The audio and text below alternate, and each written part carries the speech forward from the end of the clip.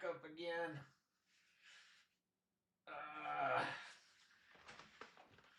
What's wrong with my back?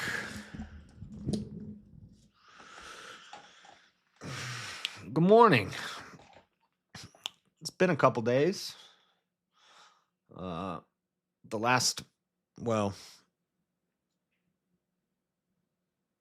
Yesterday morning, the morning before, I was doing debate prep stuff, but the debate didn't happen. It's been rescheduled. Well, scheduling's not finalized yet. They want to do it on the 23rd, but I'm going to be on vacation on the 23rd. So, I don't know. I might be able to do it from where I'm going. I'll have my laptop with me, but I'm not bringing a microphone, so I'm going to have my headset microphone. So I don't know if I'm going to do it on that day, or I might do it. I said, what about 30th? The 30th. It's the Tuesday after I get back. Haven't got an answer on that yet. So I don't know when it's going to happen. It might not be till the new year. And I put a lot of prep into that. I crammed a lot of information very quickly for that debate. And I wrote one of my best openings that I've ever written. Strong opening. I was excited. I was ready to go. I've studied up and have more stuff crammed into my head than I thought I was going to be able to. And I had to study Obama, Biden, Trump, all their policies, all their plans from the Don't Say Gay bill, or not Don't Say Gay, the Don't Ask, Don't, Obama repealing Don't Ask, Don't Tell, all the way to Trump's Big Beautiful Bill. I still haven't read the whole Big Beautiful Bill, but I know what each chapter of the Big Beautiful Bill is comprised of. Now, I dug deeper into the Big Beautiful Bill than I have before. Which, good stuff to know anyway. Good stuff to have in your brain. But anyway, I don't know when the reschedule is going to be. But I've been waiting for this. Crowder and Jillian Michaels. I didn't watch it live. We watched Crowder and Fuentes recently.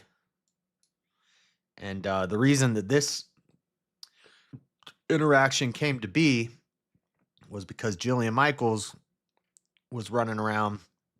Jillian Michaels, who just got into politics, is running around telling people, how dare you allow Nick Fuentes on your platform? Well, they did. And so they called Thanksgiving week.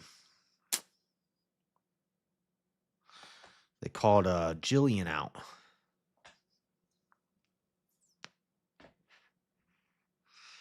And she showed up. At least she showed up, you know. Oh my God. Is this Ben Thorpe? Is that Ben Thorpe? Oh my God. Counterpoints and Ben Thorpe Zionism debate. I don't care what either of those two guys have to say about Zionism. Wow. Anyway, bunch of Epstein files dropped. Guess what? Nothing but speculation. Who's Jay? Who's this person? What's this? Ooh, what's this? Mysterious. It's a mystery. I'm telling y'all, it's a distraction.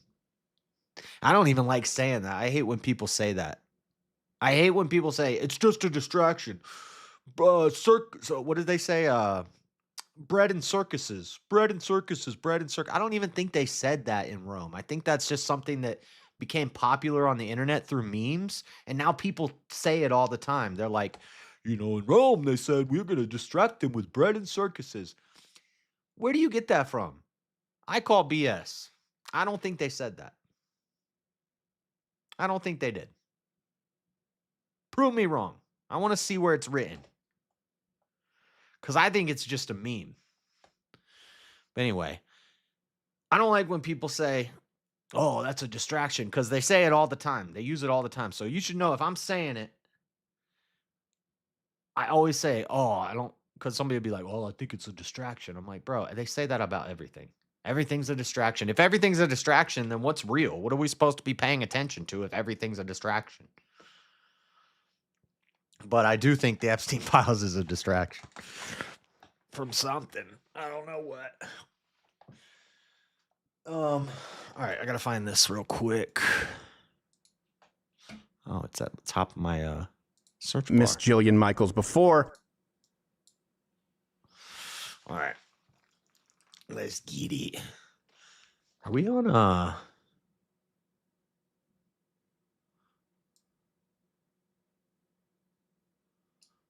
This isn't on members only, is it? No. Okay, cool. All right. Let's watch this.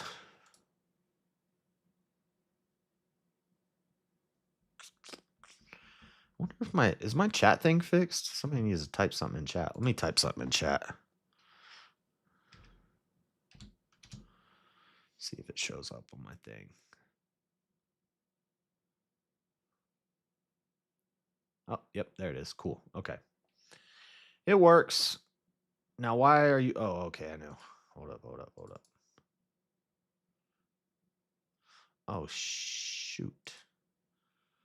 Wait, you can see my stream URL. Is that a problem? No, you can't see the stream key. Stream URL. Backup server URL. I think you would need the stream key to do anything weird. You don't have the stream key.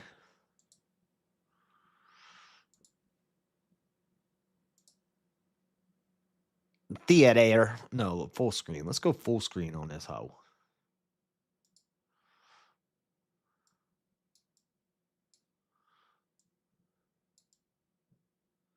Wish there was a way to make stuff auto fit to this box. I bet you there is. I bet you if I lock this... Wait, if I lock this and then I change the source, let me try something real quick.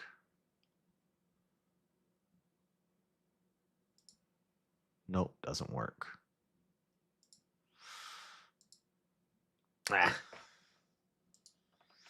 Anyway. I thought maybe I could lock it and it would always fit to the box, but it doesn't. Maybe there's got to be a way to do that so that whenever I go to a new source, it automatically sizes to the box. I don't know. Anyway, let's watch this. Disavowing ideas is good. I do it all the time, every single day. Never disputed. Disavowing people wholesale, especially based on some what I would say are misleading or tangential or out of context quotes, is not good because that's the game the left plays. She got some big ass lips. She got some mouth on her. Oh my God. Never lucky ducky, never lucky rubber ducky. Never lucky rubber ducky, never lucky rubber ducky. Say that 3 times fast. Good morning. Is that a duck? All right. Let's watch this. Why don't you actually cross-examine him and ask these questions? It seems like you're prepared. To me, there's no moral framework. There's no Oh my God. I already don't like her. I don't know much about this lady. I've seen her before. I've seen her. And I don't like her. There's just no moral framework. Shut up. Who listens to freaking women political talking heads? Oh, I thought you were that duck guy. Yeah, he's not right wing. He's crazy.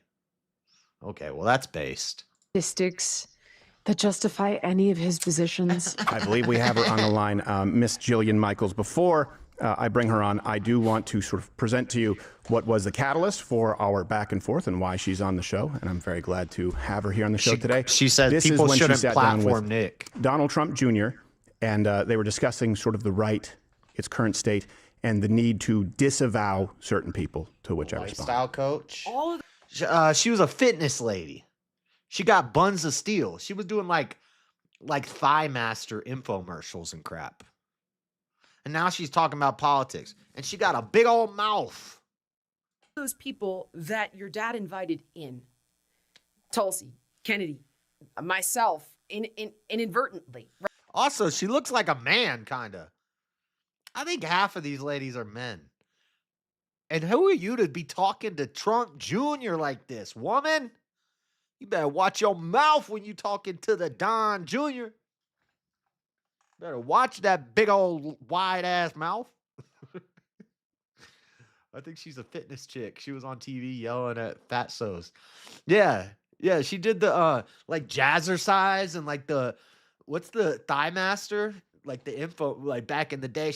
All right, ladies, let's now shuffle and slide and bend those thighs and work those legs. I'm pretty sure she's a lesbian. Lesbian. Right. All of these more Rogan, all of these more moderate people who fleed the crazy on the left are alarmed the crazy if on the right left? doesn't disavow the Nick Fuenteses. And it doesn't mean, I'm not saying cancel Tucker She looks like she's about to cry. Carlson. That is not what I'm saying. I wish Tucker had handled him differently. I have no problem saying that. But I do think it's going to be a problem. And I'm wondering if you see it as a problem for the right. The virtue in the signaling midterms woman and telling in us how to 2028, 'cause act. I think if this continues, Telling us without who's it allowed to being talk. Shut fully up. condemned aggressively, I think you get Gavin Newsom for president, and I know what that looks like, and it's scary stuff. Well, the pendulum swings back and forth almost every time anyway. We probably gonna get Gavin Newsom whether we like it or not. I think we letting more of the radical voices get out, and the young men who are coming up who are not putting up with this woke crap anymore. I think letting those people speak helps us more get toward another right-wing guy. Because we're done with the bull crap. We ain't playing the racism no more. We ain't playing the homophobia, the xenophobia, Islamophobia, anti-Semitism, what's the other ones? Misogynistic. Try misogynistic. We ain't playing it no more. My juicy's coming out. I gotta calm down. I'm just deeply concerned that if there's a guy who says women want to be raped, and somebody does not say, this is not who we are as a party, this is not conservative. Nick isn't the first one to say that, and he's not the last one to say that. Okay? Go pick up a freaking Danielle Steele book. All right, go read some romance fiction. That's like one of the top 3 fantasies of women, along with door-to-door salesmen. You know what's a real big fantasy of women? When the door-to-door salesman shows up and he rapes you. We find him repulsive. I'm telling you. It's but I also think sometimes. All right, and then there was a back and forth. Please welcome host of Keeping It Real, or Keeping It Real. It's not N, to be clear. This is not Michael What Up Steele. Keeping It Real. You can follow her on X and on YouTube. Jillian Michaels. She got a hard G on keeping it real. Not keeping with an apostrophe. We want a hard G. Strong woman. Jillian Michaels, can you see me, hear me? Merry Christmas. Doing that thing? I can see you, hear you. Merry Christmas. Well, thank you for making the time. I want to, I'm sure we'll get to Nick Fuentes if you watch the interview. I want to give you the ability, off the bat, some rapid fire. These are not trick questions. They are yes or no, because I saw this clip on Piers Morgan, and I think it's funny. The whatever prick who said this about you. I want to give people the context first. Listen, Okay. I've been in this for a long time, Jill. I know you're just discovering this. Congratulations. I think And I've also. let me just finish. Okay, I but let you that's say a not lot of true, hateful, Wajahad. stupid, reckless job? Okay, things you want about to say Muslim and Islam. I sat there 1%? and Would you like to say one? I just sat there. That's 20 This was million people. Jillian, you are You still by have your own 16 admission. dead, You by Wajahad. your own admission are a Wajahad. white nationalist. You by your own admission. That's what you are, a white nationalist. You admitted it. I'm a I white saw na- the You know clip. I'm Arab, right? The number I'm one Syrian and domestic terror Lebanese and threat- Turkish. Okay, you're the so one who just said it. to be I didn't say clear- it. That's why I was Whatever, woman. You white. Calm down with that ancestry and me bullshit. You white. shocked. I hate that. I can't stand that crap. All of a sudden, you get you send your DNA to some Mormons so they can posthumously baptize you. And now all of a sudden, you're 3/4 black. You're native. You're like, okay, Pocahontas, calm down. You're 1/64 Native American. And all of a sudden, you're an Indian. I'm Syrian, Turkish, and Lebanese. You white. Jill, let me just when finish. did I say I was a white nationalist? You're not a white When nationalist? was that? There was a okay, wasn't there a no. clip that saying you were a white nationalist? You're not a white nationalist. No. She got that flat So I mouth. did. I always do my research, and I try to be as charitable as humanly possible to anyone who comes on the show. I couldn't find any evidence, but just to clear the deck here, Jillian Michaels, are you in fact a white nationalist?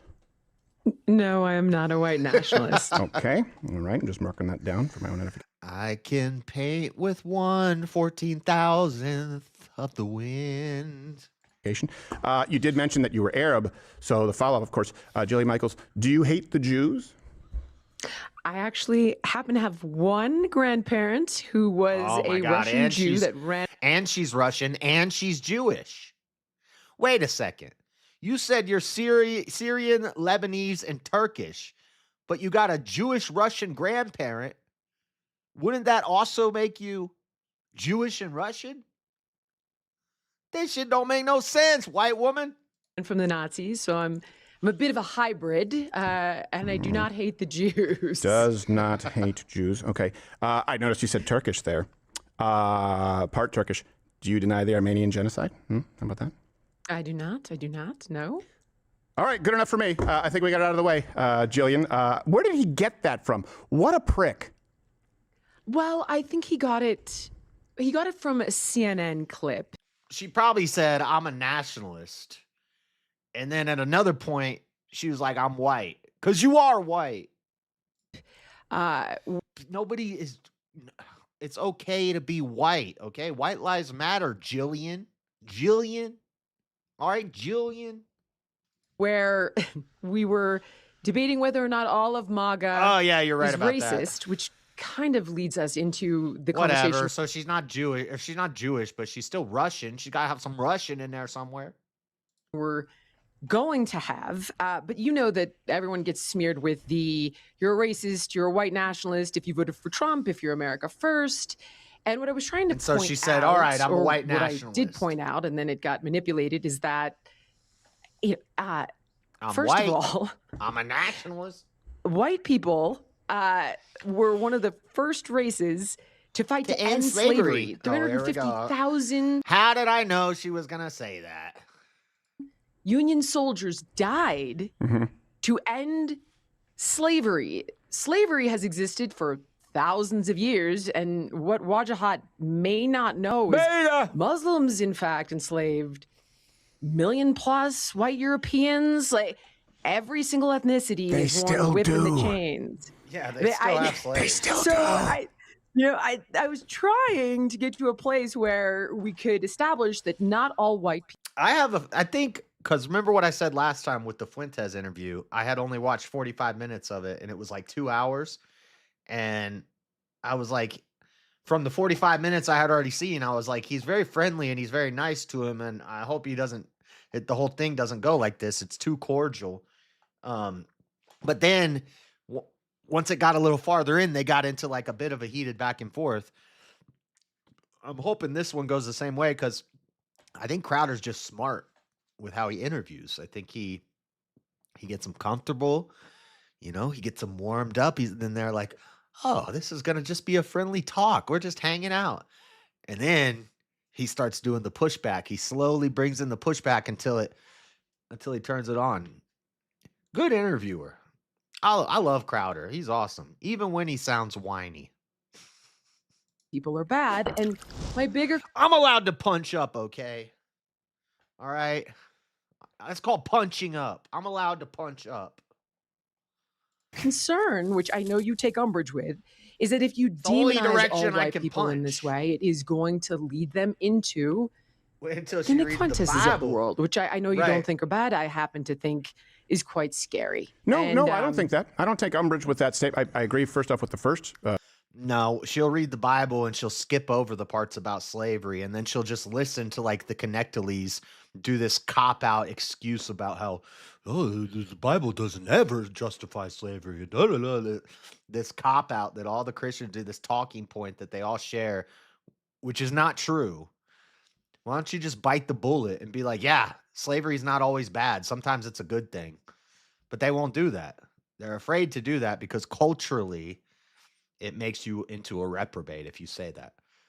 But guess what? I don't really give a fuck. Half of that statement, that if you demonize white people, yeah, completely. And that's where I think we maybe have a miscommunication. I'm not concerned with driving anyone into anyone's arms outside of the parameters of truth. I would say that some of those people on that panel are incredibly radical. And I find it pretty nuts that sometimes we have people say, I'll platform this person, not platform this person. And what I want to always do is be as charitable to the person expressing a view as possible. For example, the way that guy did it, that's dishonest, right? Yeah. Him saying, hey, you white nationalists, it's a way of poisoning the well. And I don't want to do that. And that's where... Yeah, Crowder's team is awesome with their reporting. They break a lot of stories, you know. They break the Nashville shooter, the Chinese gangs in Oklahoma growing pot, taking over the farmland to grow pot farms, and the murder rate skyrocketing, infiltrating abortion clinics. He does a lot of good journalist work. If you want to say take umbrage, the idea that people need to disavow someone wholesale as opposed to understanding the why, so that I can present a better case as to why not. And that brings us to, I mean, I know you tweeted at me, and this seems silly. If you want to go ahead and speak, I was going to read it so I could give you the floor. But if you want the floor go now. ahead, please. No, by all means. You're absolutely right. Go ahead. You wrote that if you'd spent 5 minutes on Google, at S. Crowder, that's my handle there because Stephen Crowder's taken, you'd see I've never claimed to be a conservative. Fair enough. I've always said I'm a moderate who happens to enjoy the company of conservatives and prefers the way they govern over progressives. Fair enough. I agree. And if you only trust the concerns of established conservatives, well, Charlie Kirk was fairly adamant there's no place for Fuentes in conservatism. To address the rest of your clipped montage, and I do want to get to that, my early vote was for Kennedy because Americans' health has always been my priority. But that's not the point. This isn't ideological. It's about basic decency. The only thing I'll answer and then give you the floor is, let me ask you plainly. Charlie was fairly adamant that there's no place for Fuentes in conservatism. That's because the Groypers went to war with them and were pushing the Israel talking point. And Charlie, according to what his own words, was starting to wake up to that same thing. I don't talk about that stuff a lot because I don't know. I'm not like anti-Jew or anything like that. But I know all the stuff. I just don't talk about it a lot. But there's a lot of truth to a lot of that. They say every conspiracy theory ends in a Jew. Comfortable with the claim that, quote, women want to be raped. There's no statistic, moral framework, or political philosophy that validates that. None. That's the only one I'll respond to. I would say, of course, there is. Not being raped by like Ilhan Omar's brother in an alleyway, unless you're Ilhan Omar. I'm talking about sexually aggressive or dominant males. It's a replicatable study. That was the one issue where I want. She didn't like that joke. She didn't like that joke at all. That was not like a, if something's funny, not like funny where you belly laugh, but funny where you chuckle, your eyes get big, you go, something like that. That look was,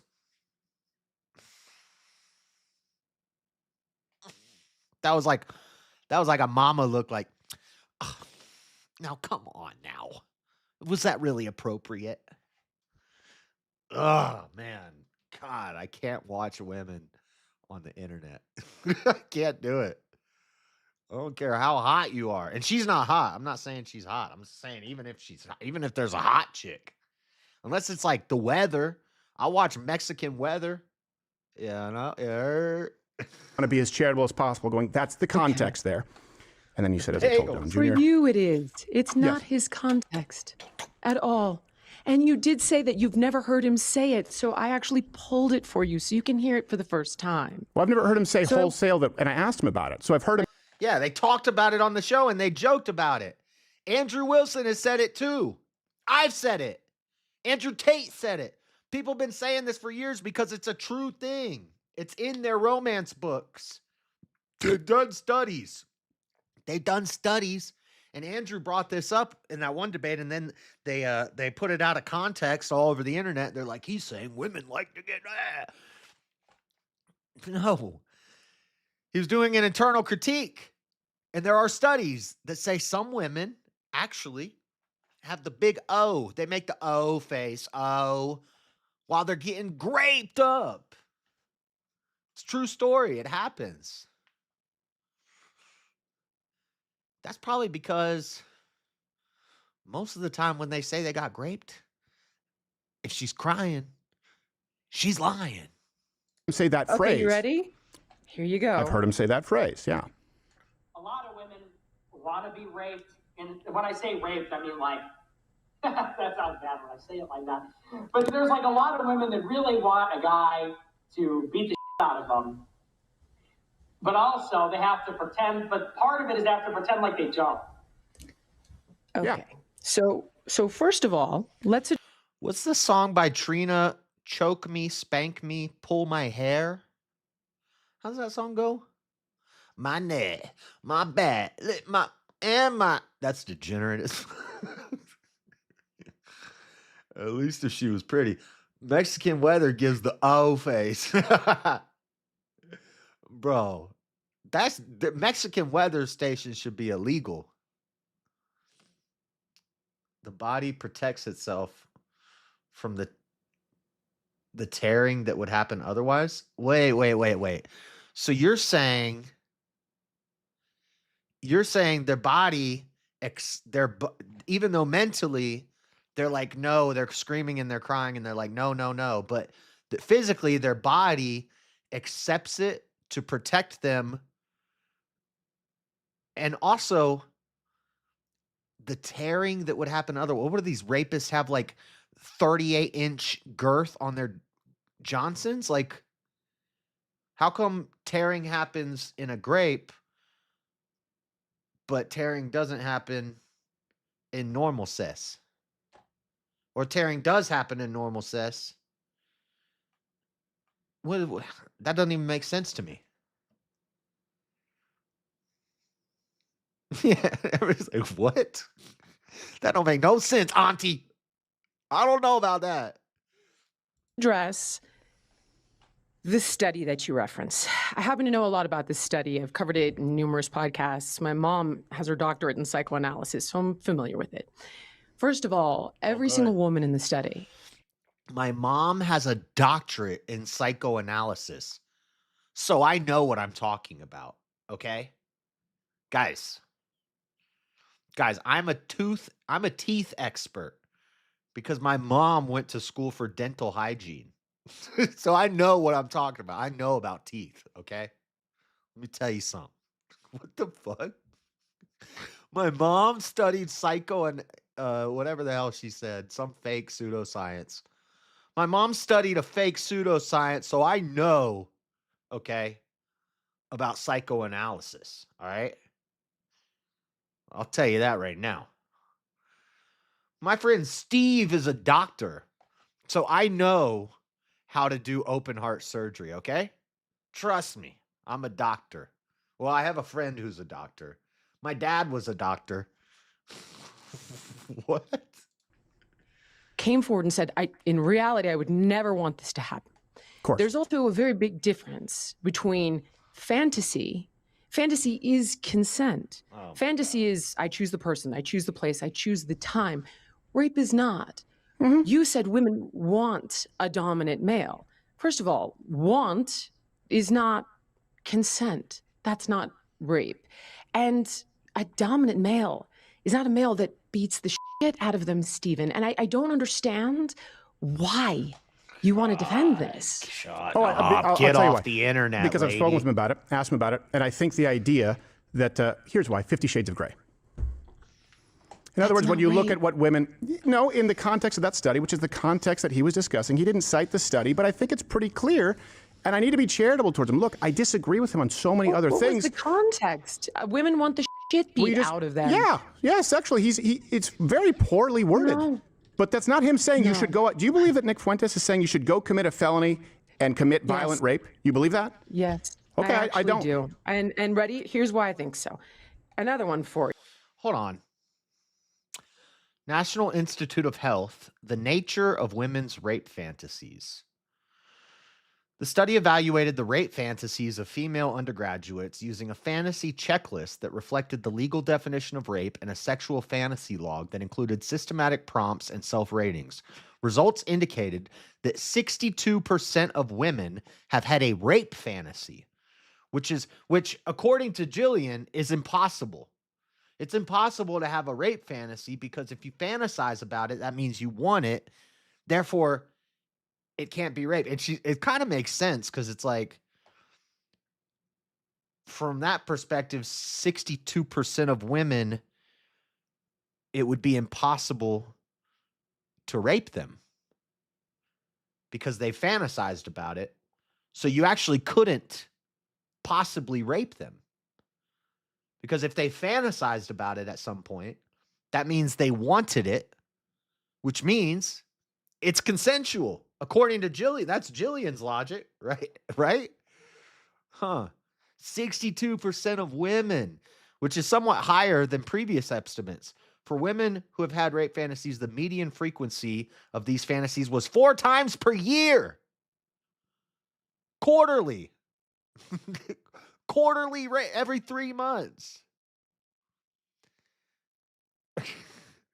With 14% of the participants reporting that they had rape fantasies at least once a week. In contrast to previous research, which suggested the rape fantasies were either entirely aversive or entirely erotic. Rape fantasies were found to exist on an erotic aversive continuum, with 9% completely. What do they mean by aversive? 9% completely aversive. I don't know what this word means. Aversive, like stay away. Aversive, adversary. But it's aversive, not adverse. Adverse would be aversive. What'd that mean? What'd that word mean? Causing strong dislike or disinclination. Aversive agent. Strong dislike or disinclination. Basically what I thought it meant, but 45% completely erotic and 46% both erotic and aversive. So basically, meaning they want to be pushing them away and like, no, but it happens anyway. And then that's 9%. And then 45%, I don't know. This is women brain stuff. I don't know what this means. And there's been multiple articles. This is from, and I'm reading the National Library of Medicine from the National Institute of Health at YouTube. I'm saying the R word because I'm reading a study. All right? You can't get mad at me.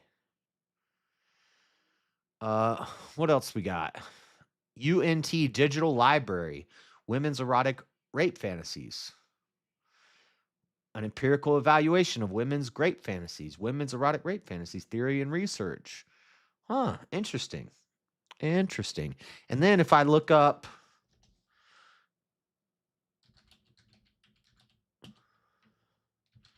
my Google search history is going to get me locked up one of these days. Do women sometimes orgasm during grape. Yes, some women do experience orgasm or other forms of sexual arousal during grape or SA. This is a physiological response that is not within their conscious control. That's what Auntie was saying. It does not indicate consent, enjoyment, or desire for the assault. Automatic bodily reaction, lubrication in women or an erection in men is an automatic bodily response to physical stimulation or even extreme stress. Activated during emergencies can increase blood flow and muscle tension, which may facilitate a physical sexual response. Mind-body disconnect. It's common but underreported. Researchers' findings vary on how often this occurs, with some estimates ranging from 5% to over 50% of survivors experiencing some level of sexual response, including orgasm. Wow. Wow. Wow. That's crazy. So it seems like these guys are just telling the truth. And it makes women mad that they're telling the truth. Facts, stating facts. Facts don't care about your feelings, right? Yeah, nobody cares, Marilyn. Just leave. How many times I got to tell you? You don't need to announce your departure. Just leave. I have a black friend. She's too triggered to think about it philosophically. Women want to be dominated. Wow, great insight. Yeah, shocker. So it's like their dream come true. I feel like most guys have stumbled across at least one in their lives. Dehydrated. This is true. This is true. Uh-huh. Beef jerky soup. Oh my God, chat's going off. I don't want to leave. Well, then don't. Just in case, there's many of these, but in case you've missed some of them. And repeat after me. I will kill, rape, and die for Nicholas J. Fuentes. We could go on all day with these. She like throws her let me give you phone. one. It's disgusting. I can't even hold my phone. I can't even believe I have his voice inside of my phone. For me, I've said I would Yeah, lie, okay. cheat, maim, steal, whatever it takes to save the lives of my children. That's rhetoric. Okay, but Stephen, Yeah. he's not referencing protecting kids. And No, it's a not silly only that, creed. I mean, go ahead. there's nothing funny about it. There's nothing I funny know it's about it funny. at all. Who's the butt of that joke? And not only Himself. there's so many problems with this. Try to regulate comedy. His groypers actually carry this out with regard. This goes back to Patrice O'Neal. Remember Patrice O'Neal had the rape joke, and he went on like CNN or something, and they're like, "Do you think it's funny to joke about rape?" And he's like, "Yeah." He's like, "I do funny. You sit up here and talk about the news. Why don't you let me do what I do and you do what you do? Don't tell me how to do what I do. You don't know funny. I know funny." And people laughed. This virtue signaling is, oh my God, get out of here. Go do some squatter thrusts or something, Jillian. They were going after Piers Morgan's 13-year-old daughter, saying they were going to rape her. Like, come on, Stephen. That's of course, that's horrible. But let's go back to what it is that we're Okay. discussing. He can't Saying control you need everybody in to his disavow audience. person X for a very uncharitable view that most people understood, and they can agree or disagree. Then you can't get to the areas where you actually disagree. For example, like global Jewry, where I disagree with him. And I was able to say, I think that Islamic immigration is a bigger threat. What I don't want to do is exactly what Piers Morgan did in interviewing him, which drove people into the arms of Nick because he presented as far more reasonable than Piers, or attack him or his audience, these young men, over something that's clearly out of context and not meant to be taken literally. To give you an idea, yesterday we had fundamentally Cardi disagree B's with new you. album dropped, Cap, circumcised because she was performing in Riyadh. It's a joke, Wait, album what? context and not meant to be taken literally. To give you an idea, yesterday we had fundamentally Cardi disagree B's with new you. album dropped, Cap, circumcised because she was performing in Circumcised what? Cap? Who'd he say? who did you just say? Cardi B? Cap? What's it stand for? Circumcised. I'm trying to think of what he could have said there. Cap, Cardi B. Dude, I'm not hip anymore. Cap, Cardi B meaning. Cap isn't a Cardi B specific term, but rather a lie or exaggeration. No, that's not what I'm talking about. Cap album. Cardi B meaning. Cardi B's 2025 album is titled Am I the Drama? What is he talking about? Am I the Drama? He said Cardi B has a new album called Cap. This all says Am I the Drama? Am I the Drama? What is he talking about? Cap. Does anybody know what he's talking about there? He said, yesterday we had a new Cardi B album, Cap.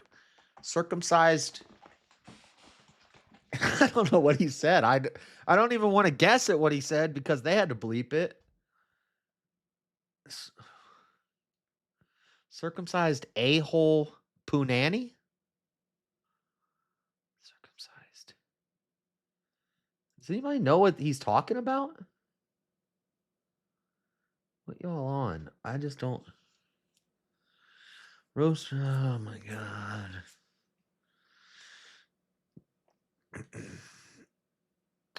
What? Nobody in chat knows what he's talking about. Does anybody know what he's talking about? I can't find it. Cardi B album. Her new album's called Am I the Drama? In Riyadh. It's a joke. But that's disgusting. I agree with you. I think And it's I actually just had this disgusting. conversation with Tom McDonald about the fact that Cardi B Name has drop. become a role model. Oh my God. Name dropping Tom McDonald. What is her show? Like the Fence Sitters Unite? What's the name of her show? Like centrist fence sitters get together corner? For 12-year-old girls. And there's Sure. got to be something behind that because it's just so absolutely insane and insidious. But that's a separate issue. And I also find that disgusting. But it's not about sexual violence. And here's another concern of mine is that, you got a group of young boys. Okay. I have a 13-year-old son. Young sweet And boys. I believe you have kids, and forgive me, I haven't done my homework on that part, but I believe that you do. You've just said, like, I would do all kinds of stuff to protect them. Okay. I cannot tell you how much time I have spent, my brother has spent, my business partner, who's my closest friend, has spent explaining to my son that no means no. So that when he's with a young girl, just hold on, and he hears Nick Fuentes in his mind going, no, really, actually, she wants this. No, really, she wants you to beat the shit out of her. No, really, keep going. And he ends up. Dude, my mom never once in my life, nor did my dad, ever tell me, sit down, Josh. We need to have a talk. We just want you to know. No means no, okay? Don't rape women, all right? When you go out there into middle school, you're going to see some pretty ladies, and you might just want to run up and fuck them. Don't do it.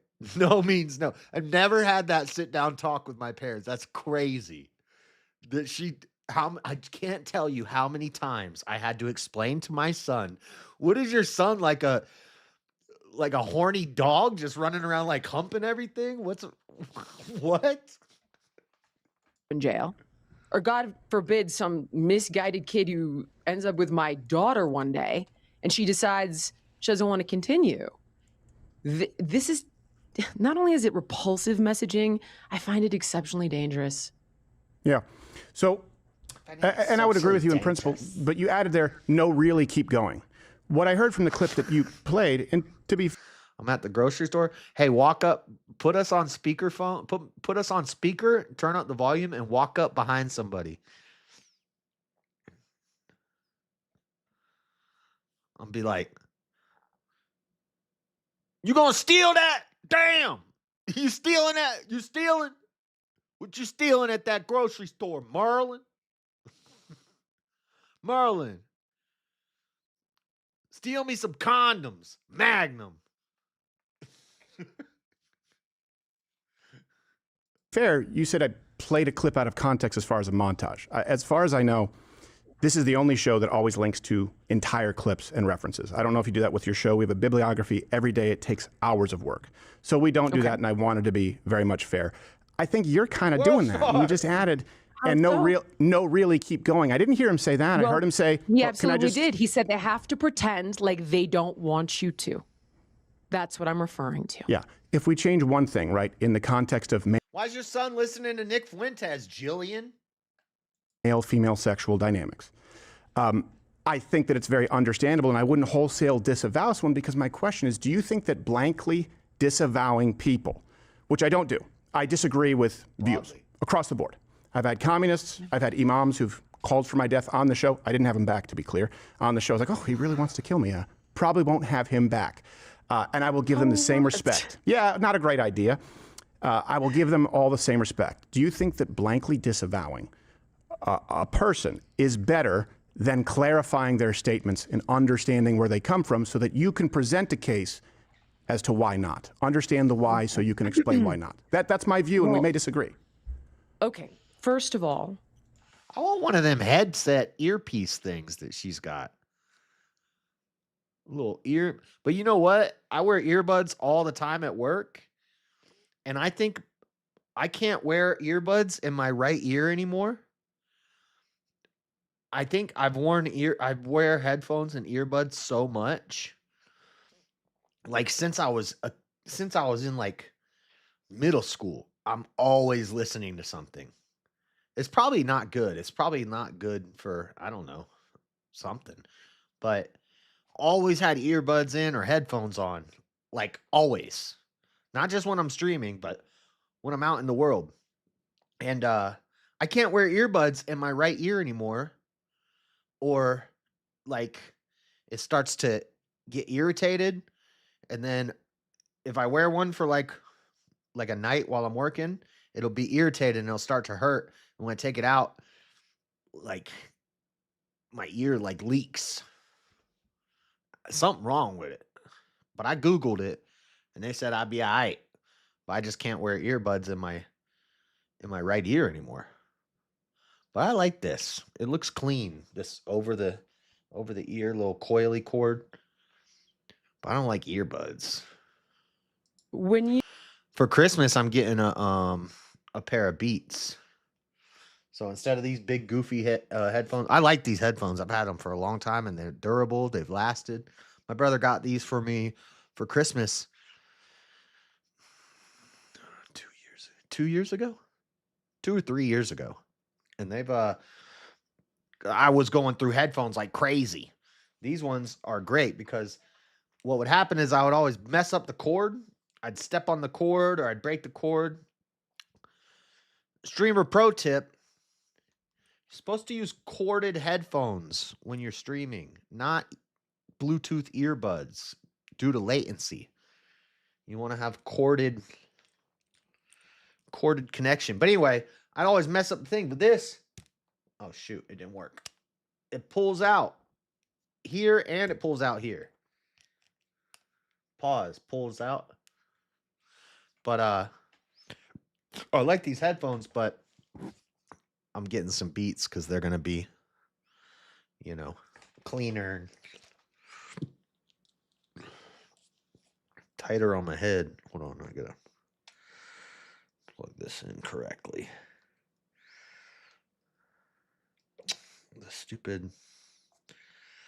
stupid padding is in the way of the plug. Okay, there we go. We're good.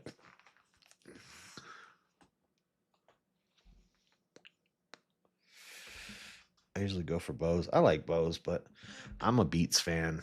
I had a pair of Beats that I loved, but You disavow someone, you deny responsibility for it and acceptance of it. Right. It's not saying you can't talk to that person, which you're like, Jillian Michaels is trying to tell me who I can talk to.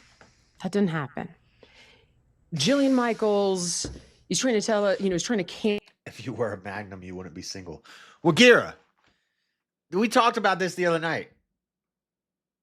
That doesn't matter, okay? Until you get with the woman, you have to like go on a date, talk to the woman, go on a date, spend some time with her. She's got to like you. Then you got to invite her back.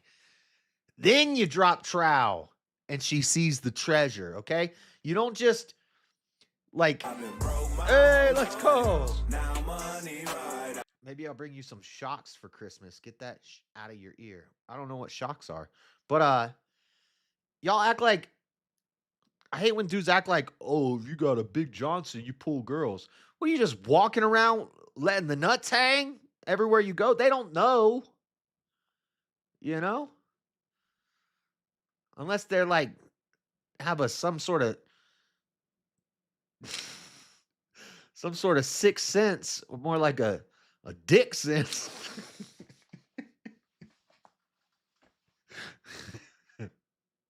When in doubt, whip it out. That's how you get them. You just go up in the club, get up on the stage, and just go, feast your eyes. cancel, I don't know, A, B, C, or D. Also didn't happen. But when you platform someone like this, first of all, disavowing, I do think is important with somebody who says things like, I mean, this is so insane. Women shouldn't be allowed to vote. Women are whores who shouldn't be in politics. Who calls J.D. Vance a race traitor for marrying an Indian woman. Yes, I would disavow that. And what I mean by that is the literal definition of the word, which is this. Shut up, Marilyn, okay? You're never gonna find out anyway. All right? Is not a part of who I am. Now, if you want to understand him, that's absolutely up to you, and that's a very different conversation. And if you feel like you can effectively cross-examine him, which, but honestly, Stephen, I don't think you did. I think that you gave him the layups like you gave me, and then that was it. I think you led the witness.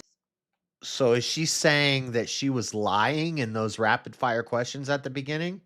She's implying that the rapid fire questions that Stephen did with Fuentes at the beginning of his interview with Fuentes were layups, and he just answered them with the politically correct, media trained answers. And Stephen didn't push harder on them, and she thinks Nick was just lying. So is she saying that she was lying when should he push you harder about you being what did he ask her? I don't even remember what he asked her. This lady's very unrememberable.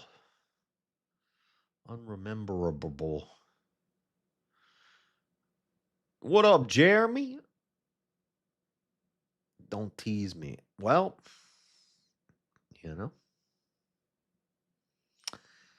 I'm leaving on a jet plane tomorrow morning. And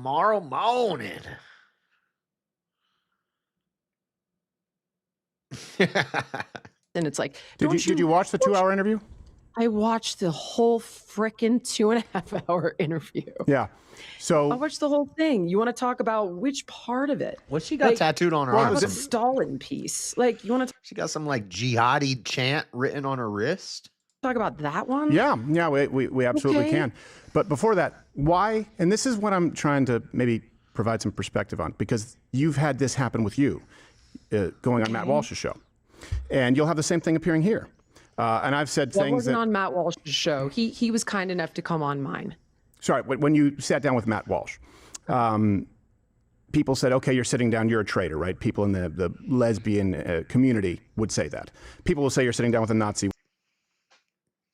A Cherubration stream? Hold on, let me look at it. Well, the problem is I'm streaming tonight and then I'm leaving. My flight is tomorrow morning. I have to head to the airport at like 8 or 9 a.m. tomorrow. So I need to leave here by 9 a.m. So I'm going to stop streaming at 8 a.m. So after this stream, I'm going to go to bed, sleep, wake up, do VK. And then afterwards, I'm going to stream till 8 in the morning. And then I'm going to be gone. But what I could do, when I'm done with this, end this stream and then start a chair stream while I go to bed. And it'll just run today while I'm sleeping. We could do that.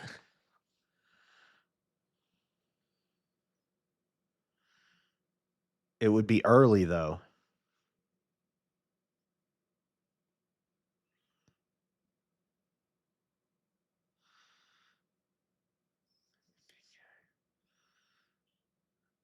Oh, it's going to happen tomorrow? Oh, you're going to hit it tomorrow.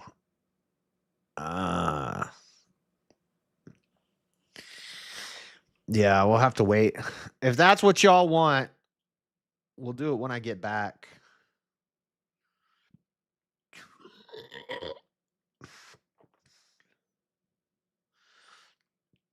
Canada is having power issues. Oh, God, the grid's about to go down. Are you guys ready? Listen, if the grid goes down, I'm going to be up by like Tibble Creek Reservoir in the mountains of Utah, okay? It's in, I think it's American Fork. You take the interstate off at American Fork and you go up into the mountains. It's called like Tibble Creek Reservoir. I did a Let's Go Camping video out there, okay? You got to watch the Let's Go Camping video, the Tibble Creek Reservoir video, where I was doing the backflips off the stump on the thumbnail. There's a thumbnail with me doing a backflip off of a tree stump. And my dreadlocks are flying. And I look like an eagle soaring through the sky. You watch that video, figure out where that place is. When the grid goes down, make your way there, and then start hiking up the trail. And every now and then, I want you to do this. Caw-caw! Caw-caw! And if I hear you, that's the code. I'll invite you into my encampment, and we can start rebuilding society after a 90-day wait period. We're going to be up in the mountains for 90 days. No, we're going to be in the mountains for 30 days. Then we're going to spend 30 days slowly doing reconnaissance, coming down into the city, spying, taking trips where we go down in the city and then we go back to camp and we'll have people, we send them out, one at a time for like 3 days. Make your way down to the city, scope it out, come back, give us the intel. We'll do that for 30 days. Then the last 30 days of the 90-day period, the third trimester of the 90-day period, we start making our way down to the city, but we go slowly and we stay on the outskirts. After 90 days is over, we take over the city. We're getting the Walmart. We're getting the shopping malls because they have like parking garages, but they also have like stores. They're already fortified. We're going to take over the city. Salt Lake City is a prime area for this because it's surrounded by mountains in a valley. You got running water from the mountains. It's not too cold. It's not too hot. That's what we're going to do. It's not too densely populated. We're going to take over. But that's the plan. You got to find my encampment in the mountains of Utah. And you just got to walk the trails and just go, caw. And when I hear it, I'll know. And I'll invite you in. Otherwise, if I don't hear it and you get too close to the camp, you're going to cut a tripwire and you're either going to fall into a pit with spikes or a tree trunk is going to swing down and lodge it with spikes on it. It's going to lodge into your chest, or I'm going to have like a trained bear that's going to tear you apart. Something bad is going to happen if you don't signal properly. But that's the plan if the grid goes down. I got to say, all of the backstage shit at putting debates together that I've seen, that is a new one. Wait, what? So my debate with Kel is postponed indefinitely because she went to rehab. Wow. Well, the last 2 debates I was supposed to do got postponed. Now, why is my camera doing that? What the heck is that? It's like scanning right now. What the heck? Oh, I put it into whiteboard mode. I don't have a whiteboard. Oh, I held up a peace sign and it put me into whiteboard mode. If I had a whiteboard, I could be like, look at the whiteboard, and I could point to stuff and it would like zoom in on what I'm pointing at. But I don't have a whiteboard. But there's stickers. It comes with stickers that you put in the 4 corners of the whiteboard, and it analyzes the white, but I don't have a whiteboard. But anyway, yeah, my last 2 debates got delayed, but you know, I'll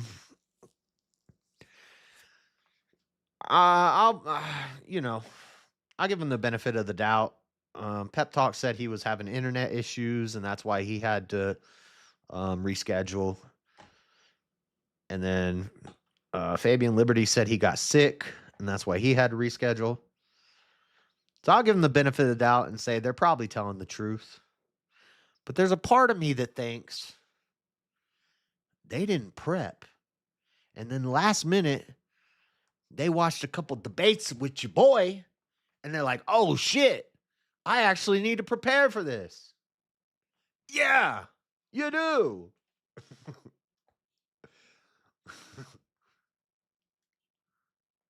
You just see me trolling. I'm about that life. The prompt is, should we abolish NATO? I know. Bro, ever since I heard that, like 4 months ago, I think I heard about this happening. Before DebateCon. Because I remember telling you at DebateCon, I was like, dude, what the fuck are you debating Kells about NATO? What do you think she knows about geopolitics?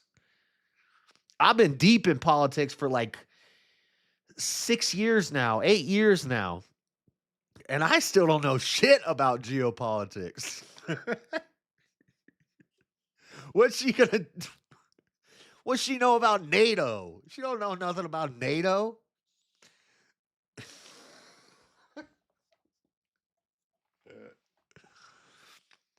And so now what? It's been postponed like 3 times, 2 times, 3 times. It's not going to happen, dude. It's not going to happen. What's your I would do the debate, but I think we're probably going to agree. I'm guessing Wally says yes, we should. Is it abolish NATO or disband NATO? Abolish NATO. The North American, I don't even know what NATO stands for. North American Treaty. I know what it stands for. I just can't think of it right now. I have no idea what she knows because I accepted the debate before I was told it was her. So she wanted that topic. Yeah, that's what you said to me. And I was like, huh? Huh?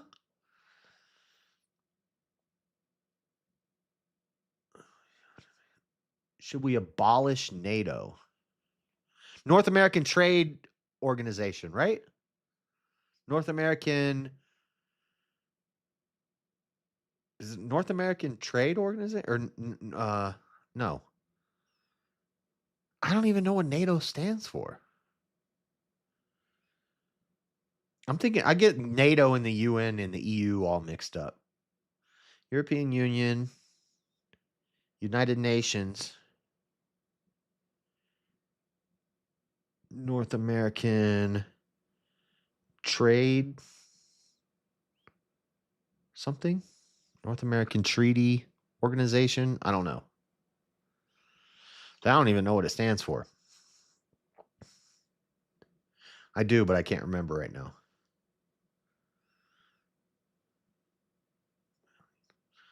NATO on beer versus NATO on meth. Don't feel bad. I don't believe she knows either. Why would she want to do that as a topic? I wonder. It seems like I think she's just bullshitting. North Atlantic Treaty Organization. Okay.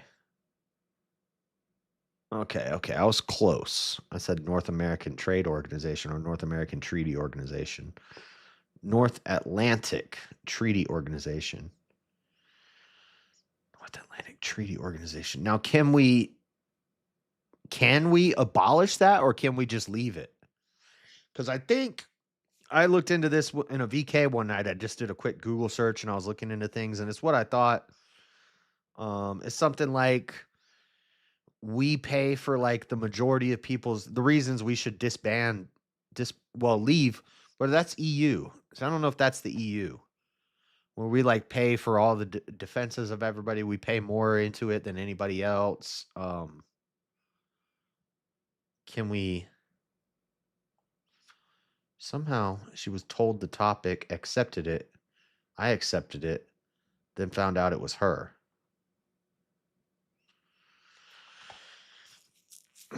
Yeah, bro, I don't think she knows shit about NATO, to be honest with you. Abe is good too. He'll figure it out. Where's Avarice? Oh. What are you doing to help Abe if you're a god? What's wrong with Abe? What are you doing about it? Abe has been 52 hours without power? Is he in Canada? He's not in Canada. Well, the grid's going down.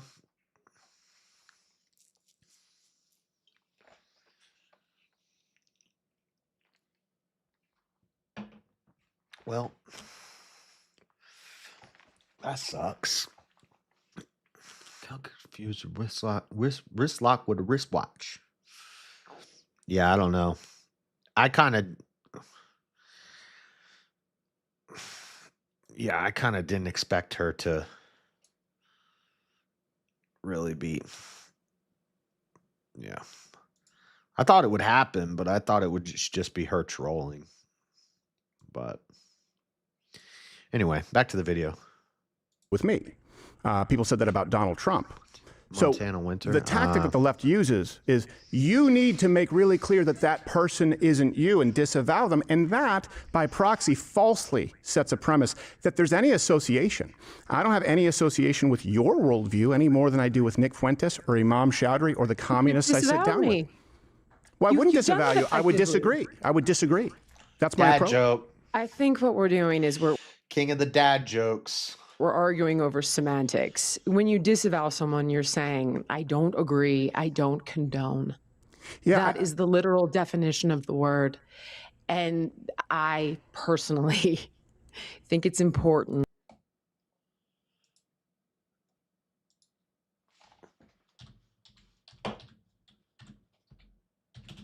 Y'all already know what I'm doing. I'm looking up the definition. Don't agree, don't condone. It's deny any responsibility or support for. Okay. So don't condone, I guess. Don't agree. Just because you don't agree with somebody doesn't mean you need to disavow them. I don't think she knows what disavow means. That if the right ever, I mean, we can talk about what's going on with this. This is being weaponized against the right very effectively. Oh my God. And we could talk all about that, but at the end of the day, if you agree with him, that's one thing. If you I can't stand her overacting. Well, it's,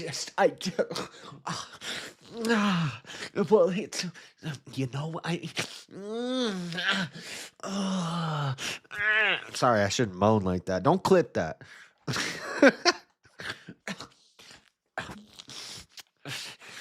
Like, stop with the overacting. Shut up. don't agree with him, I would strongly suggest you say that. And I've watched some of your things. And can I I've respond to never that? heard I you- would strongly suggest, Yeah. and this is one thing we say, it's been used against the right. And I hear that a lot. I also hate that.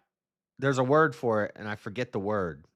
God, I wish I knew this word. Where like you're talking to somebody and you're going, you're talking and they're like, yeah, yeah, okay, yeah, oh, yeah,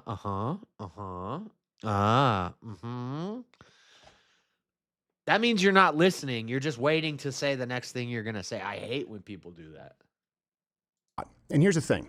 Whether it's Kanye West, Pearl whether does it's Nala Ray, Pearl is the worst with it. I can't stand when Pearl does that. Yeah, yeah, yeah, yeah. who now has a missions work, or a ministry, people who are new, I know you don't claim to be a conservative, people who are new to a fundamental worldview, who maybe don't have an understanding of it, should refrain from telling men who they should disavow or who should be permitted and who shouldn't. I think it's No, not people who are new to politics with no, women. Don't stop telling men how to do this, okay? more productive to listen for a while before you take the pulpit. And that is my perspective. I've listened for quite some time, and I appreciate your perspective. What about the conservative Since 2024, Jillian, I mean, that's when you said you voted for Trump, and you kind of compared him a little bit to Hitler after the election. So I wouldn't say that you're very experienced When here. did I compare Trump to Hitler after the 2024 election? After him winning, I could find it. You had a quote where, and Oh, I wish he had the clip. I wish he pulled out his cell phone and said, "Listen to this, Jillian," and held his cell phone up to the mic and had a recording of her doing it. again, you Find can it. clarify this where you said, Absolutely find it. I went to something the like- inauguration.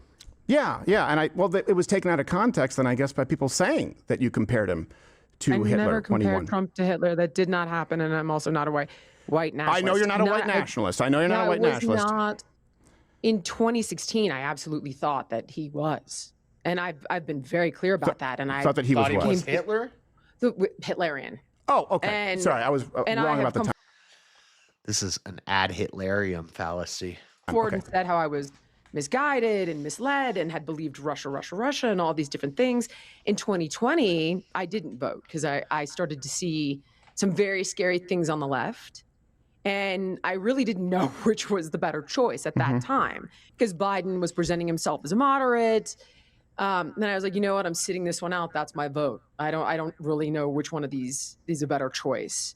And then in 2024, by that time of the course of 4 years, I'd been paying pretty close attention, and I felt that Trump was a better choice. What up, Benta? Now, obviously, I leaned more into Kennedy, and we can get into why. And I probably would have been more for DeSantis. I'm being honest. I lived in Florida for 3 years. I think he's doing a pretty good Based? job over there. Yep. A less divisive character, which makes it easier to Yeah, but he's got to stop wearing the high heels and the Paddington Bear boots when there's a hurricane.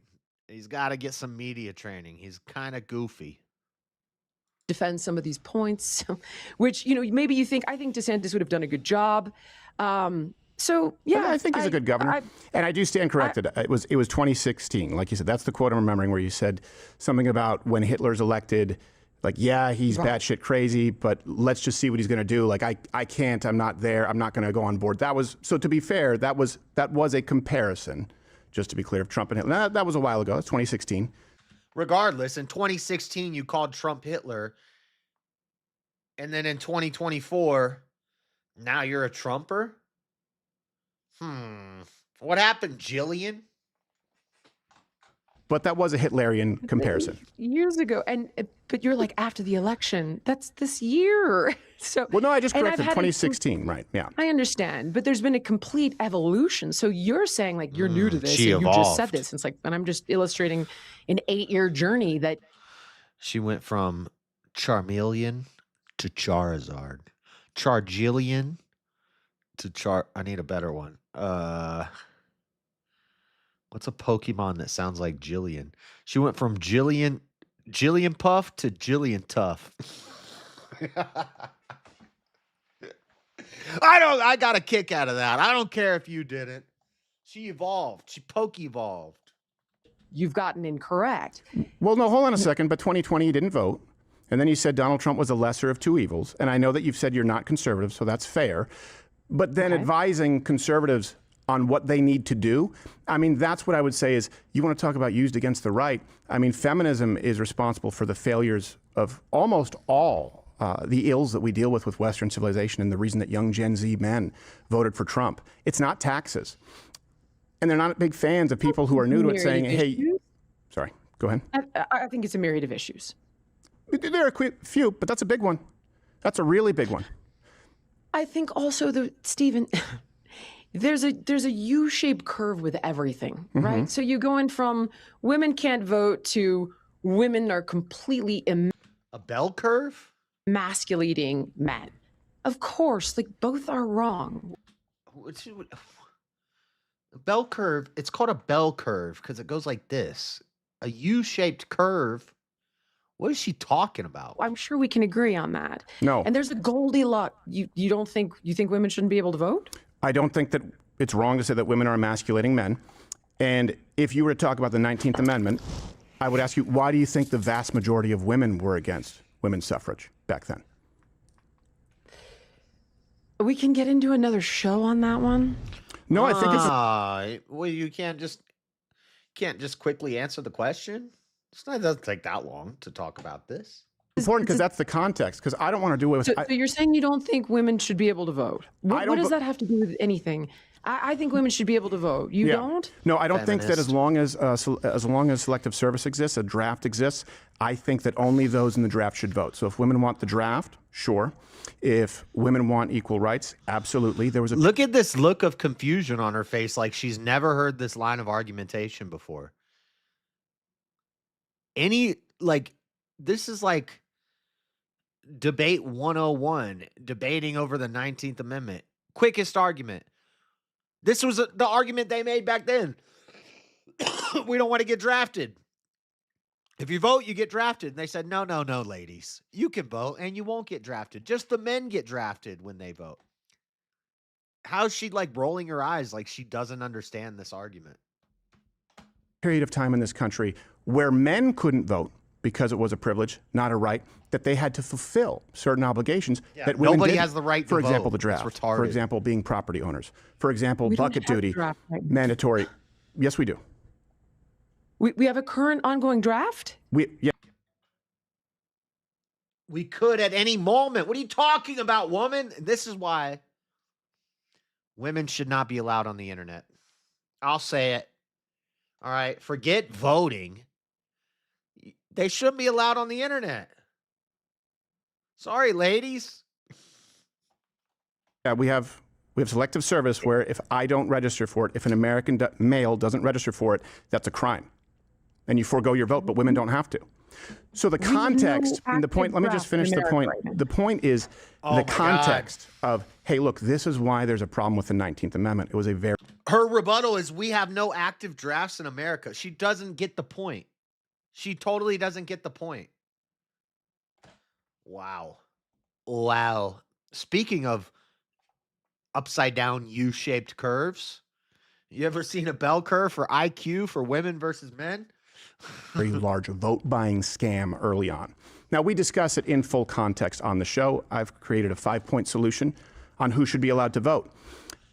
The shorthand, the bumper sticker, Sorry, Auntie. women shouldn't vote, is something that I wouldn't agree with wholesale as a state. You should not. You should be making so many sandwiches that you don't even have time to be on the internet. Okay? Okay. Listen to an audiobook or something. because you shouldn't be reading either. You should be listening to Danielle Steele audiobooks about grape fantasies. But when people use that to then tar and feather someone's entire reputation as though their views are completely unreasonable, that's what the left does. So yes, most women wouldn't vote if we reformed voting back to the way it was throughout all of humanity. But a lot of men wouldn't vote either. Okay, well, we may need a separate show for that topic. I obviously disagree with you. There are many reasons I disagree with you. That's not the only reason people. My mom and my brother asked me what I wanted for Christmas. I forgot to say I need a new air fryer.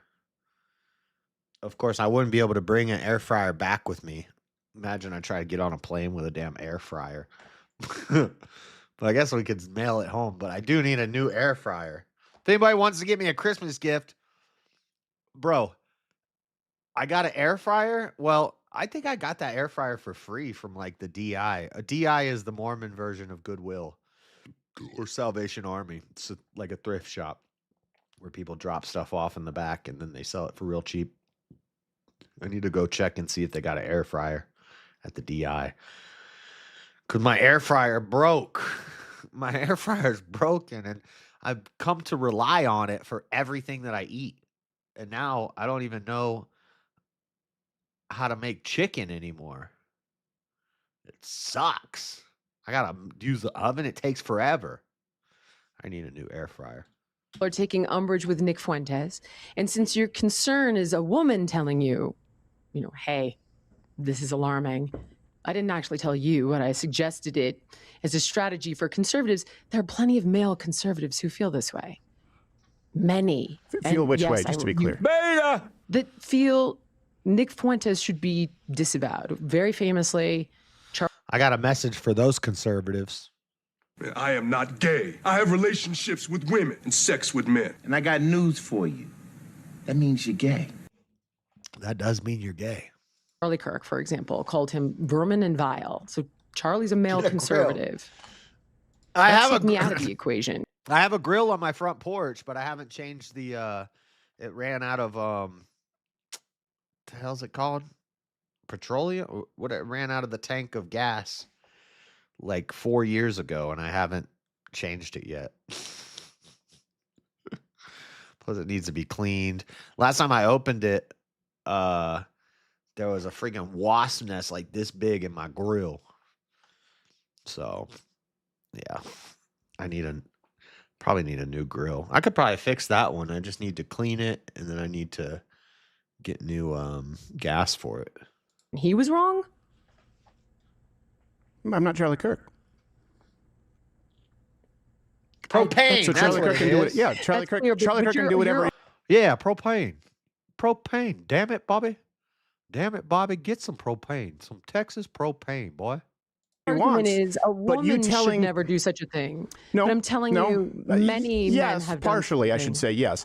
Men are very tired of young men if you want to reach them, because you're talking about reaching people. The reason that I address the 19th Amendment and the quotes is because you took two examples, right, to be clear. Two examples. You said, for example, there's a U curve, and you said that women shouldn't be allowed to vote, and we go to women are emasculating men, right? And you said, and both of those are wrong.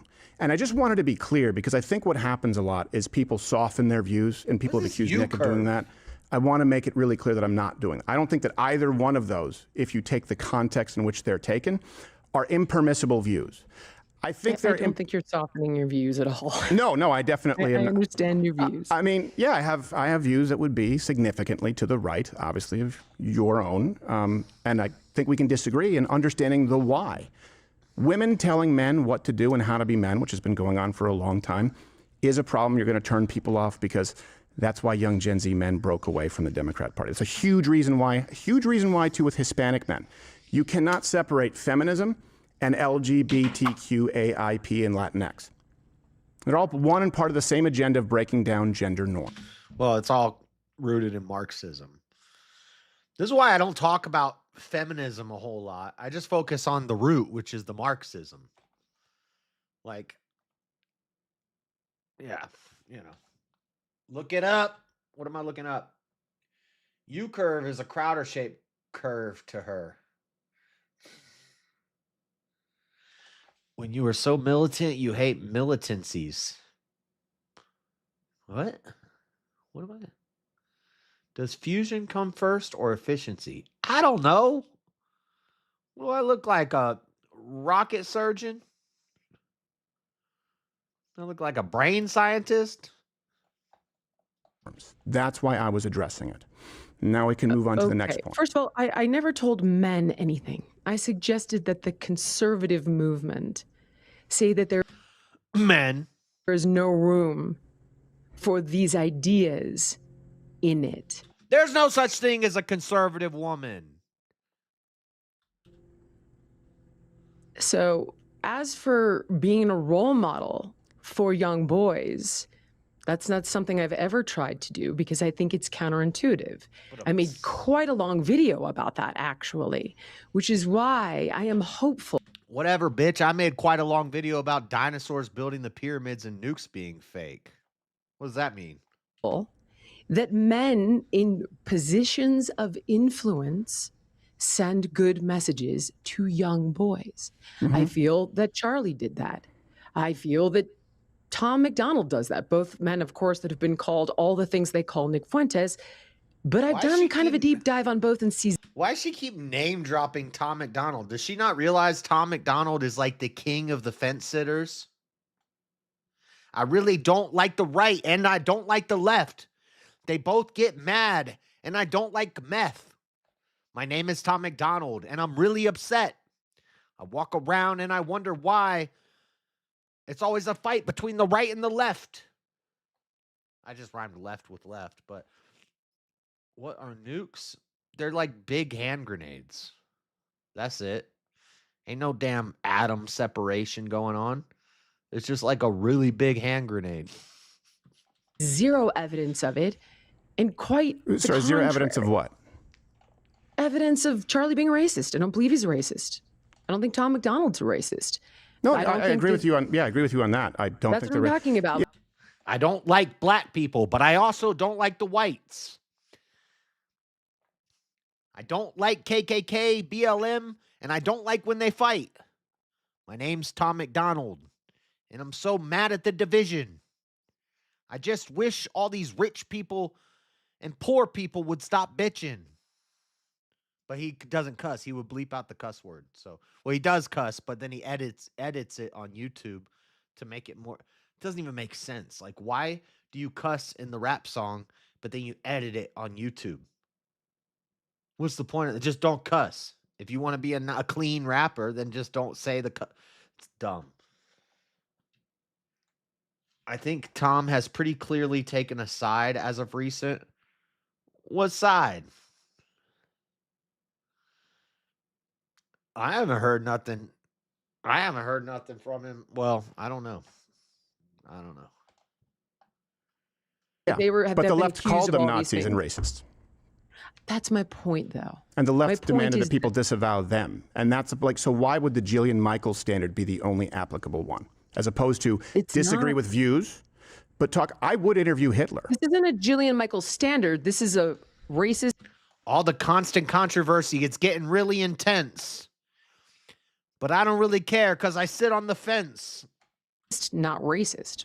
There's no Jillian Michaels standard. Well, Charlie was not a racist.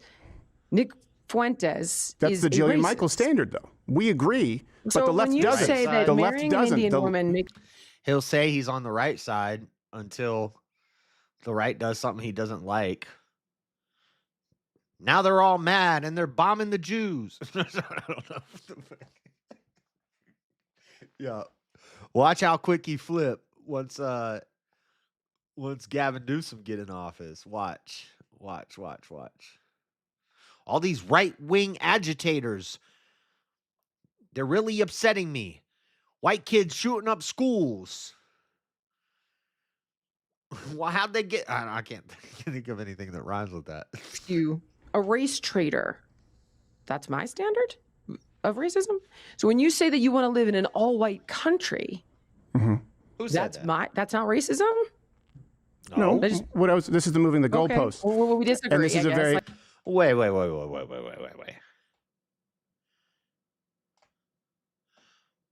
Is it racism if I say I want to live in a majority white neighborhood or an all white neighborhood? Because there's less crime, everybody's friendly, keeping up with the Joneses, everybody's lawn is freshly cut. Ain't got to worry about nobody running up. Ain't got to worry about the Jack boys. Ain't got to worry about drugs. Is that racist or is that intelligent? What do you like? What do you mean? Is it racist when the Obamas moved to Virginia, uh, Martha's Vineyard? I guess No, this is hold on my a second. Don't move the standard. goalposts, Jillian. You said that's Okay. not racist. Half the country. Bro, as soon as the Obamas moved to Martha's Vineyard, I bet all the neighbors were like, "Well, there goes the neighborhood." Said that Charlie Kirk was a racist and a Nazi to the point where not a single vigil, memorial could be attended without rampant vandalism and desecration. So that is the Jillian Michaels standard, right? May He's I not address racist, that? and it's my standard as well. I would hope that you wouldn't want the standard of the left, of people who don't share your values, applied to you wholesale. What I would say to those people, Now we got people dying in the lake, 3 feet of water, professional swimmers just drowning in the lake. Wow. Soon as the blacks moved in. on the left is, hey, why don't you talk with Charlie? Why don't you actually find out why and see if he's a racist? They don't, because they Damn, I think I pissed some people off. Some people left with, after I said that. say we need to disavow all racism. And having been here a long time, done this for a long time, and yours truly has been accused of That's all a those personal things as beef. well, That's- I think it's important to understand why, if you plan or have any hope, to present a case as to why not. Well, let me address that. Okay? I listened to all of the accusations that they made about Charlie and I investigated them and watched them in context. So when you're saying, oh, he's got a problem with the Civil Rights Act, and then you imply it's because he doesn't want Black people to have equal access or the ability to vote, that's in fact not true. And he said that very clearly and then explained what his concerns were with the Civil Rights Act and talked about how it allows men and women's sports and men and women's bathrooms. And we could get into all of that. But when you accuse someone of something they didn't actually do, that's a very different thing. When you watch Nick in context, it's pretty darn clear. it So do only you mean gets doing worse like, what he Jillian, to said. be fair, doing what you just did? What did I just do? Explain to me again, because what you just said is Nick wants an exclusively white country, an all white or only white country. What was your I word know, for? Steve. And then you interview him and you go, I'm going to give you a layup. Do you want to live in an all-white No, country? hon, but do you mean what you just did? Because Nick has been very clear that he doesn't think that America needs to be an all white country. He's also been very clear that he thinks it does. No. And he's playing yes, he has. No, he hasn't. Stephen. He has said Yes, that he preserving racial Okay. characteristics of America is good. Here's where I disagree with him. I think that racial characteristics are secondary to value characteristics. I think sometimes race or country is shorthand for culture. For example, I don't think we need H-1Bs and a bunch of Indian immigrants because I don't want the United States to look like India. So I will say That's fine. Indian immigrants. But he has been very clear that he doesn't think it should be an all-white country, but that he believes, and I disagree with him on this, that preserving racial characteristics of America should be a primary goal. So you just did what they did with Charlie Kirk. It's something he didn't say. There are plenty of interviews where he says these things. And what he does is he plays a dual game.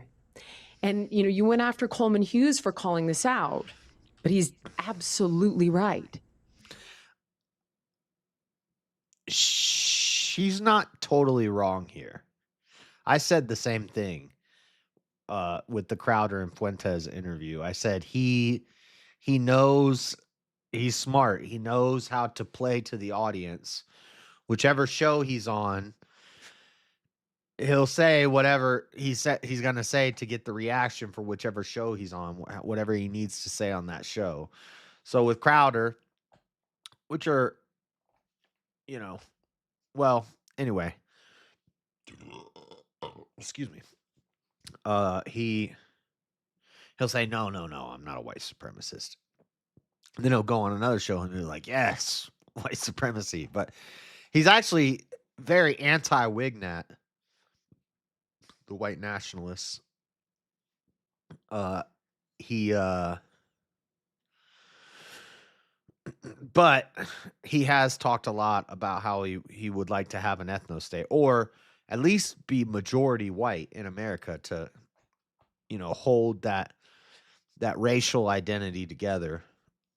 He has talked about that, but he will answer the questions in the right way.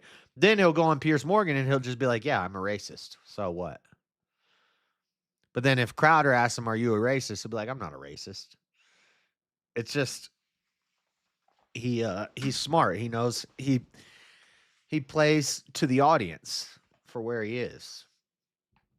It's a skill. How did It's I a go after known- Coleman Hughes? You're like, Coleman Hughes is accusing you of saying one thing here and saying another thing there, but he works for Barry Weiss, so therefore none of this is valid. And it's like, it's I said absolutely that? valid. Yeah, you did. I said watched your he whole- accuses you and he works for Barry Weiss, so nothing he says is valid. I said that? Your implication of the fact that he okay. works for Barry Weiss, so The let's take it implication. all with a grain of salt. So why would you bring that up if your whole point was, Coleman accused Do you you want me of to, because you this. asked a question, do you want me to answer? Because we do this, I think it's important to answer. I mean, I wasn't done giving you proof Okay, go that ahead. Coleman is right, but Well, you asked okay. me why I asked it, and I'd like to answer so that I could specifically call him on and box him in with no wiggle room. Hey, Coleman Hughes says that you have Podcast Nick and Rumble Nick. Is that what you're doing here? I remember that's closer to what I said. I said, so when you answer this and you say that you Then don't you didn't believe, cross-examine at all. He did exactly what he does, which is exactly what Coleman Hughes talks about. Oh God, I said Hitler was cool. but now I the don't even really goalposts like have Hitler. moved, right? You accused Coleman, Mr. Coleman, of working for Barry Weiss, therefore nothing he says is valid. That's not what I said said. that, You moved though. it to implication. What did you, You moved it to then why did you implication, say and it? then you moved it to You- cross-examination, so and then you say, sorry, go No, ahead, They're Jillian. two separate issues. There's two separate issues. Sure. Number one, you brought up Coleman, and then you went on to say, but he works for Barry Weiss. So now, and the implication there very clearly was like, so I don't know that I could trust his intentions when it comes to you. But what did you mean? Okay, no problem. What did you mean? Well, the Barry Weiss thing was a joke, but I don't like Barry Weiss. And I do think that Barry Weiss rules with an iron fist, and I do think you have to be biased. But I do Relevant think to that the context. Why would you bring it up in that context? You were clearly Jillian- saying like, yeah. So Jillian, I want to have the conversation in just as good faith as He's doing that thing. That's where he goes.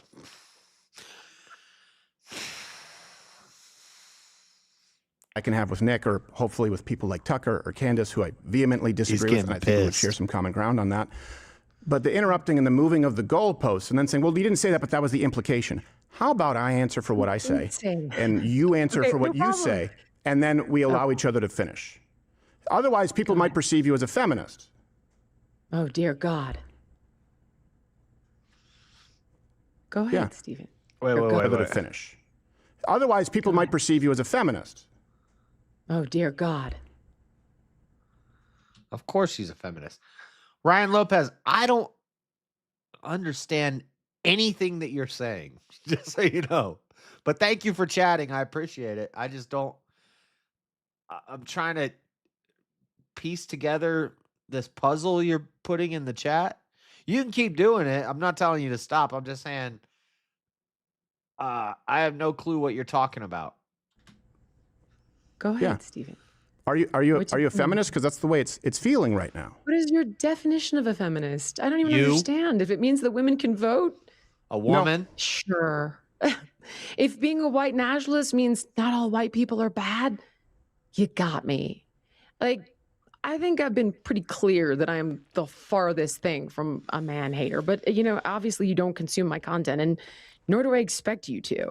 If you're looking for clarification, No feminist is going to say that the definition of feminism is man hater. what is your definition of a feminist then? You want to give me that checklist I mean, again? you're acting very much the way the feminist left acts today in demanding that people behave in Trying to control how people speak, virtue signaling, women should vote, equality, we're equal, it's a partnership, and telling men how to talk on the internet. When we're talking about politics, this is a man's arena. Okay? Step off. the way that you deem acceptable making inferences based on implication rather than taking words and then abdicating accountability. Well, the inference was, listen, I just felt bad when you said that. I didn't like the way you said tone policing, women stuff. When the question comes back to you and moving the goalposts, we're not going to get anywhere here. Let me What- ask a what did point you blank mean by question. bringing up their white memo? Is there any room in a space of conversation online for Nick's ideas if they diverge from other mainstream views? My position is yes, there's room for it, even if I disagree. Here would be my concern with that. And I tend to follow Victor Davis Hanson's school of thought here. Is Who the that hell is that? when you mainstream somebody who has a clear agenda that I personally feel is nefarious, calling people the N-word and saying marrying somebody of another race is being a race What did Kanye say? Well, when is being is traitor and women shouldn't vote, I don't see a need to listen to his ideas when I can consume similar ideas from people I think are good faith actors. And for example, like we can talk about Stalin. I Why thought didn't that they- was a good one. Oh no, I misunderstood. I admire him because he industrialized Russia. There's no pushback there though. Like, So, how about, yeah. but there is, and we can get to that. But what you just did, what you just said, and here's the issue, right? For example, is there any? You just said people who say the N-word. Let me ask you this: Is there any context in which a white person could say the N-word and it not be a disqualifier? To be dead honest with you, I've never used the word because I think it's gross and Bullshit. offensive. I don't care. Bullshit. You've never been, well, maybe she doesn't listen to Wheezy. But what if we're describing the word? Like, what if I'm just saying, what if I'm just describing the word, I have to say N-word? Why is that the only word we got to do that with?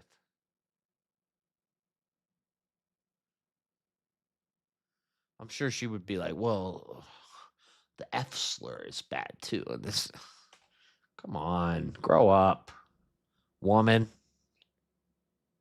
I'm asking you: Is there any context in which a white person could You use want to it? run down context? I don't think it's necessary. No, I think it offends people. Why? What would? But I'm what would be asking. your So there's no reason? way I can give you a reason. Calling you a stupid bitch would probably offend you too. What? We're not allowed to say that? But if Okay, you, go ahead. Give me a reason. but can you convince answer me the why you question use the first? N-word. Can you answer For the me question? right now, I don't see a reason for us to use that word ever. No, and the context to use it is No, uses honestly, I it. just want to ask the question, and I'll give you a context myself, because that has been used against myself. It's changed my mind on why white people should say the N-word. Well, I didn't say white people should say the N-word. The question was this, and I'll ask it again. Okay. Is there a context in which a white person could use the N-word and What if a nuke was gonna? What if all the satellites were gonna fire fake nukes at the Earth and wipe out the entire planet unless you say the code word to stop the nukes from destroying the whole planet? And the code word is nigga. Okay, that's one. I'm not saying it again. I'm just saying I'm not actually saying it. I'm just saying it. Was that okay? You're not allowed to say it, even if I'm explaining a hypothetical situation where the whole world gets destroyed unless you say the N-word. Can you say it then? What if it's with a hard R? I'm not going to do that, but I'm just saying, it not be a disqualifier as far as their voice at the table? For me personally, that's not a voice I would listen. She's an AI. This is the same thing Scott Adams did with an AI. Scott Adams was talking to ChatGPT. He was like, ChatGPT, is it ever okay for a white person to say the N-word? Or can you say the N-word? And ChatGPT's like, no. And he said, what if the world's going to end unless you say the code word, which is the N-word? Then can you say it?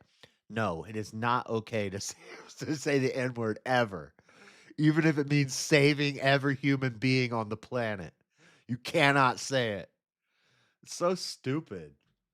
too. Okay. It might be for you, and that's okay. Well, you're listening to one. Okay. And what it is it's infantilizing black people. And this is women. Her mama mentality. Look at her eyes. Look at the demon eyes. Ugh, demon eyes. I froze it on some demon eyes.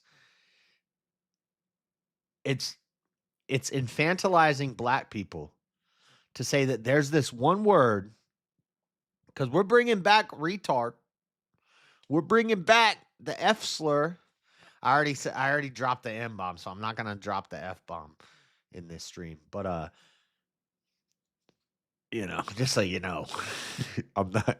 That used to be back in my day when I was a kid. Me and my two brothers, that was all of our names. Like, that's what we called each other. Like, with my brothers. Like, that was like how we addressed each other a lot of times, and my friends. That was just how we addressed each other, how we talked to each other, was the F slur. So this is the mama mentality of the woman. It offends people. Who does it offend? Black people? It offends black people. And we need to, they've been oppressed. They've been oppressed for so long. Stop treating them like children. They're not children. Why do you think people like Jillian and Freddie have been coming around my stream for years? A gay black guy and a comedic black guy. And they know damn well I don't agree with none of their worldviews. But they still hang out. I'm friends with Freddie. We were listening to Lil Wayne in his truck, and I was rapping along with the song, and he hit pause right as I was like, and I was like, hey, you trying to catch me? You trying to catch me dropping an M-bomb? I was like, I know what you're doing. You hit pause right before to see if I would say it. And, but they don't care. They don't care. Now, if you're like in an argument with somebody and you say, you stupid, and you drop a hard R on them, they might punch you in the face. But that's no different when you're in an argument with somebody and you're going back and forth with somebody and you're getting close to each other's, you're up in each other's face. Hands are about to be thrown. You're saying whatever you can say to hurt the other person verbally until the fight starts. So if you're in my face, and when I've been locked up, when we were locked up, bitch, punk, and bundle of sticks, those were fighting words. You call me a bitch, you call me a punk, or you call me the F slur. Like, in jail, it was, you don't even play with those words. Like, you don't even play like, hey, bitch, what up? You call me bitch, we're fighting. You call me punk, we're fighting. You call me that, we're fighting. And so when you're like angry at somebody and you're up in their face and you start saying those words, that means we're about to throw hands. Maybe if you're fat, I'm like, you fat bastard, blah, blah, blah. You call them whatever is going to hurt them the most because we're about to fight. But if I'm like, what up, man? They don't care. They don't care. Unless you're in like Compton and it's some gangbangers and you've never been in the hood before and you walk up to a random Crip or Blood and you're like, what up, man? Then you might get shot. You might get punched in the face. That would be stupid. But if it's your homeboy, and you're rapping a rap song and you drop an M-bomb in the rap song, they're not going to like cry about it. Stop treating people like they're children, woman. Stop being mama. Mama mentality. Get over it. It's a word. Nobody cares. And if you're using it as an insult to hurt somebody, you're probably about to throw hands anyway. You're intentionally trying to hurt them with your words. That's totally And here's fine. the context. Because you said, again, wholesale blanket. This is why. Just understand where I'm coming from here. Because people will use it, and they'll use it as a disqualifier. Considering that people have used those against you for different reasons, and they've used it against me for this exact reason, well, I don't... Why? When are they going to cancel the word bitch? Because women, they're so focused on the F slur and the R and the N word. When are they going to cancel the word bitch? I wonder. I wonder why feminists haven't tried to do that. I mean, that's even like an FCC appropriate word. Like you could say bitch on the radio, on FM radio, right? I'm pretty sure. Trying to remember back in like the MJ and BJ days when I was a kid listening to the radio. Pretty sure you could say ass, but you couldn't say asshole. You could say bitch. You could say, I don't think you could say shit. You could say hell. You could say damn. You couldn't say goddamn. And by the way, I don't even like saying goddamn. I'm only saying it. You see, I'm not actually saying it in anger or anything. I'm just explaining the word. So it's context. See the real Highlander? She's trying so hard to overcome her estrogen. She would not concede that context matters. Right. Yeah. It's dumb. I think it's acting in good faith. I was on Piers Morgan's show with Mark Lamont Hill, where we were talking about the use of that word. And I said, I do find it odd when we're giving words so much power. This may be an exact quote. It's pretty damn close. And we have an office with Jewish people in the office and people around going, have you heard that new song from Kanye? N-word, Hail Hitler? I said, when we look at three words...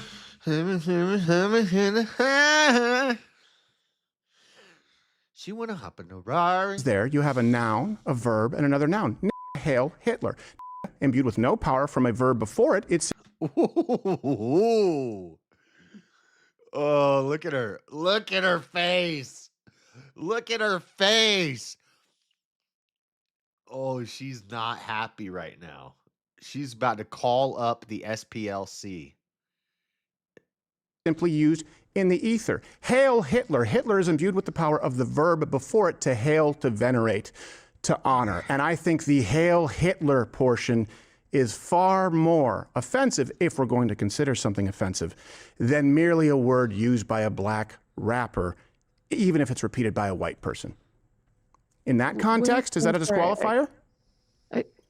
When someone's referencing the name of a song? Look at the eyes closed up. Wide mouth. Wide mouth. Hold on.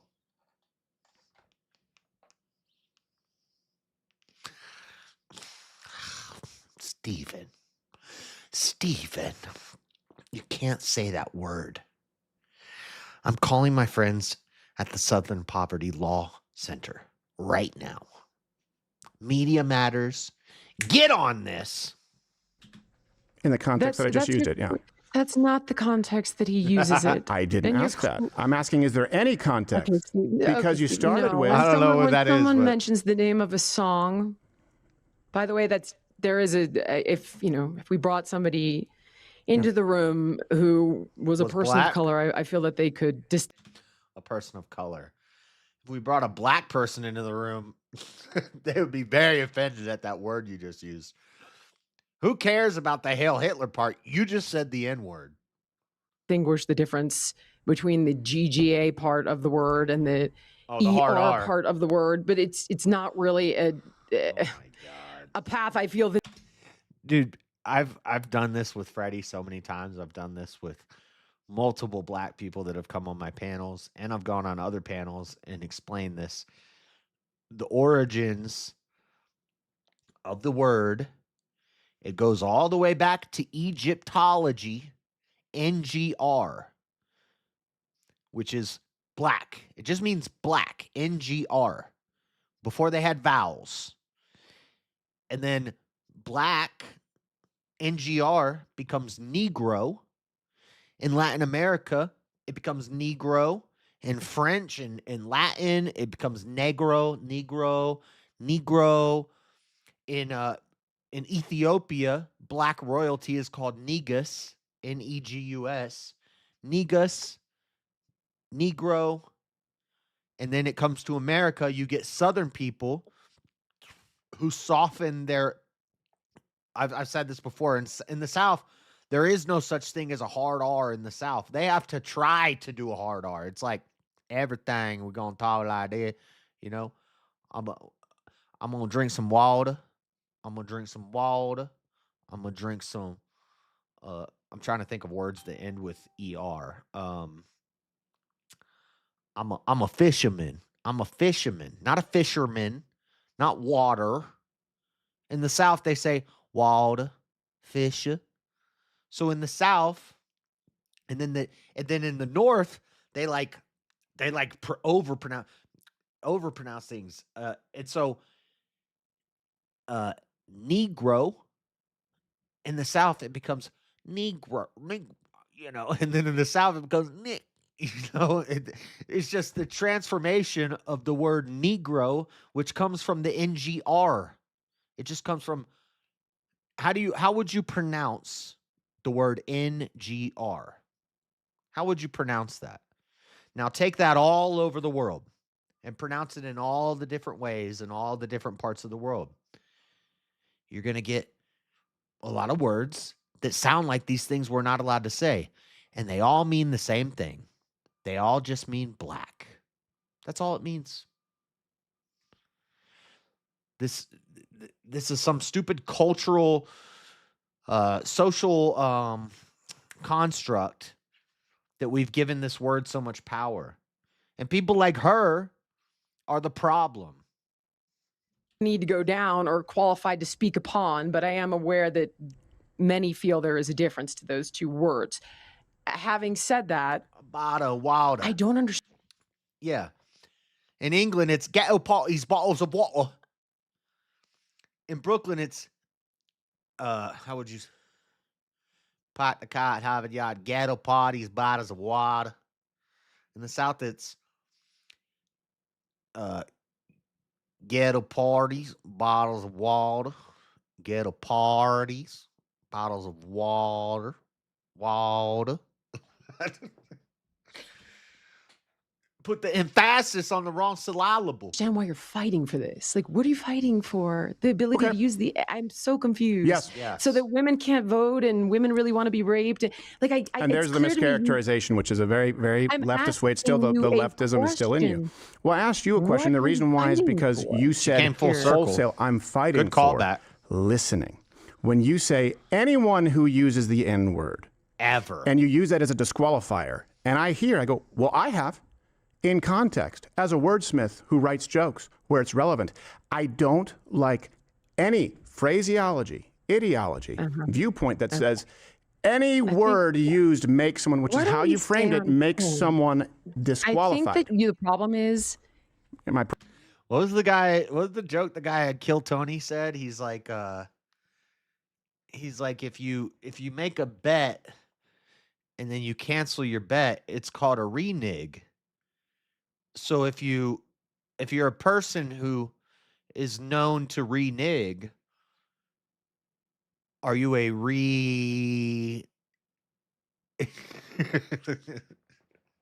problem? Yeah, tell me. Nick, okay, with not your problem. I said the problem. I heard your problem, but I have bad hearing. I said we'll go ahead and play it back. Okay. I said I think that the problem with our conversation is that I'm focused on much bigger themes that scare me. You're talking about using the N-word in a joke. Like, we can argue about that all day long. Go use the N-word in a joke.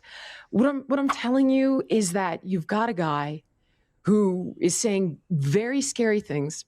I'm pretty sure he means it. That's my personal opinion. Sure. I do think he's playing a dual game. I think Coleman was right. I think we've seen this pattern throughout history with the Nazis. They ran a dual state. Like, everyone knows the playbook. Anybody who understands history at all has seen it with the David Dukes, the Yasser Arafats, Mao. Like, this is a strategy. I personally think he's playing it. I think Coleman's right. I think Victor Davis Hanson is right. I think he's being mainstreamed. I think it's being weaponized. And I think you're going to end up, I really do, with a Gavin Newsom as president. And I've lived through him running California. And you know, I don't think it's a good thing. Well, we can agree on that. Okay, well.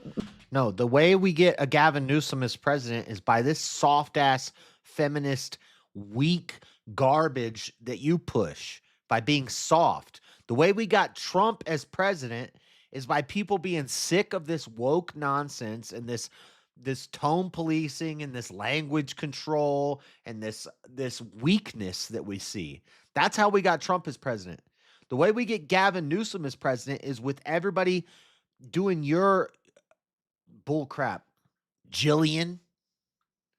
Then I think the question is, what is our agenda here? Yeah, I can tell you what mine is. My agenda is to have good people run the country. Sure. Okay, that's my agenda. My agenda is for young boys not to end up in jail thinking like the girl really wants them to keep going, or for some girl. No, but it's a joke somebody told, Rev. It was a joke somebody told on Kill Tony. He said it's called a renege if you go back on something. So if you're a person who does that regularly, you would be a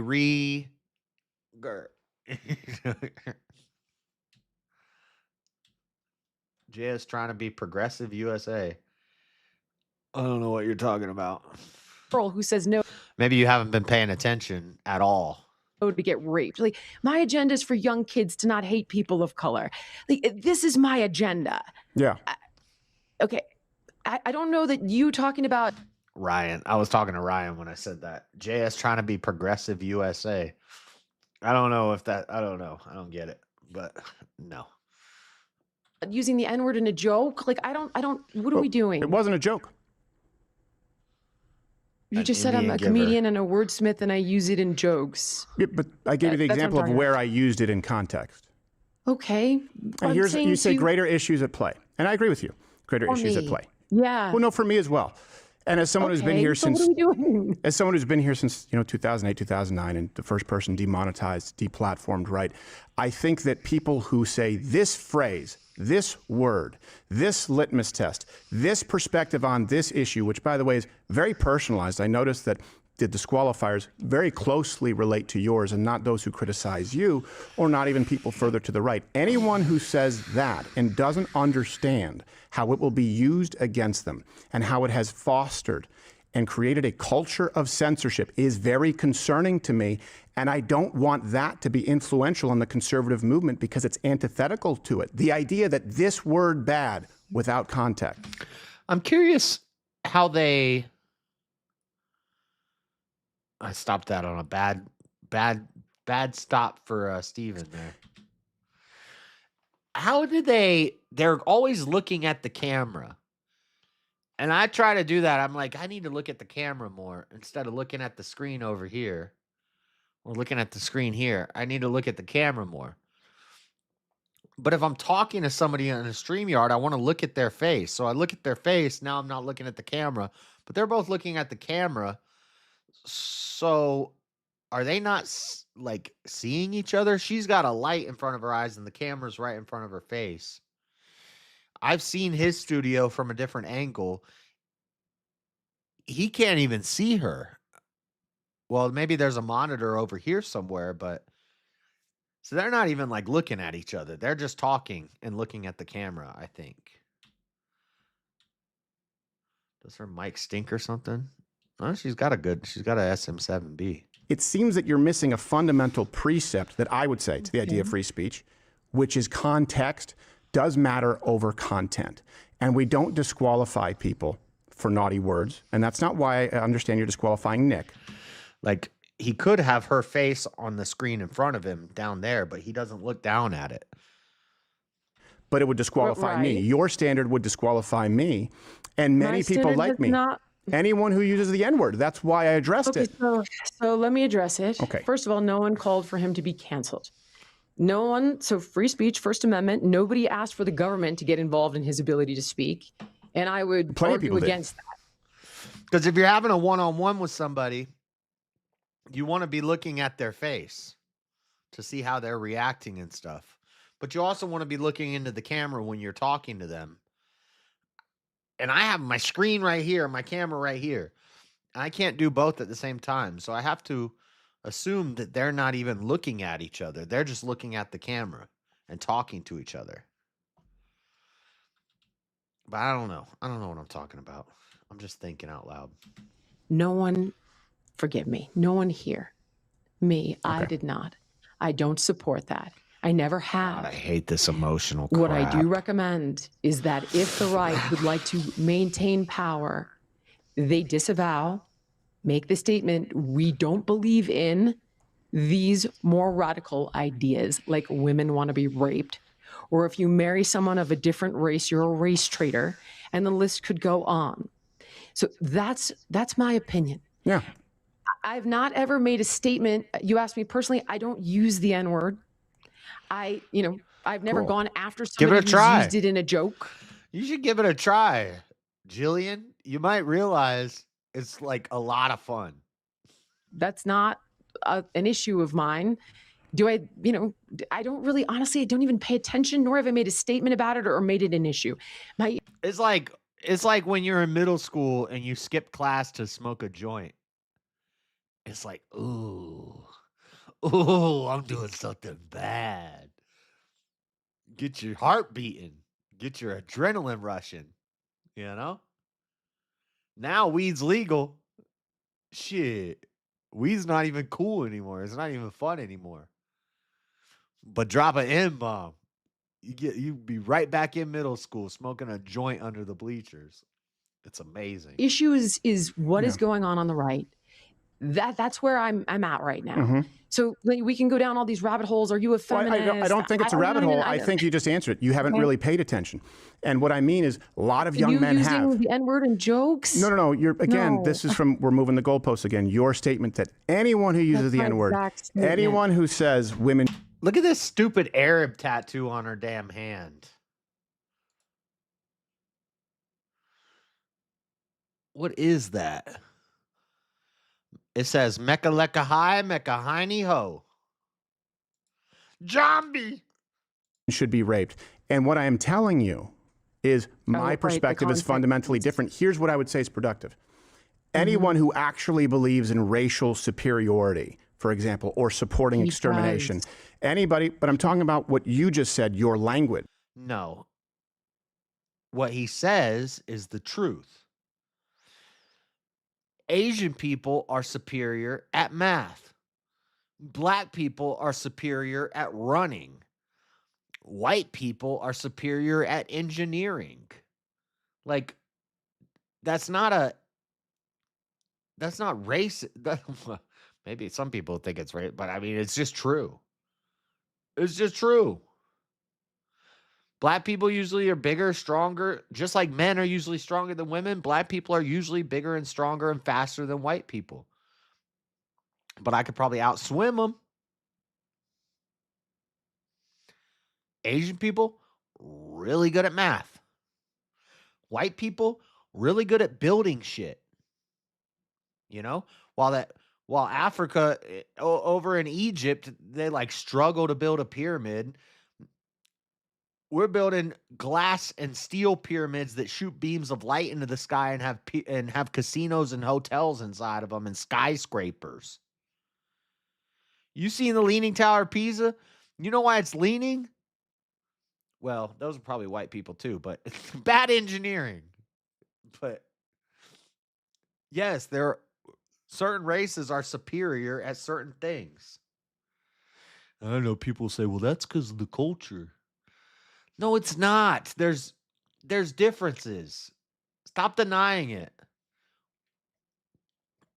People be so quick to say men and women are different. But then you say, are black people and white people different? No, no, that's culture. That's culture. What? And I'm telling you why that's not No, going to Stephen, I resonate told very you well that with, I'm going I to finish look my phrase as into though I'm able to. context, and I Any young told man you- who's had to play this game for a long time It's where just they an get aesthetic canceled, their job is lost because they've used a word where in context should not be a disqualifier. Or they've expressed an opinion where in context should not be a disqualifier. Our noses are different. Our lips are different. Our skin color is different. You don't think there's anything different in our brains? That's culture. The way we look has nothing to do with culture. But the way we think, that's just culture. Qualifier. I've no one here said that. I've never said it. Point me to the part where I said if you use the N-word, you should be disqualified. Point me to that. I'm telling you personally, Your answer don't to use my the word. question. My answer to your question. Here's my answer to your question. I don't use the word.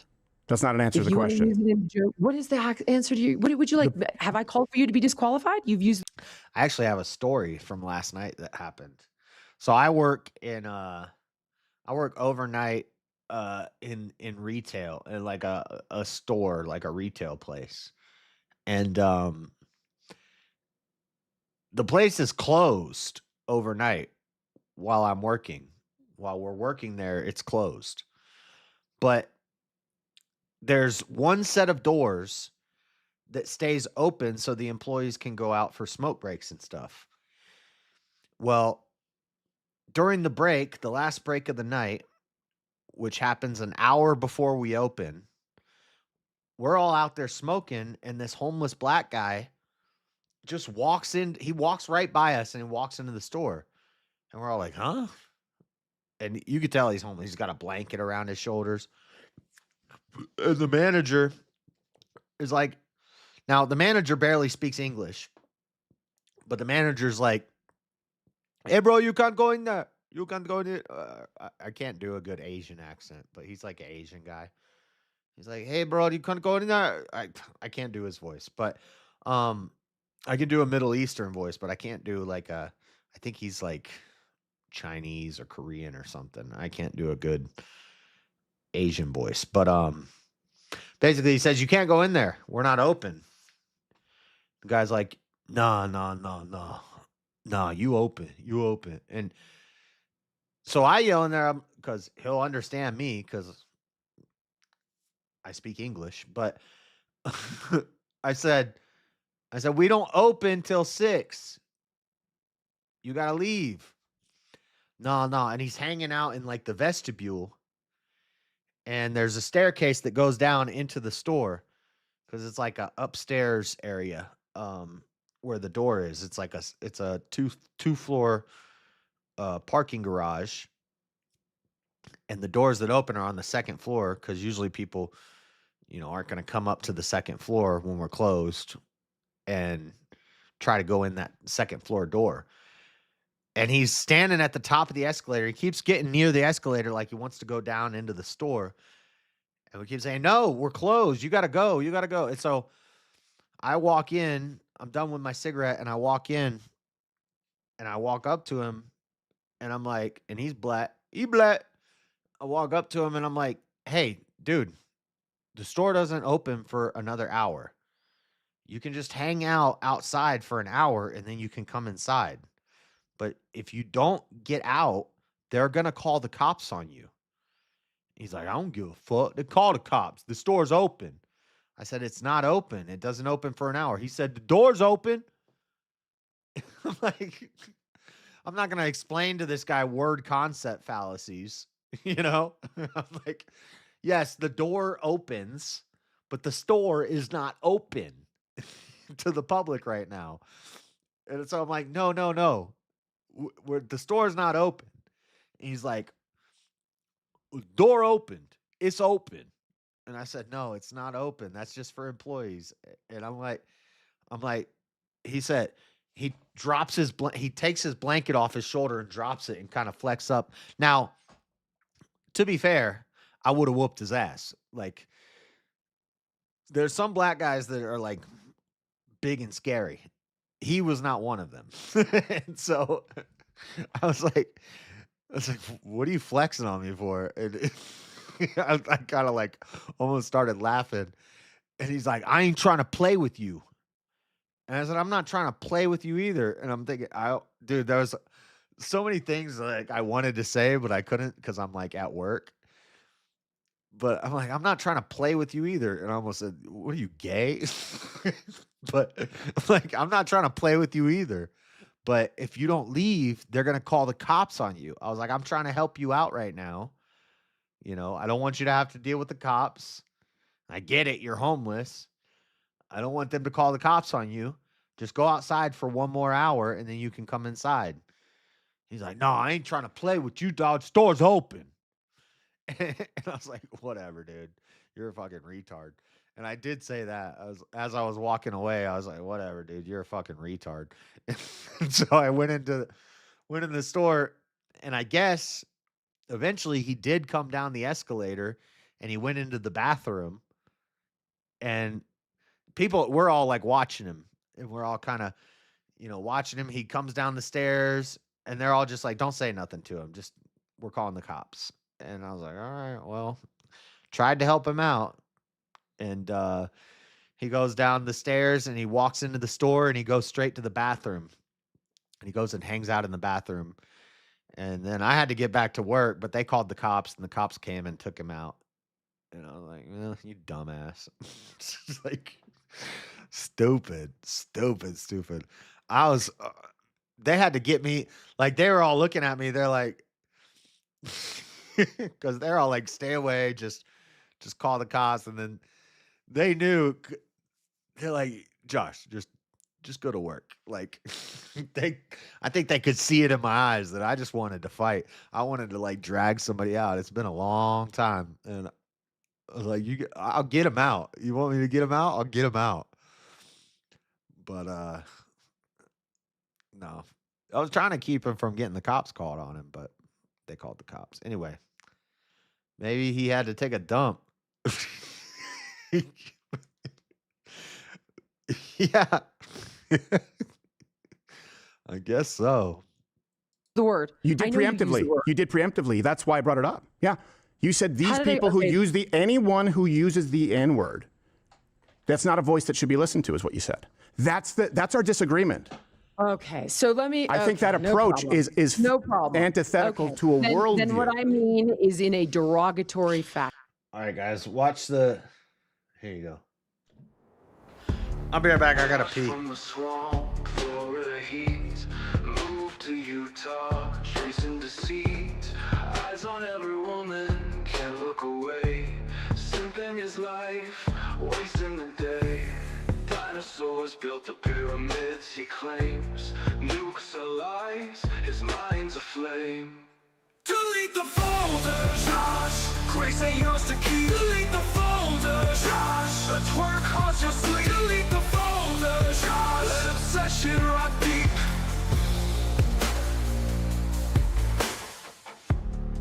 Endless clips, grace in his eyes. Worshipping moves, truth in disguise. Chasing shadows, never enough. Lust consumes, his heart is rough. Dinosaurs built, they built the stone. Nukes are fake, I'm not alone.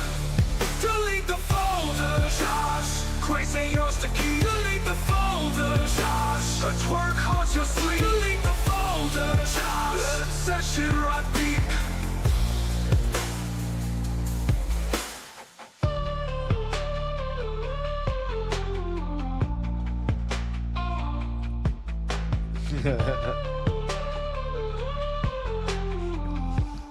Verse 2. Endless clips, grace in his eyes. Worshipping moves, truth in disguise. Chasing shadows, never enough. Lust consumes, his heart is rough. Dinosaurs vessels ruled. They built the stones. Nukes are fake. I'm not alone.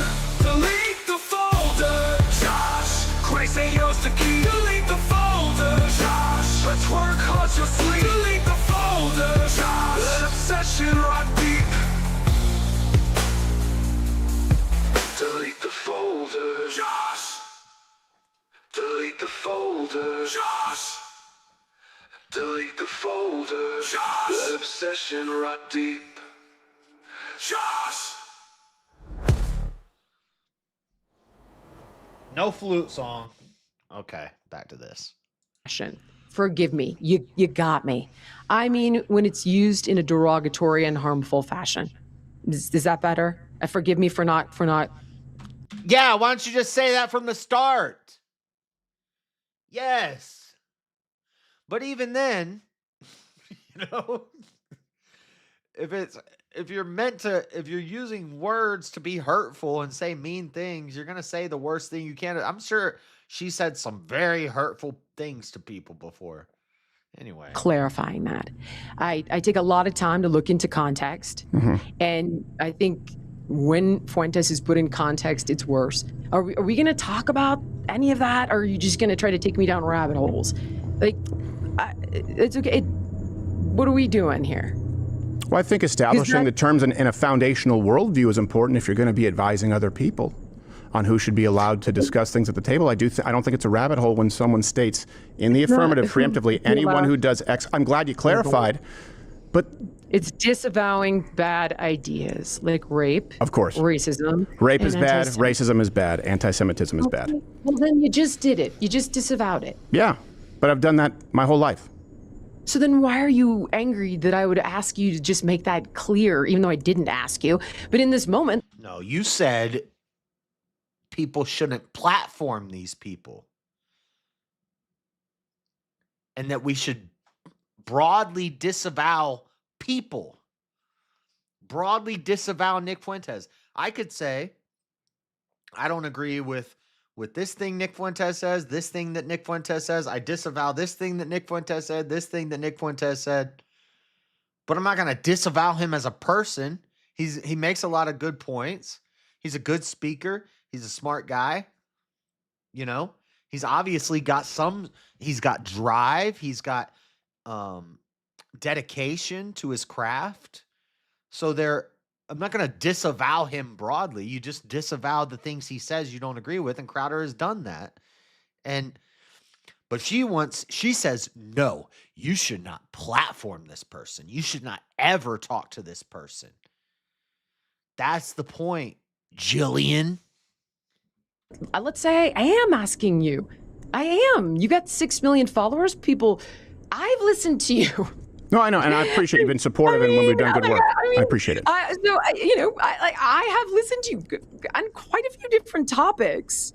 So, I mean, I guess, yeah, I kind of would want to hear you say, as a guy who has significant influence, that I personally have listened to, like, yeah, Jill, these are bad ideas. You know, you think he means it. I don't think he does. We can sit here and talk about, like, why you think he does and why I don't think so. But it would just be awesome, in my opinion, for someone like yourself, even though I didn't specifically ask you to do so, to say, I don't think that we should, call people who marry someone of a different color a race traitor. Like, I'm not for it. That's not for me. I'm not for rape. I'm not for that. We could be done here. That's really just. Well, that was the first thing I said. I said disavowing ideas is actually productive and should be done. I didn't call you any of those things. No, my dispute is with the idea that people should ever disavow people and not listen wholesale and preemptively set a bunch of qualifiers that sound.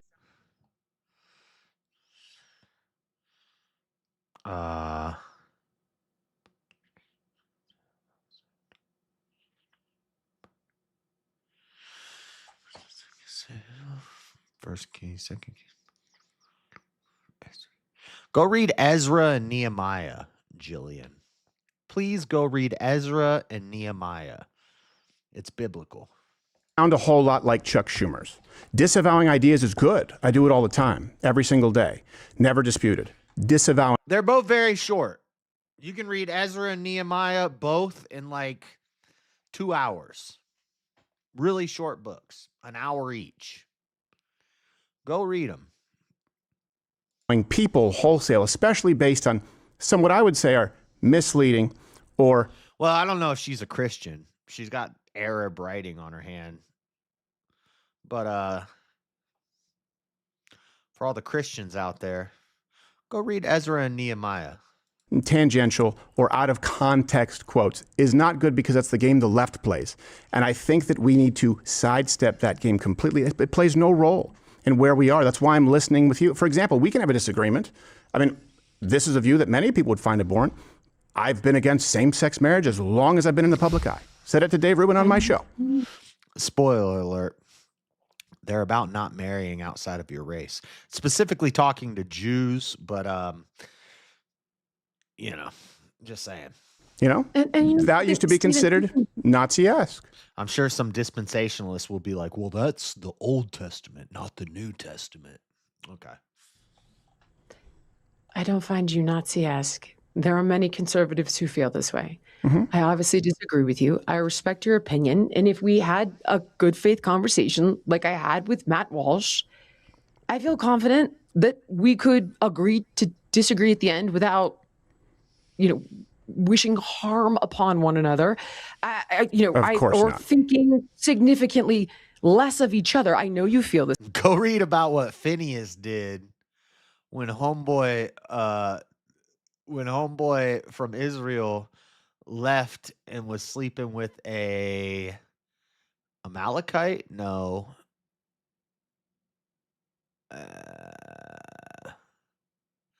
think it was an Amalekite, but Phineas took a spear and went straight through both of them, the man and the woman. Speared both of them with one spear.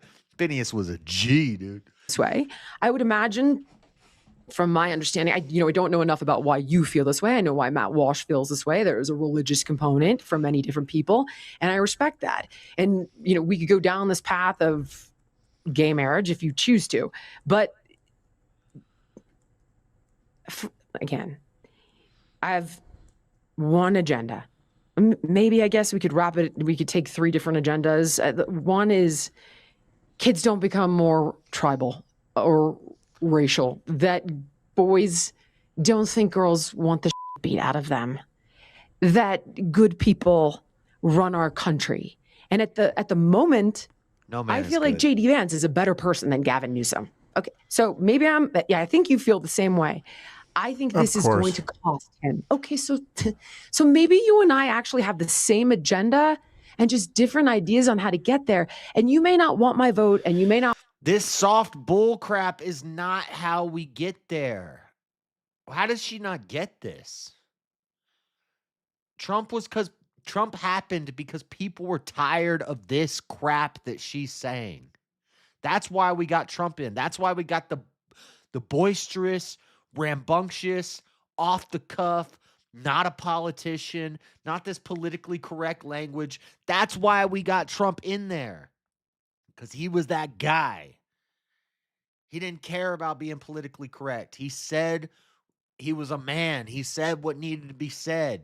And he did what needed to be did, even if everybody hated him for it, even if everybody protests and called him a racist and xenophobic and misogynist. He just did it. And he said it. That's why he got in there. This crap that she's pushing is what gets people like Gavin Newsom elected. This soft, feminine, virtue signaling, tone policing bull crap. And we're tired of it, Jillian. Want me in this tent of yours, but the reality is that to get I don't want you in my tent. I want you cooking in the sandwiches. Oval, we're gonna have to you're gonna have to accept my vote, and I'm not asking who's rejecting your vote. I know that. Listen, you're you don't belong here. You're not a conservative, or they're a little don't tell us what to do. Did I say that? I'm not a conservative. You said something like, don't tell conservatives what to do. You're new here, and I'm not telling conservatives what to do. I'm trying to tell conservatives. Yeah, it's like when Nala, what the heck's her name? Nala Ray, when she starts preaching to people. Cut it out. We're not trying to hear it. I've only been into politics for like what 6, 8 years now, 7, 8 years now. But I'm a quick learner, and I've like been dedicated to it since I got into it. So, and I'm the type of guy that when I get into something, I go 100 on that thing. Like I want to know everything about it, right? So 7 years, me doing this for learning about politics and focusing on politics for 7 years, you know, I know my stuff. But as far as like theology, this has been my favorite topic for my entire life since I was in second grade.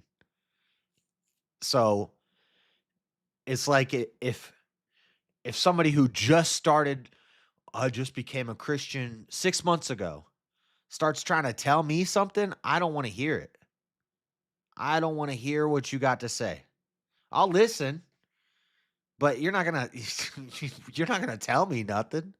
Like, what are you trying to tell me? This is my been and this has been the thing that I've been most absorbed with for my whole life. You've been doing it for 6 months. Get out of here. I ain't trying to hear it from you. I'll go talk to a priest or a father or some old guy who knows more than I do. But I ain't trying to hear from somebody who's been doing it for 6 months to a year. I just converted. Well, never mind. But what do you mean? I had the first 5 chapters of Genesis memorized in 3rd grade. Required. That was part of it. We had to learn a verse every week, and then we would build on it. And then or not a verse, but a chunk of verses every week, and then we'd have to sit in a chair in front of the teacher, and we'd have to recite it to them. And then at the end of the month, we'd have to put everything together, and we'd say a whole chapter. And you build. I don't remember it anymore. I don't have it all memorized anymore, but yeah. Like, and I loved it. Bible study was my favorite class in school. All my life. Then,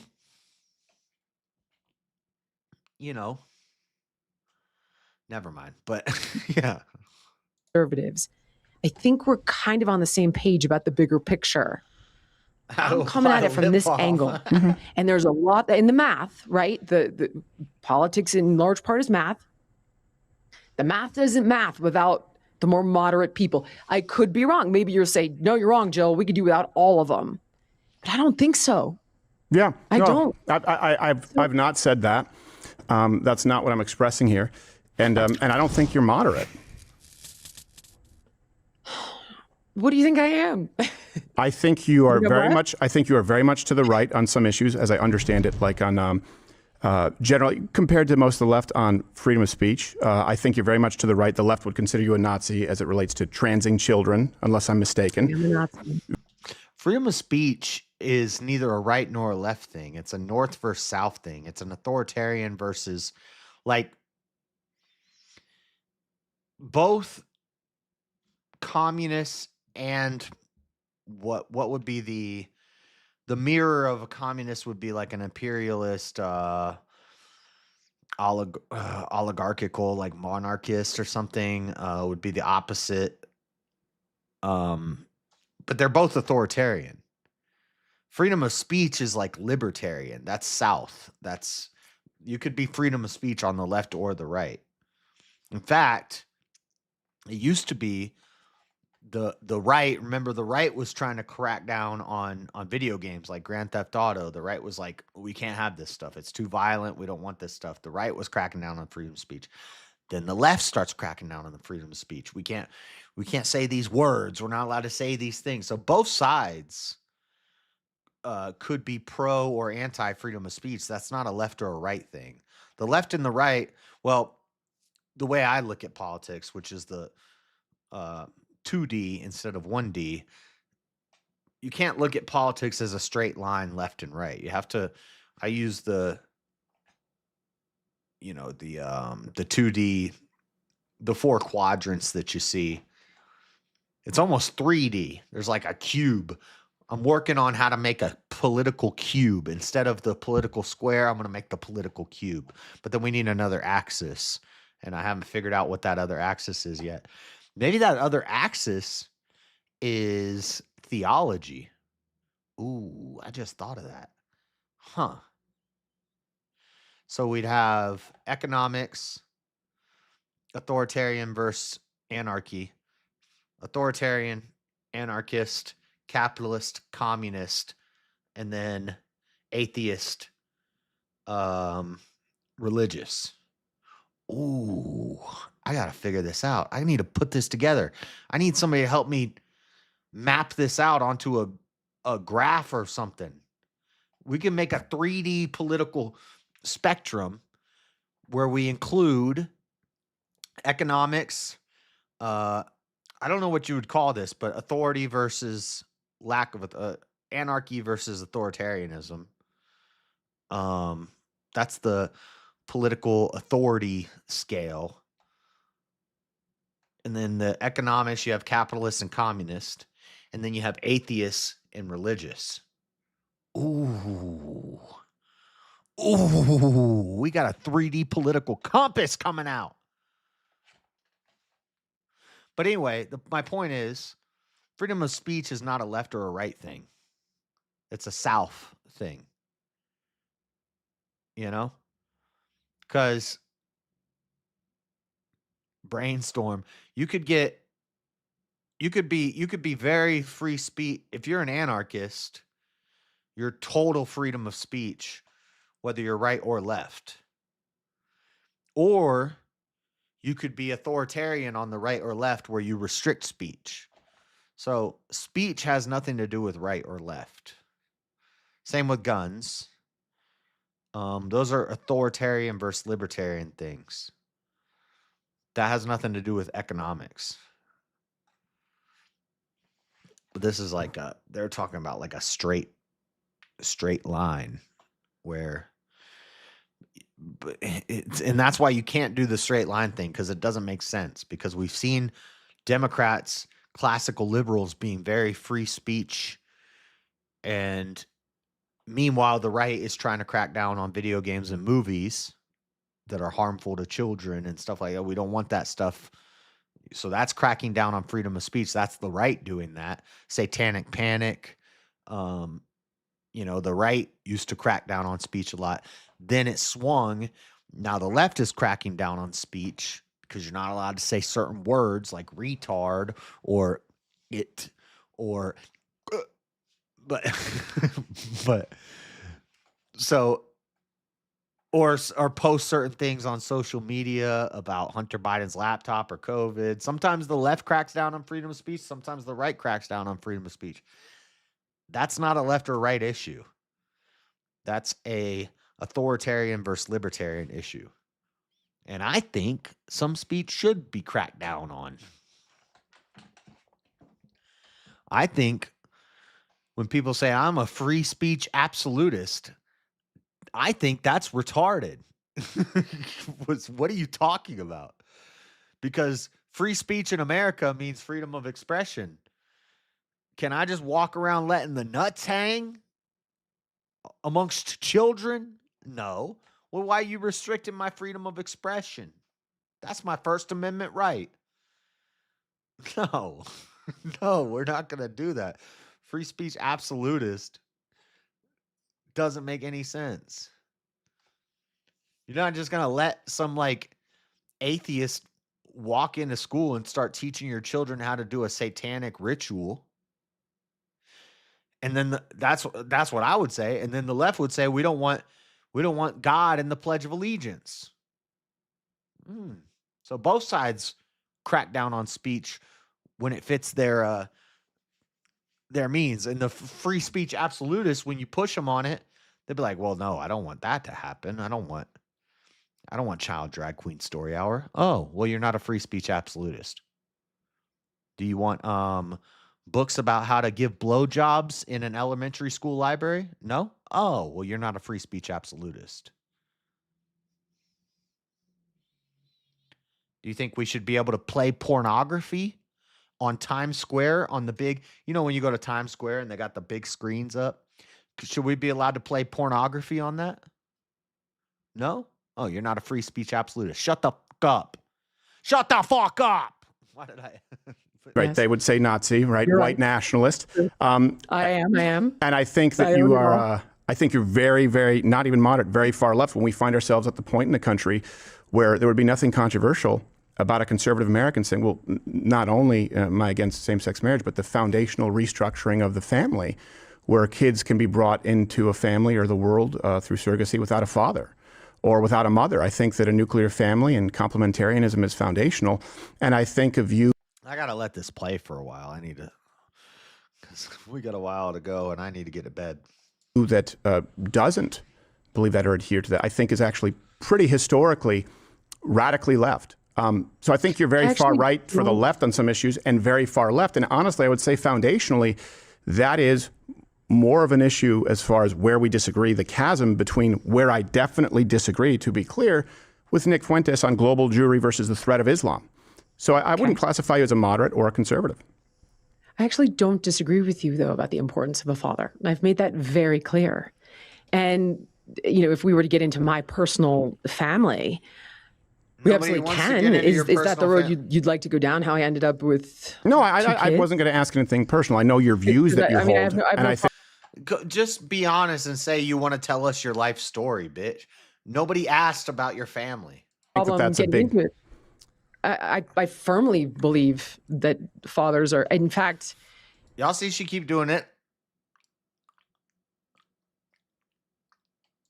Listen, just to preface this, not that I don't know if this is relevant or not, or we need to go down this path, but I was always planning on adopting. And I figured, look, if I can give a kid that is in the developed world a path to citizenship, a shot at a life... Do I wish this kid had all the, a wonderful, loving father? Yes, I do. But the reality is there are millions of these kids that need homes. So on the continuum of disaster, like never getting out of Haiti, having your organs harvested, being sold into the sex trade versus like living with a lesbian who can give you a really good life and a shot at I'm going to go with that. Now I have wonderful, loving men in my life that I also. What? What is she saying? That we should take in Haitian immigrants, kids from Haiti, and adopt them to lesbian mothers? Was this like Angelina Jolie and Brad Pitt adopting like Nigerian children for their little tokenized barter chips to be like, look how woke I am. Look how awesome I am. I adopted 2 kids from Haiti and 3 kids from Nigeria. I have 5 black kids and we're a white lesbian couple. Lesbian. Like, what? Yeah, you a feminist, man. Yeah. Also know can provide a strong role model for my kids. Do I think they need a dad? Yes. Now, my ex wanted to have her own kid. And Stephen, first of all, she is a lesbian. Who said that? Somebody said earlier, I think she's a lesbian. She's a lesbian. Ew, she's a snizzlicker. I can't tell somebody not to do that. And second of all, now that I have my son, I'm not sorry that she did. And this is a conversation that he and I have together all the time. Oh, this bitch a leftist. She's a feminist leftist. Oh, you and your lesbian partner adopted a kid from Haiti? Wow. What about the American kids that need to be adopted? What about the mothers and fathers who are on waiting lists to adopt children and they don't have the type of money that you have to get to push to the top of the list so that you and your lesbian partner can adopt a Haitian?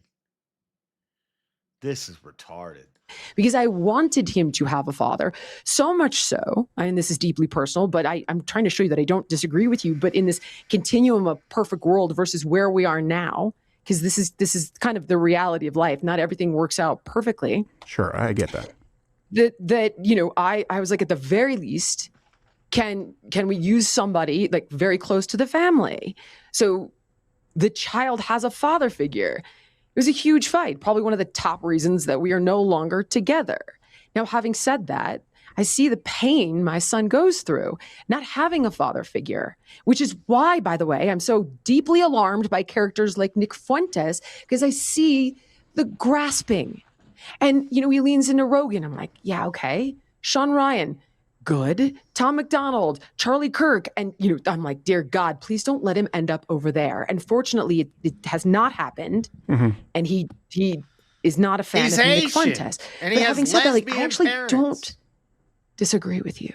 But there are extenuating factors here. And now, despite the fact that he is a child without a father, which really sucks. Mm-hmm. Whose fault is that? You adopted him from another country as a lesbian with your lesbian wife. Whose fault is it that he doesn't have a father? He's alive and he's the love of my life. So I don't know what to tell you. Well, I would say, and I agree with you. Of course, I think there are better role models out there for young men. I completely agree. Namely, men who, obviously are married and raising families. That was one of the questions that we brought up. But I would say that screaming platitudes and issuing disqualifiers is going to drive more young men towards not just people like Nick Fuentes, but someone who I know you disagree with as well, people like Andrew Tate, where when people are presented with something that is less than authentic or a lie, which has been, by the way. Yeah, when you adopt a Haitian kid with two lesbian moms, I hope that kid finds Andrew Tate. He's got to find somebody. Largely presented through the 1960s to today, a feminist worldview. Men will be driven into someone who at least is speaking some truth. For example, the difference between male-female sexual dynamics. So those platitudes, not these words. People like her are what will push us toward a Gavin Newsom presidency. Not these views will drive, and I've seen it happen, will drive people into the arms of those you fear most. Listening and presenting a better case as to why not, and applying it across the board, whether it's a communist or whether it's far right, is, in my opinion, and I've seen this for a very long time, a better approach. I don't think you did present a better case as to why not, though. Okay. But that's, But would you sit down with, for example, Tucker, Nick, and present that as well? Would you sit down with him? Very different. Listen, Tucker really hates gays. So he freaks me out a little bit. And that's like, Based? I don't think Tucker would sit down with me. I would sit down with Tucker. I don't think he hates gays. I have a lot of criticisms of Tucker. I don't think he hates gays. Some of that is a bit scary. I'll be honest. Some of the things he said scare me a little bit. Or, you platform a guy who I think I've never heard of this guy, Milo, to be dead honest. And I'm not saying platform like he shouldn't. I'm trying to say when you've never heard of Milo, but yet you're a quote unquote conservative pundit talking head. I don't like Milo, but the fact that you've never heard of Milo, get the fuck out of our arena, lady. And I'm nobody and you're somebody. Why? Because you did some Thigh Master commercials and you and your lesbian partner adopted a Haitian kid. And now you're on Piers Morgan speaking for conservatives. You don't know who Milo is? Get out of the arena. We don't want you here. Go back to the left. Go be a feminist with your new lesbian girlfriend.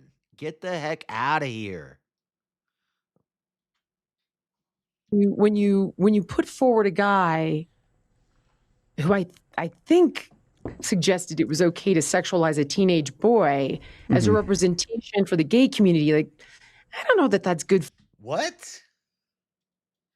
Milo has said he was, now I don't even believe this, but Milo says he was molested by a priest.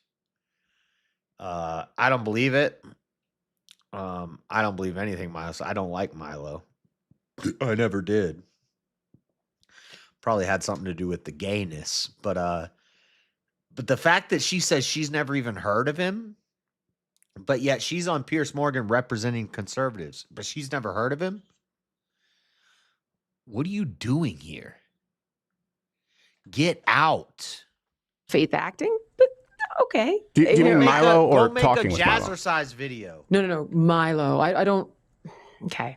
Yeah. No, the reason I ask, and I agree with you. I agree with you. He doesn't really like gays, and I have a few things that have kind of freaked me out a little bit. Milo doesn't like gays, or Tucker doesn't like gays. But Tucker doesn't like gays, but Tucker platformed Milo. She just said Tucker hates gays. He wouldn't let me come on his show because I'm gay. And he platformed this guy like Milo Yiannopoulos. Who I've never heard of. Milo was gay until like 2 years ago. I think he still is gay. But or gay isn't even a real thing. It's just a spiritual trauma. But nobody's actually gay. You're just a disgusting pervert, and you will have sex with, you just want to have sex. You'll probably have sex with an animal if it was attractive. But Tucker hates gays. She says Tucker hates gays. He won't platform gays, but then he platformed Milo. So she doesn't know who Milo is. That's crazy. Regard to like how much I think he does not like them, like complimenting elements of Maduro's regime because of how he squashed LGBTQ rights is, I'm like, whoa, that's intense. It's a little scary for me. You're a conservative and you're talking about LGBTQ rights? How has she never heard of Milo? I don't know. And she's on Piers Morgan representing like the right, representing conservatism. And she's never heard of Milo. Who are you, lady? Go away. And again, I don't like Milo. But to say you've never heard of him? Who are you? I've listened to his different shows with Chris Moritz. I thought was brilliant about how Trans Inc., all the money that's going into Trans Inc. kids. I asked Chris Moritz to come and talk with me. I mean, I've listened to his show. She spent her whole life doing a lot of tongue exercises. So she keeps doing this.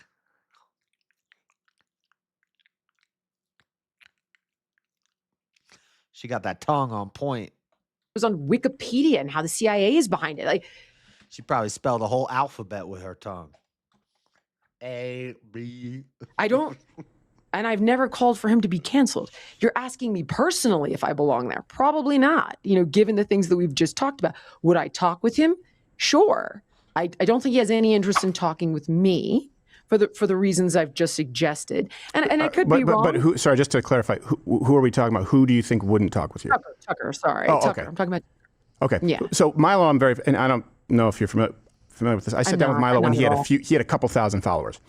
So I had him on very early on. It was Gamergate, and I don't know if you're familiar with that. That was something that was going on, which is a big reason for the rebellion, kind of the catalyst for a lot of Gen Z males becoming conservative. This was an example of feminists creating really, really bad video games, right? And they're still doing it. Injecting woke ideology into video games. And it turns out they were sleeping with some prominent reviewers.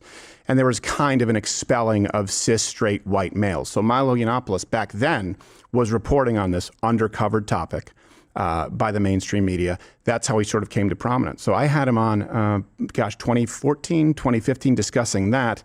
And that's evolved very much. Back then, he was just a gay conservative reporter. So I'm very familiar with it. I understand your views, why you might be concerned.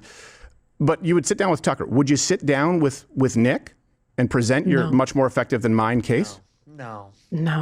You wouldn't? No. Let's look at how this has gone so far. So Tucker didn't cross-examine him. How does the mouth get that large? Well, if you turn it sideways and then you do the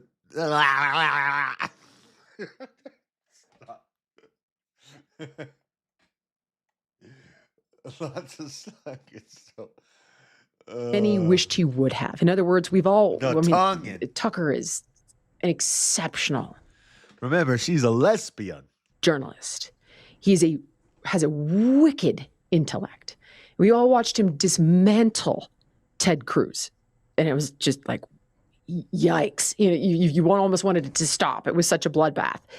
Yeah, no, None of that I don't agree happened. with that, but yeah. Yeah, You really don't think he did? Okay, well. No, he made Ted Cruz look a little dumb, but an amazing and a huge bloodbath with Ted. Well, he had some good clips, kind of. I don't know. I don't think Ted Cruz did very well. No, to be clear, but I don't think that Tucker dismantled him. No, I thought that was an example of journalism that I don't like. The gotcha. I'll put it this way. I'm not suggesting us one way or another side. I'm saying like he went after him aggressively. Yes. And that's what I'm talking about. His interviewing techniques. Yeah. I didn't see him apply that to Fuentes, and I saw Fuentes come out of that winning off of a guy with a massive platform, and Fuentes. I don't understand why people call out winners and losers in an interview. I don't know if people don't understand the difference between an interview and a debate. Like, there may be aspects of debate within an interview, but a winner or a loser in an interview doesn't even make sense. Gets bigger and his messages are mainstreamed again. Then he goes on Piers and he loses there and he plays Piers like a fiddle. And the kid is a master rhetorician. He's a very... Wait, who loses there? I think Piers did. Oh, Piers loses. Yes. Yeah. I think he did. Now, listen, I agree with you. Okay.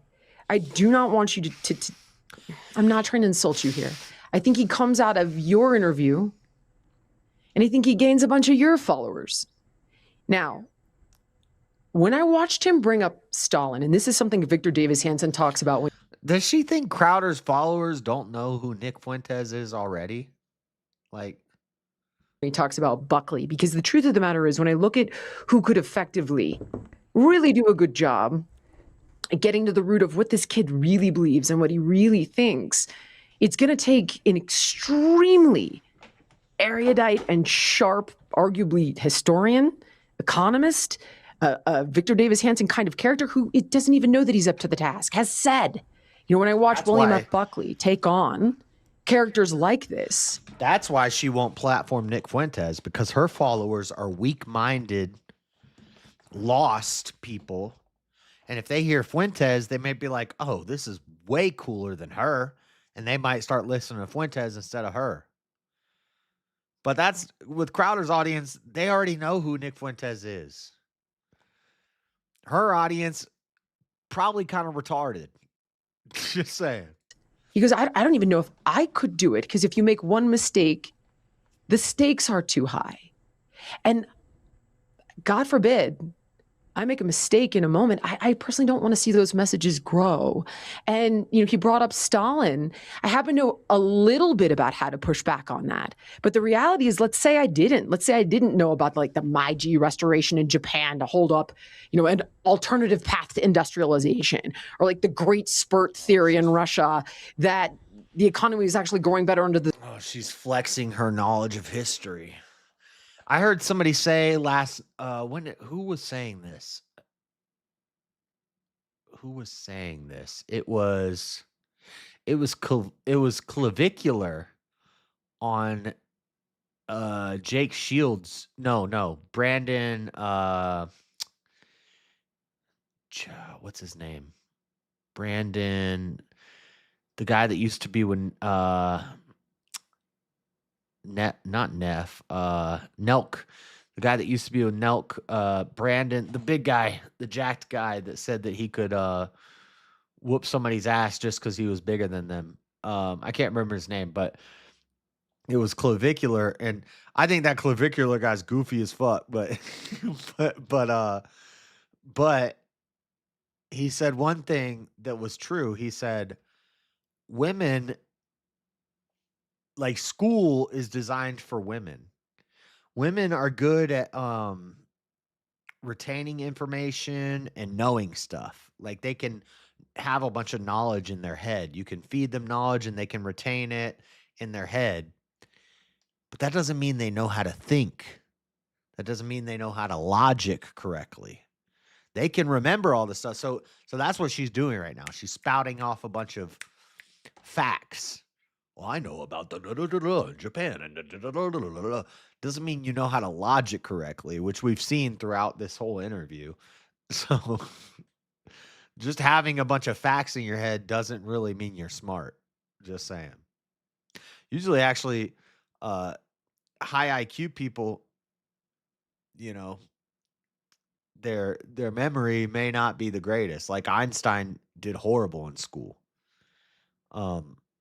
It's typical that higher IQ people, they're not just like, they don't just read stuff and memorize it and then spout it back to you. They know how to think. It's different. She's probably got a bunch of random factoids in her head.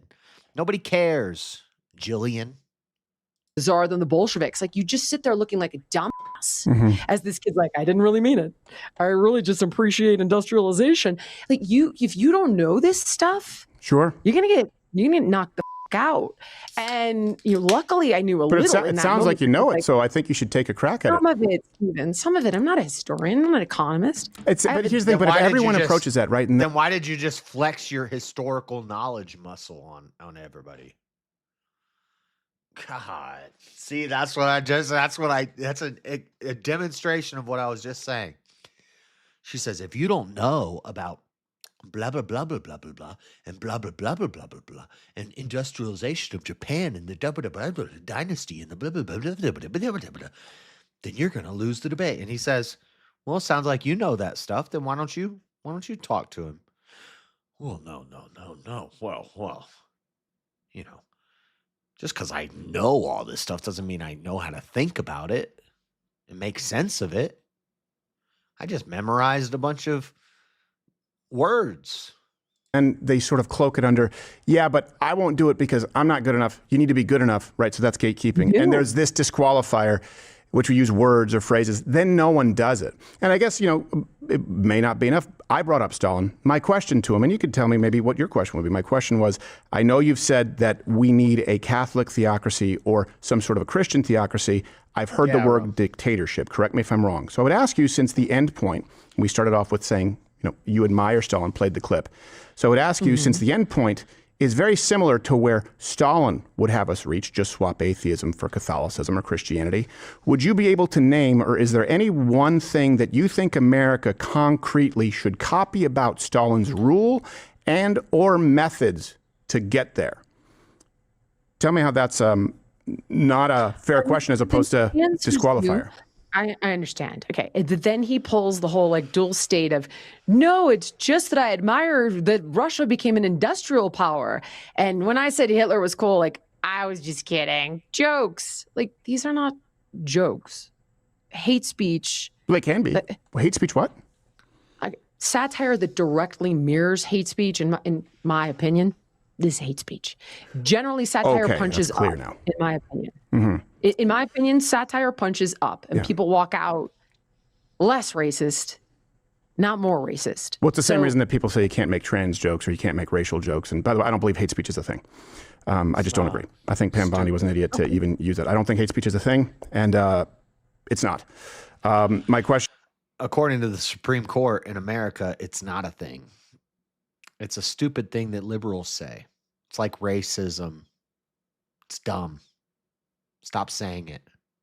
Stop believing in it. Stop giving it power. It's not real. It's not a thing.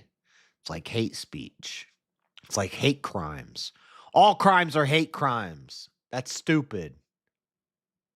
About the Second Amendment, and this was one that was concerning, where we actually found disagreement, and frankly, some of his own fans weren't really thrilled with his answer. I said, what I heard there, meaning his clip, and in watching you, is concerning, because what I see communicated is your ideal utopia. To use the word would involve a much stronger state with much more executive power. And I agree, by the way, on the idea of executive authority being appropriate. But the end game would be a much stronger state and much softer civilian arms, softer Second Amendment rights. It sounds a lot to me like the left saying, well, the Second Amendment was for muskets and we can just revise it. how do we know when to decide? And how do we decide we probably don't want people running around with guns anymore, using one of his quotes? Is that a fair question to delineate a difference in a worldview? Well, first of all, I don't take umbrage with his Second Amendment positions. I actually thought that was kind of, I know, and I, you know what, I thought it was actually very, it was, so I just interviewed, hold on, if I could just go back for a second on Stalin. Sure. What I would have done is push him, because when he's like, oh, I don't really admire him, I would have cross-examined him on that piece, because there's a way to say, never mind. I find it fascinating the way the country industrialized without saying you're an admirer, but at the same time, you asked him, can you do this without starving people and enslaving them? I don't really know. Well, there are examples. No, but he did say no. He did say no, and that's the thing. He may be lying. And I said, are you lying? Are you doing podcasts, Nick? I said, okay, show trials, secret police. I think I heard this. I might have to fact check myself on this. I heard this a long time ago, but I don't know. Is like a word. It's like one word. I don't know. Is like one word, and it comes from like the Latin for no. It just means no. Gulags. Walk through. He said, no, of course not. Absolutely not. Anything that inflicts human suffering proactively is not something I would support. And he gave an answer. And since I said I have to take your answers here at face value, you're not doing what Coleman Hughes, by the way, rightfully sometimes characterizes as softening a viewpoint, which is why I haven't done it today. I apologize. Thank you for standing in the pocket. He did give answers. He didn't just say, I don't know. He didn't. Okay, hold on. Let me figure out which part of this I'm addressing. So first of all, I don't feel like you cross-examined him on that position, though, because you asked him, can it be done without these tactics?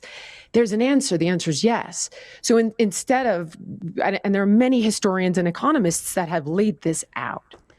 And this is where it's like, okay, so if you really care about industrialization, you probably would have taken the time to look into the work of this guy, that guy, this guy, that guy, the great spurt theory, that, you know, all of the things I've already.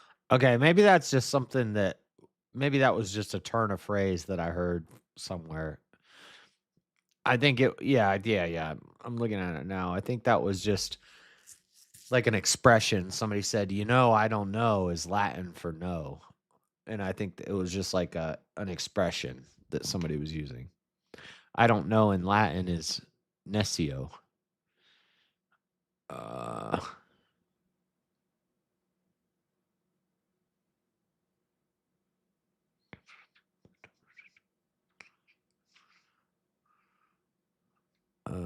Maybe it's not Latin. But yeah, I think it was just an expression, and I heard it somewhere when I was a kid, and I always remembered that. I always used to say that, you know, I don't know is Latin for no. I think it's just an expression, though. Already kind of mentioned. So I probably would have cross-examined him more aggressively on that point. He has said, I'll kill, rape, and die for Nick. Like, he has a host of. Well, now you're conflating. I'm sorry. It's just inaccurate. And I just don't play. Yeah, I just don't play that game. He didn't say that in the context of Stalin. Agreed to him with the Groypers, which I called him on. You know, I called him out on that. By the way, he sent them after me. This is going back to 2015. I know. That's not the same thing. He didn't say I would kill, die, rape for Stalin. I'm sorry. I'm not going to go down that path. Stalin, but the point here is, you do have the chance to cross-examine him the way you think he should.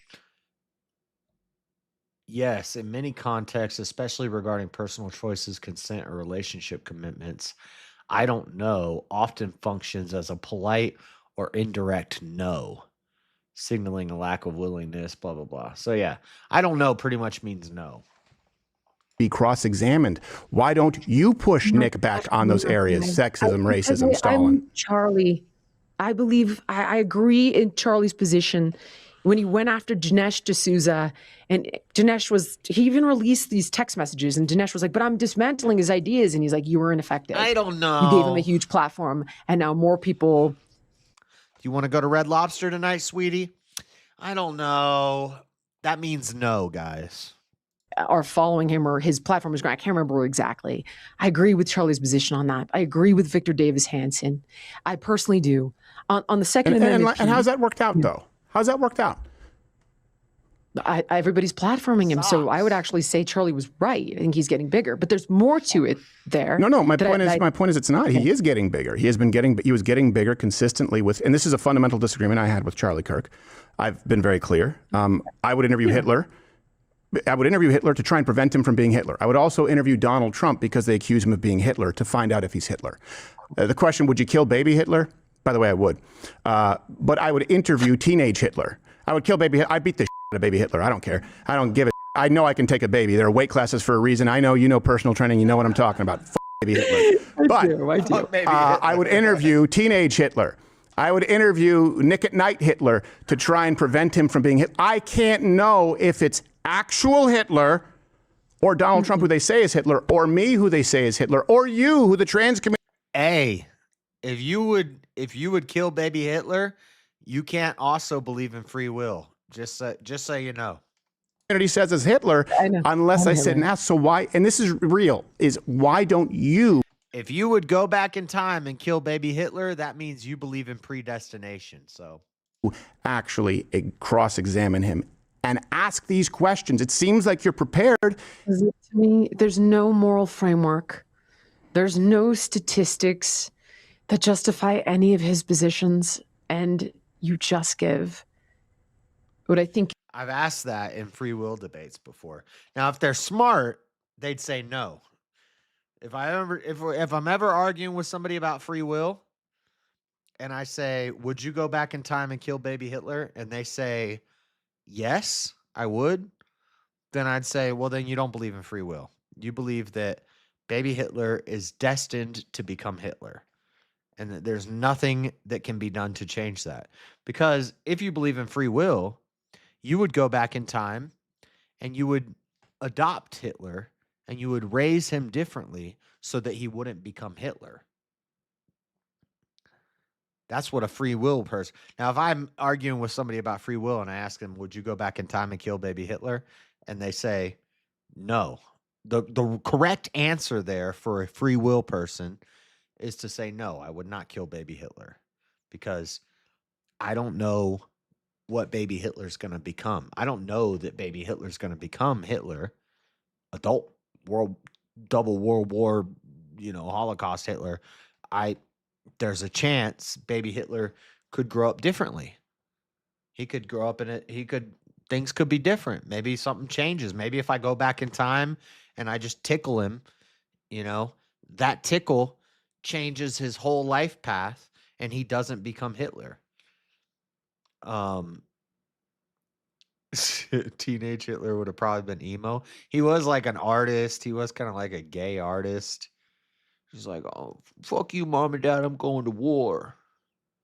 Then he got his nut blown off when he's painting like postcards. He's like, "I'm going to become a vegan, mom and dad. Fuck you."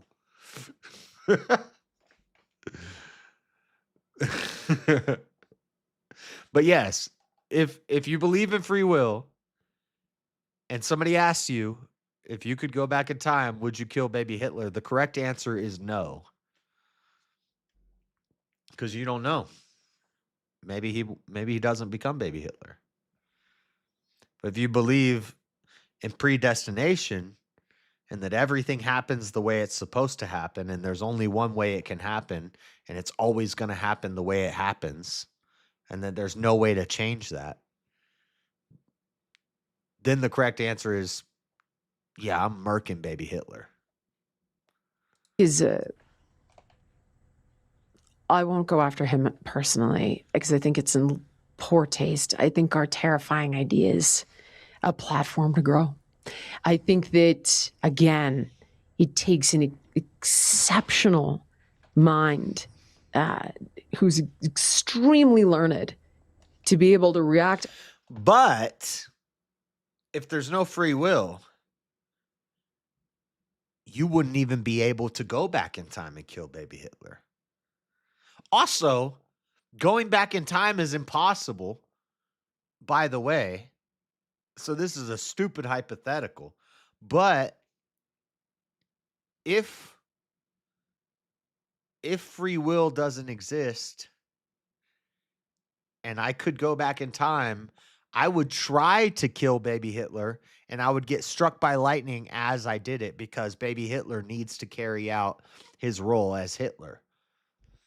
So I wouldn't even be able to kill baby Hitler. It would have been my destiny to go back in time and try to kill baby Hitler and die in the process. And then baby Hitler would grow up to be Hitler. That's deep. That's deep. That's deep.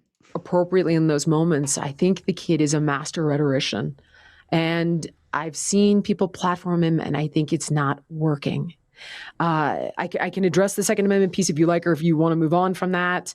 If you want to address it, yeah, you can. Can I ask you one question? Yeah, go ahead. Oh, sorry. My only thought on that, honestly, was maybe the one moment that he actually made a point I thought was interesting, because I had just yesterday interviewed Carl Higbie about that, about the Second Amendment, and, you know, what were his thoughts, and pushing like, oh, well, you know, the founding fathers didn't have assault rifles.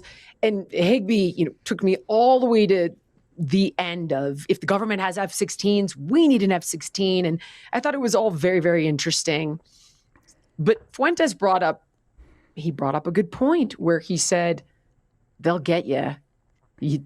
No one needs a gun. Mm-hmm. And I was like, wow, I didn't think about that when I was interviewing Higbie. That's just all transparency. No, I think you did bring up a good point with that. Yeah, that the Second Amendment, obviously, for me, is foundational. But they can deplatform you and debank you. So there need to be some, I would say, additional protections in the new world. Not stripping of rights and protections, but adding because of people being debanked. And country where I was raised, Canada, I mean, it's weird that you have a totalitarian hellhole that's also filled with pussies, but that's how I would describe Canada. I know it seems like a misnomer. It won't let you type. It won't let you type his name in the chat. Yeah, that doesn't surprise me. Let me ask you, what's your position on the Second Amendment since we're there, and has it changed, or have you always been where you are now? I think I've always been where I am now, and here would be my position. I don't know, because I've used his picture and thumbnails. I've used his name and titles, and I've done streams. The streams didn't get taken down. The streams stayed monetized. So I don't know. I've done multiple streams where I talked about Hitler for the entire stream. So people are like, "Oh, you got to say Mustache Man." No, you don't. I don't know. Now, of course, if you did a stream where you're like, "I love this guy." See, I won't even say that. I don't even want to say that. but if I've done streams where I've went through Hitler's whole life on stream, and I did a stream kind of recently, maybe it was like sometime over this past year, where the whole point of the stream was Hitler right or left wing? And we talked about it for like 10 hours, and I watched videos. So it's just what you're saying. It's not like you're not allowed to say the word Hitler on YouTube. It's just what you're saying. If you start saying, "I love that guy," its cost was, see, now I don't even want to hint at some of those things, because yeah, you can't say that stuff. But bad, evil, bad guy. Okay. But you could talk about that. There's a lot of words I can't say while others can. It's a trip. Can you guys see that in the chat? Can everybody see that, or is it blocked? Can you see what I just put in chat? Because I just want to prove that Marilyn's lying. Or she said something crazy. I don't know what she said, but I'm pretty sure that you guys can see what I just put in chat. So I don't know what you're talking about, Marilyn. I live in a reality. This is kind of our continuum conversation of the perfect family, right? If there was a perfect world where nobody had a gun, then I wouldn't see a need for one. The reality, like if everybody was a good guy and nobody robbed people and raped people and murdered people, sure, but that's not the world we live in. Bad guys have guns. It's my understanding that there are like 400 million of them in this country. I think 20 to 30 million of them are illegal. I can't cite the source on this one because I don't recall in the moment, but by all means fact check me. This is what I You can't see it? Nope, they blocked it. For real? I can see it. It's on the screen.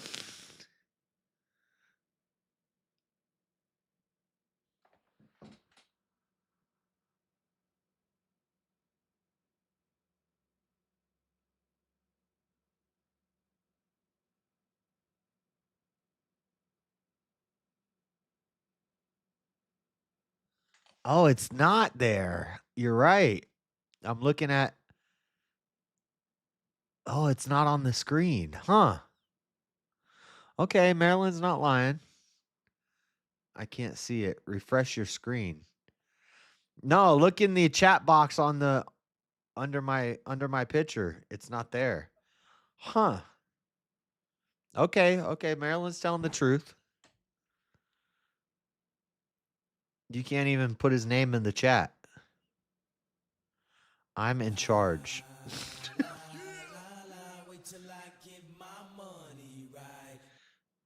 You are not in charge. For real, it was blocked. I'm watching on two. Yeah, well, you can see on the chat box right underneath on the screen. Which also, by the way, why is it so low? That needs to. My chat box got like the aspect ratio or something changed because it's supposed to be higher up. It's too close to the bottom bar down here. I need to pull it up a bit. Yeah, they did block it, huh?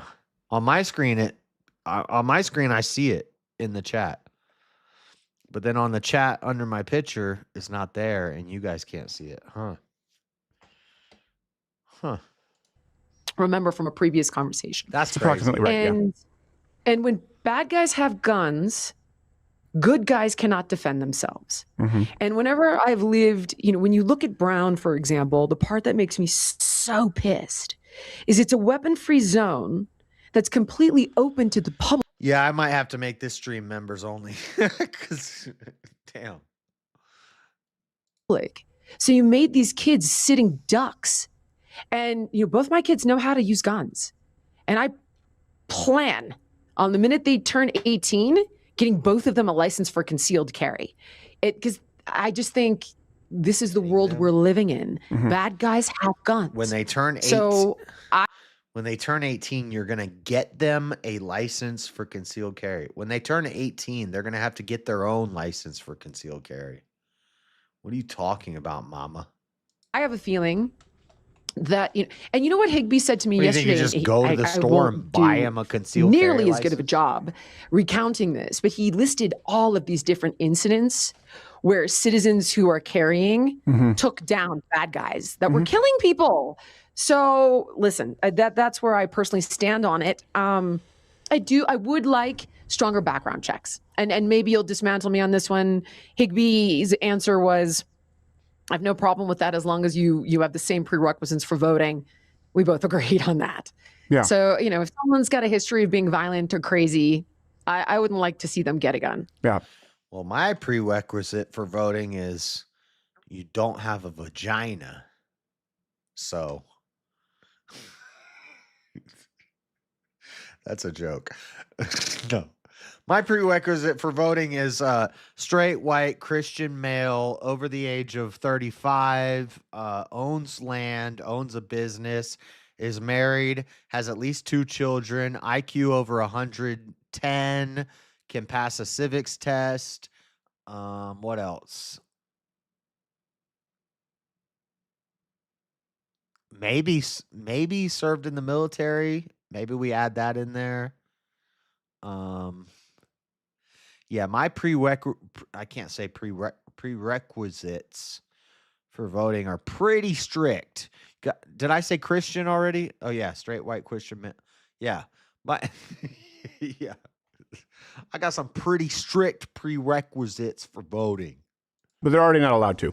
But I don't want to go after that because it sounds like we agree pragmatically. But you did say you don't want to because there's no moral framework as far as interviewing certain people. What I am interested in knowing is, what is your moral framework on the Second Amendment? Sure, the real world is bad guys have guns. The Second Amendment? Listen, if this kid didn't say women want to be raped. Oh, not a felon. That too. Yeah, my prerequisites for voting, I would definitely not be allowed to vote. Raped and they want the beat out of them. Of course, listen, if I didn't feel, I have a mixed race family. No, what's your I'm asking you about my question. Yeah, Second Amendment. What's your moral framework on the right to own guns? Not that bad guys have them. What's your basis of your rooting ideology as far as should people have the right to own guns, period? Why or why not? That's what I was asking. Well, it's in the Constitution. It's in the Constitution for a reason, to prevent a tyrannical government from literally enslaving a population. I agree with that. What Fuentes pointed out, though, is they'll get to you anyway. Right. And I had a blind spot there. So there's that piece. You mean you agreed with Nick Fuentes on something? So you wouldn't disavow that thing that he said, right? And there's also the piece of she's scared to say I agree with him on that. Bad guys have guns. And I think we need at least a fair shot. So that's my moral framework. Yeah. Is that fair? It's not one I've given a ton of thought to. I wanted to clarify that it's not based on that's at the top. No. Your moral framework. Are you a Christian? This is why I love JLP, because every interview he does, at some point he's going to say, "Are you a Christian?" That's what I need to know. No, I wanted to make sure I'm it not an wasn't expert in this area. This is a personal opinion. Well, that's what a moral framework is. Phobia So that's why I was of asking, so we see where we agree. For me, the foundation is pretty important. I agree pragmatically. Wheels. I mean, 94% of mass shootings take place in gun-free zones. 500,000 to 3 million defensive uses of firearms. You were setting the anecdotal, and those are very powerful. But statistically, it's overwhelming. Far more defensive uses than offensive uses. And it's not even close. I mean, gun ownership correlates with lower crime, but that's not the basis of my opinion, the Second Amendment, coming from a country where you don't have the right to defend yourself. Right. The moral framework for me is the God-given right to self-preservation. And anyone who speaks out against it, even if no bad guys have guns, God should damn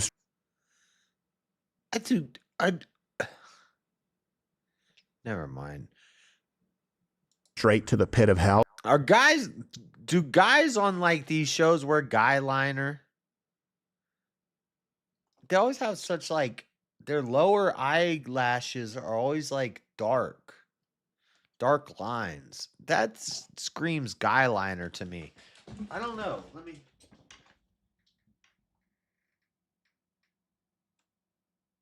It's not lighting. How are your bottom lashes so damn dark, Steven? Looking like what's his name? Misfit Patriot over here.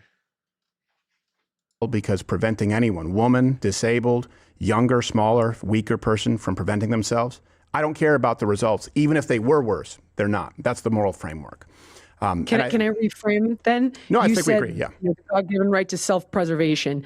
What I mean by bad guys, if bad guys didn't have guns, to take it a step further, there'd be no need for self-preservation. So I'm in full agreement with you on this one. Yeah. At least I am. Well, no, I'm glad to hear it, because that's a big one. That obviously, and it's one where I disagreed with Nick. I'm further to the right.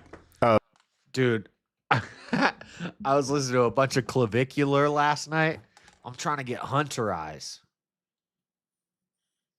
I naturally have hunter eyes. It's like the golden ratio.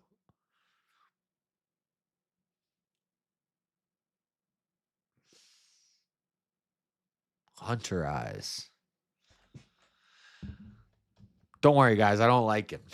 I don't like Clavicular. I think he's goofy as fuck. But I'm just saying, I was listening to some videos, some stuff from him last night. Of Nick. I don't know that it was a strong disagreement, but I told him it sounds a lot like the left saying it was just for muskets. Let me ask you this. If you learn something, like you just said, from Nick on the idea that there need to be additional protections, could there be some other things that maybe you would learn or gain perspective on by talking or listening to him? You ain't bogging anyone. I think in our cost benefit. Bro, I'm bogging everybody I walk up on. Look at this. Let me hit him with the blue steel. Hold up.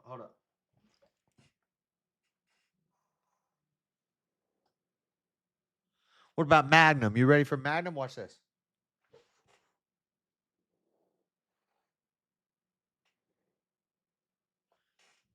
Bruh. I'm mogging.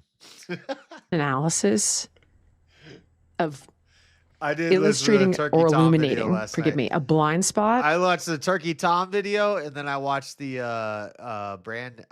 Why can't I remember his name? The interview that he just did 2 days ago. Versus elevating what I believe to be our terrifying ideas. I'm going with still no. Okay. And all I'm going to tell you is that there are people who are far better at this than.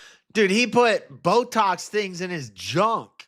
Like he put the strings, the Botox strings that they put in their face. He put those in his junk. That's crazy. And then the face smashing.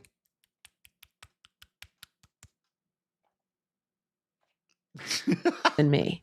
I'm just truthfully a concerned mom and a concerned crushing citizen with regard to why I engage in these conversations. Not Fuentes.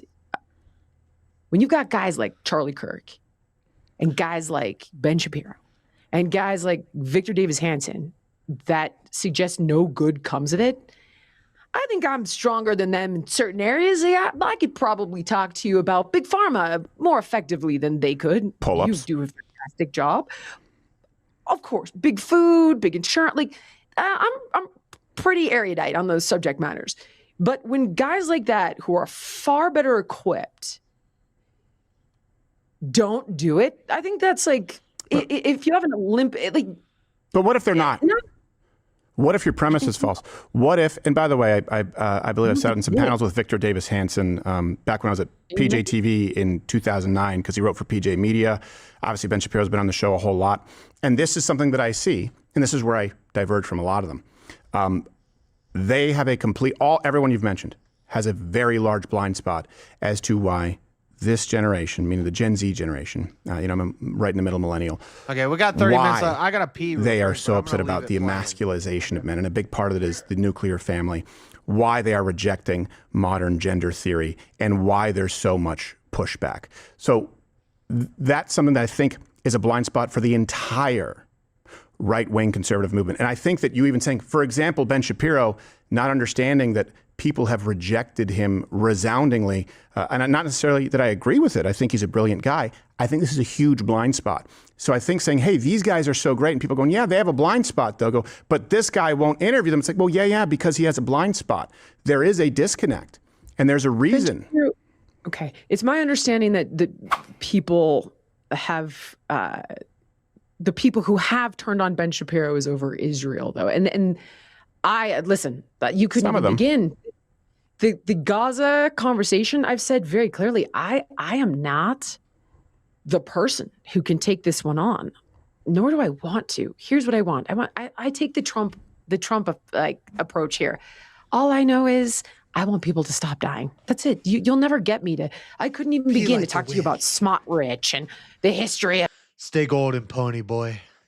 This and they did that and then they did this and then it's like insane. This is kind of what I mean about Stalin. Like I was lucky enough to know a little bit about that. A ball and stuff you in my vagina. But I can't hear him. Hold on. I pulled my cord out. But see, that's a good thing that I can pull my cord out. Because if you can't pull it out, Sometimes you break it off. I've sat in interviews where people are like, "Did you know that Netanyahu funded Hamas and he wanted this?" And like, I don't know that. Then I'll Did you hear what he's talking about the bag holds where he you take a grocery bag and you wrap it around your wrist and then you hold on and you just let it hang there while you're driving? It's like you could gain half an inch. I'm laughing. I'm about to try that later. But anyway, go talk to someone like Dave Rubin, and Dave Rubin's like, no. That's not what was happening. What was happening here is they thought that Hamas at the time, 30 years ago, was a better alternative to Arafat. I don't have the ability. Do you see what I'm saying? Nor like that's what I mean. If I see what you're saying. Yeah, that's what I'm trying to say. And that's where we disagree. And I think there's the quote about the man who enters the arena. And I think at some point, all the people, all the men, women, Zs who don't enter into the arena are less productive.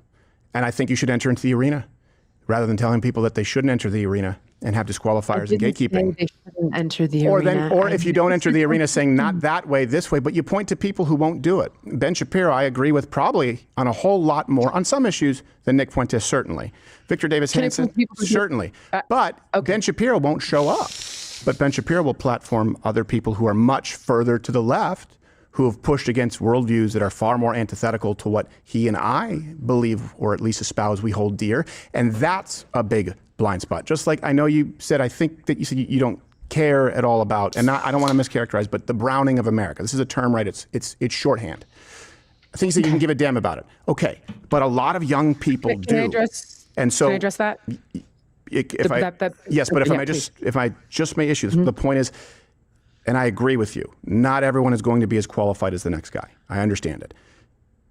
But then you end up abdicating, and if everybody abdicates, then nobody actually has a conversation of ideas. And in my experience, which is more than anyone in this movement at this point in time, I've been here longest, is more corrosive in the long run. Let's take this example to go to that, the browning of America. Young people do. They don't want their neighborhood to look like little Bangladesh. The culture issues are where the old conservative guard are losing, and they're going to continue to lose. So I think our concern is from two different sides there. Okay, so first thing, with regard to, I never said no one should talk to Fuentes. I said I wish that Tucker had done it more effectively like he did with Ted Cruz. Agreed. I was asked by Marissa Street, why wasn't I upset about Patrick Bet-David's interview? And I thought Patrick Bet-David, in his way, he's not aggressive at all, ever. But I thought that Patrick Bet-David, in his way, did effectively dismantle his ideas. And, I could give you a specific when Patrick Bet-David addressed his concerns of Fuentes's concerns of organized Jewry. PBD said, I admire this quality. I don't resent it. I don't fear it. I want to understand it. I want to emulate aspects of it. This happened before Tucker's interview. I was asked specifically about it. And I was like, well, I didn't say anything because I thought that he effectively dismantled or provided a better alternative to Fuentes's ideas. Now, you want to talk about browning. For me personally, the melanin in someone's skin is not my concern. Chanting death to America in Dearborn is my concern. Sure. Like that worries me. Me too. Common ground. Yeah. No, not a fan of death to America. Okay, so Stephen, I actually have listened to you here, and I to be dead honest, very recently I listened to it must have been a couple of weeks ago, and I don't remember the name of your episode, but you got into Muhammad, and I was like, they're going to kill this guy. Like, I genuinely was worried for your life when you were taking that one on. A couple weeks ago, he painted Muhammad like 8 years ago. He painted Muhammad with period blood and tampons on his show. He used tampons with period blood to paint Muhammad. It wasn't actually period blood, but that was the whole bit. And they put a damn fatwa on his head. So he's had a fatwa on his head ever since you were calling 4 years before you called Hitler or Trump Hitler, Jillian. And that's why he's saying, shut the fuck up. Like, what are you talking about? He's not trying to hear what you got to say. This isn't anything new. You just saw this 2 weeks ago? Well, but I yeah, that's not new. When you have do a sketch as Bob Ross painting Muhammad, and then you go back to 2009, I did a Three Stooges routine of Muhammad beating his 6-year-old wife called the Quran Challenge. Yeah, I mean, listen, we you know, all I'm going to say is like I have similar concerns with regard to culture. Yeah, I think we're on the same page. It has nothing to do with the color of someone's skin, though. And if I could give you a few examples. Patrick Bet-David is Persian. Vivek Ramaswamy is first gen, obviously. He's very Persian. Indian. No, I'm Patrick Bet-David. I've been to his house. I've walked in. I'm like, nothing like perpetuating the stereotype. It's marble and gold. Like, let me put it to you that way. I couldn't afford the 2.5-pound gold lion in the front door. Okay, my man. So it's like, dude, this is exactly how I'd picture. It's like Xerxes' house. Okay, but are you concerned? Okay, hold on. Are you okay? More to my point, though. Yeah. Do you want Patrick Bet-David to go home to Iran? No, of course I don't want Patrick Bet-David to go home to Iran. We're on the same page. Well, yes, we're on the same. But here's the thing: is back then people said it was Nazi for even speaking out. I mean, I lost my management. I lost my booking agent. Yeah, for a lot of this because you couldn't even. Must be nice to have management and a booking agent to lose. I had to fire my whole staff. They weren't getting shit done. I fired all of them. Couldn't afford it. Question Muhammad, right? Question Islam, because that was sort of something you couldn't do back then. People are scared. But I do. I don't like that. I don't want to hear about you bitching about you lost I lost my management, my talent agency, my booking agent. I lost my producer, my co-host. I don't know what any of that is. What are you talking about? Think that race has a component. Now, of course, not all.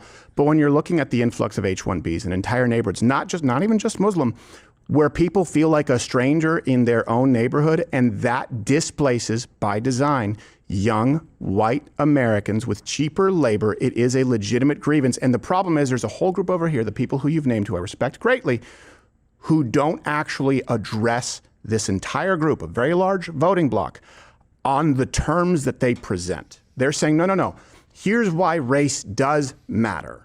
And I think they get it wrong sometimes, but it's not completely invalid. But again, you just brought up the fact that, young men are feeling young. By the way, I would bet you that young American men who are also black and brown, I've seen a lot of young black American boys who don't like immigration for the reasons you're just talking about. So again, this is where the melanin piece, I don't think is productive, and I don't think it's relevant. But I do see all your points with regard to immigration and cultural assimilation. Mm-hmm. Yeah, and I think and again, sometimes what I'm just saying is we need to be charitable to people who, if shorthand, say Browning of America, or if people say shorthand white Americans when they talk about displacement. Let me ask you this. Would you care if white people... That's not what... These are not things that Fuentes says. No, but I'm saying, let's take the people who are listening. A lot of young people are concerned about this. And I think we need to, especially if you want to reach them. I personally don't think I'm going to be effective at reaching these people. I don't think I'm the one. I think you are. You're not going to be effective at reaching anybody except for a granny who wants to tighten up her glutes. Jillian? And that's kind of one of the reasons I guess if you were to say, you asked me to do that, I mean, I guess I am kind of asking you, can you disavow? Well, yeah, rape? No, I already have. I don't know. I don't like rape. All right, then there we are. Okay, well, good. Now, if we're talking the fantasy, I got a padded headboard for a reason. I know, but and a leather football helmet. Let's keep it. Yeah, I know. The problem is she just looks like she's special needs. I also have a padded headboard. I do like a padded headboard. Even though I've never broken it in, there's been times in my life where I've had a lady friend and a padded headboard. Now I got one just for myself. Because sometimes I like feel a little crazy and I just start smacking my head against it. I'm like, no, it's part of the role play. But let me please. ask you this, Jillian, would you care if? And by the way, if you have time, I do want to when we go to. I know we've gone late to Rumble Premium. I want to ask you some fitness stuff because it's just I never get to talk Oh my about God. it. Okay. But would you care, for example? Because I will tell you a lot. You're gonna ask her fitness stuff. How much can you bench, Jillian? 185. Shut the fuck up. A lot of young people do. They view it this way when they're polled. What Would the you heck? care if white people were a minority? What button did I just push to make it do that? I'm learning hotkeys. I don't know what. Nope. Nope. Get that out of here. X? I shouldn't start pushing buttons.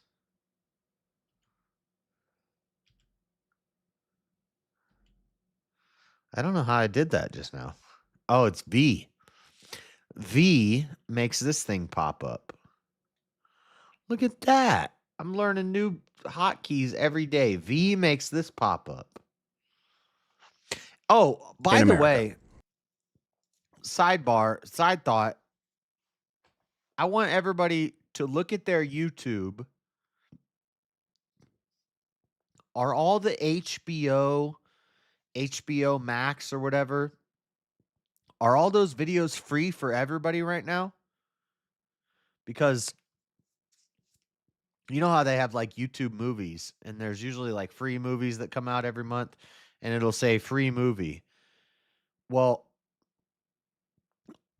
for some reason, all of the HBO movies, like Weapons, Weapons is a fairly new movie that came out recently. All those HBO movies on my YouTube, I can watch all of them right now. And it says purchased, purchased, purchased, purchased. But I didn't purchase anything. So I don't know if this is like a free promotion that they're doing to get people to join the HBO Max or whatever on YouTube. But all the YouTube HBO movies I can watch right now, like new movies. I can watch them all, but it says purchased. So I don't know if I like butt purchased HBO or I'm a little worried that I'm going to get some sort of charge and that I signed up for HBO on YouTube. I'm hoping it's like a promo, but it says purchased. Like, let me see. Let me see if I can show you. I don't know if it'll work on here on YouTube, but so usually if you scroll down a bit, top news, no.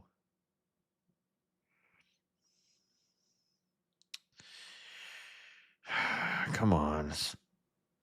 YouTube's not loading, but oh, HBO Max.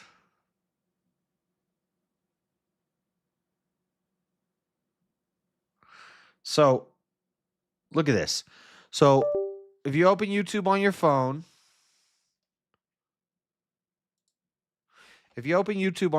at the top, it says HBO Max. Click on it. Look. Purchased, purchased, purchased, purchased. This is HBO Max on YouTube. Everything says purchased. Did I butt purchase HBO? I didn't purchase shit. But look, they all say purchased.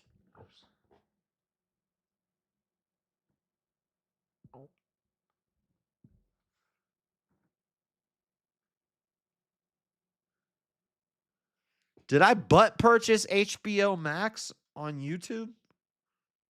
I didn't purchase nothing. They better not charge me for this. And then I looked in my account because I was like, what is this? Why can't I watch all this stuff? Is this happening for everybody else? And there's some decent movies in here. Weapons. I had to watch Weapons bootleg. Now I can watch it. Logan. War of the Planet of the Apes. Dark Knight. This is probably my favorite movie ever. It's a tough choice, but The Dark Knight's probably my favorite movie ever. I think. If you hold a gun to my head and tell me pick a movie right now, one movie, it's probably going to be The Dark Knight.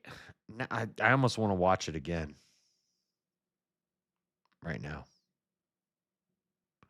I played that movie when I went to sleep every night for like 6 months straight. I just watched that movie every night while I went to sleep. Make sure to cancel before the trial ends. I didn't sign up for a trial. What the hell? I did not sign up for a trial. Did I? On accident? How did I do that? Is that a thing? I didn't sign up for a trial. Is this happening to anybody else? Does anybody else see this? Yeah, agree. Pardoned J6er updates. Emily Hernandez and Shane Woods got 10 to 15 years in prison for lethal DUIs. Andrew Johnson charged with sexual abuse of 11-year-old, and John Benuelos kidnapping / sexual assault. Okay.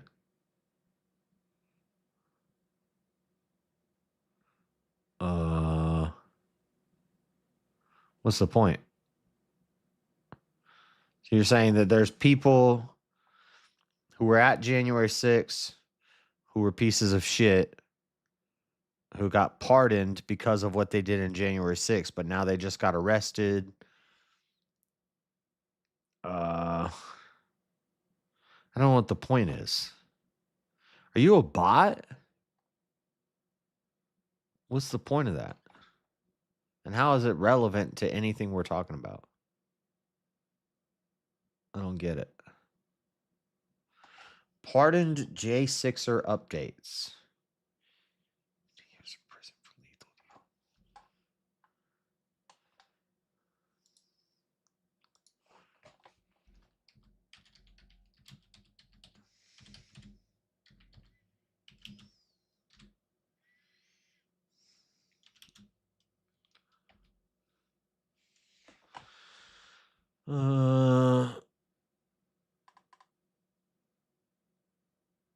This is an update. You're sending me something from January 30th of 2025. January 6th rioter pardoned by Trump is sentenced to 10 years in deadly DWI crash. This is from January. This is from 12 months ago. That's not an update, retard. Let's see. Let's look at Shane Woods.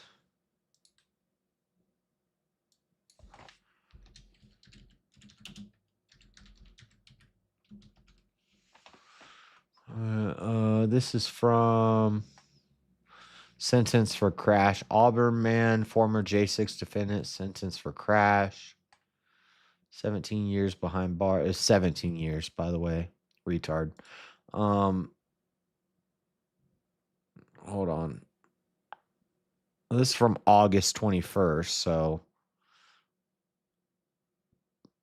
also not breaking news. Dumbass. What's next? Let's look at the other ones. Andrew Johnson, charged with sexual abuse. Andrew Johnson. Yeah, don't drink and drive. That's the message there. We learned this, 4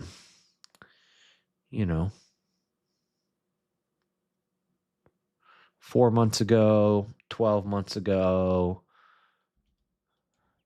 What is it? What was the name? And I've probably, I do a show weekly, so I probably already talked about this before. I'm just doing fact checks on Julia Collins, this high IQ person. This high IQ liberal feminist woman. I just want to see what updates she's giving us. Andrew Johnson. Sounds like a fake name.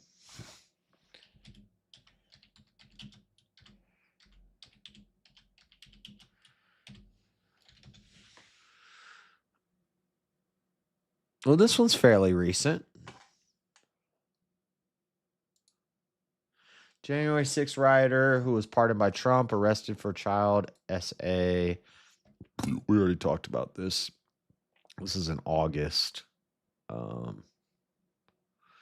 wait, what's the date on this? Yeah, I already have folders on all this stuff. So, thanks for nothing. Good job. Hold on. Let me look up BLM rioters. Let's look up BLM rioters. What they've been arrested for. Oh, that's right. They get released from jail and then they light people on fire and stab them to death on subways. You fucking idiot. Honestly, the skin color thing's not my issue. The value thing is my issue. I'm being honest with you. Like my issue are American values. I don't personally look at it as a melanin thing. I just don't. I have two half siblings. They're Venezuelan and Mexican. I got a kid that's black. Oh, they must hate each other. They actually don't. My son is half Latin. Like I just don't. My dad's an Arab. Like my mom's my mom's mom is like I just don't. The skin color thing is not my issue. Delete the I don't phone. care. It's for me. It's about principles. That's so true, Rome. Next year, this bitch gonna come into my chat saying, "Update: Charlie Kirk was just shot."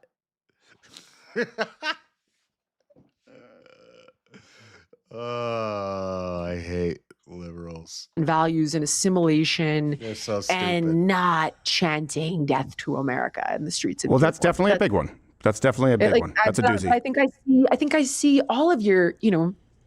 I think I have, like I said, I have listened to you, and I tend to agree with many of your concerns. I just don't equate them to skin color. I'm not equating them to skin, but I'm saying you do need to understand why some people might, and then you can present the why. Well, hold on, it's not just skin color. Now, here's the thing, though. There is a component of that, right? We make generalizations, and we have to. It's a self-preservation mechanism where you go, okay, we've tried a lot of immigrants, for example, from a place like India. People from India tend to look more similar than people in the United States, different skin color, and the assimilation isn't there. It's not there in a way that we saw. They also tend to shit in the streets and then throw it at each other. No, no. The festival where the Indians throw poop at each other, that's cow poop. But they do take shits in the street. From Irish Americans that we saw, from Italian Americans that we see with Jewish Americans, I would say, where I disagree with someone like Nick Fuentes. Polish. To be fair, they also take shits in the street in every Democrat-ran city. So it's not like it's that crazy. It's just, we see third world countries in LA, Chicago, New York, Atlanta. It's Minnesota, Minneapolis, Portland, Seattle, Salt Lake City. Even in Salt Lake City, we got shit on the streets. You can, if you spend enough time in the streets, you learn to tell the difference between a dog turd and a human turd. And I'm just saying, the reason you learn to tell the difference because they're both readily available to be looked at on the sidewalk. So in any Democrat ran city, every Democrat ran city. So, it's funny when I go to like the suburbs and like a nice country town, whether it be in Kansas, whether it be in Virginia, South Carolina, North Carolina, Tennessee. When I was in Nashville, I didn't see any shit on the streets. I don't know if Nashville is a blue or red city. Most urban environments are blue. But you definitely see shit on the streets in Memphis. We just got. Never mind. I'm not gonna do that joke. I almost made a very. Oh, I almost made a bad joke. I'm gonna hold that one in, but uh, the baddest, definitely a bot. Yeah, that person's dumb. Americans. And a big reason for that is because we share, you know, if you take Italian immigrants and Irish immigrants, they'd be in different boroughs maybe, but they share a common religion, a common language, especially if they learned it here. It's not like one is from Mars and one is from Venus. And so the shorthand is, okay, no more people from this country that happens to be brown because they don't become good Americans. And they're displacing Americans as far as work, as far as culture, and it's legitimate concern, and it's why people like Nick Fuentes are just eating the lunch. I don't know why that goal says ended a month ago. It's supposed to be, there's not supposed to be an end time on the goal bar because it's supposed to be like a 6-month goal. So I'm going to have to fix that later. But of a lot of the people who you list, old guard conservatives, it's not even because they're necessarily wrong. On some issues, they're right and he's wrong. I would agree with him a whole lot more. It's that there is this pervasive ignoring of grievances from people saying, well, it's not that, it's this. And I've just never seen that work. That's my point. But I actually agree with you. I just think you do a massive disservice to the message. And you damn, it's 3 in the afternoon. I'm gonna miss VK. We gotta get through this. Okay, I gotta play this. hand somebody a weapon to club you over the head with and utilize against you by making it about skin color. All of the points you make, they happen to be, hey, listen, if you're from this part of the world and you believe whatever, we could get into all the different ideas that are. I'm not mad at her for saying what she's saying right now. I tried this for so long. I tried doing the skin color is just the amount of sunlight and the climate, but and I think I still believe that, but I keep getting pulled away from it. Like I don't want to believe in genes. I don't want to believe in DNA. I don't want to believe in genetic. I think it's a spiritual thing. It's not a physical thing. It's not in your DNA. It's not in your genes. Those things aren't real. But then I keep getting pulled back to it because it's like we do think differently. We do act differently. Like, I don't know. It's tough.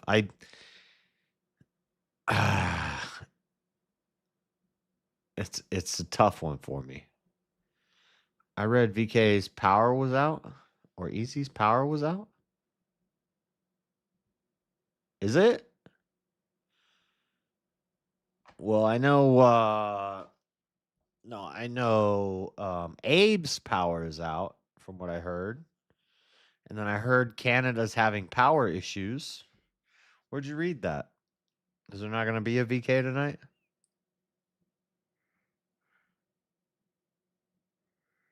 Delete the folder, Josh. Bro, y'all need to tighten up your dang power system. Where'd you read that? In Discord?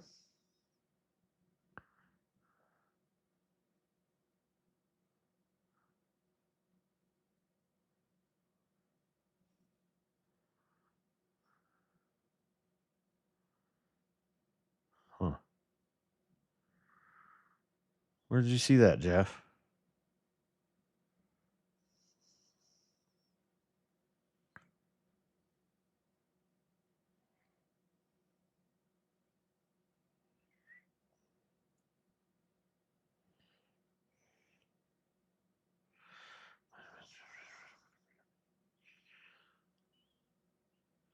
It's in the Discord and on the community post on Easy's channel. I don't see it in the Discord. Oh. That's what somebody was saying earlier. They were saying Canada is having power problems. And then they said, one of the moose jumped off the wheel.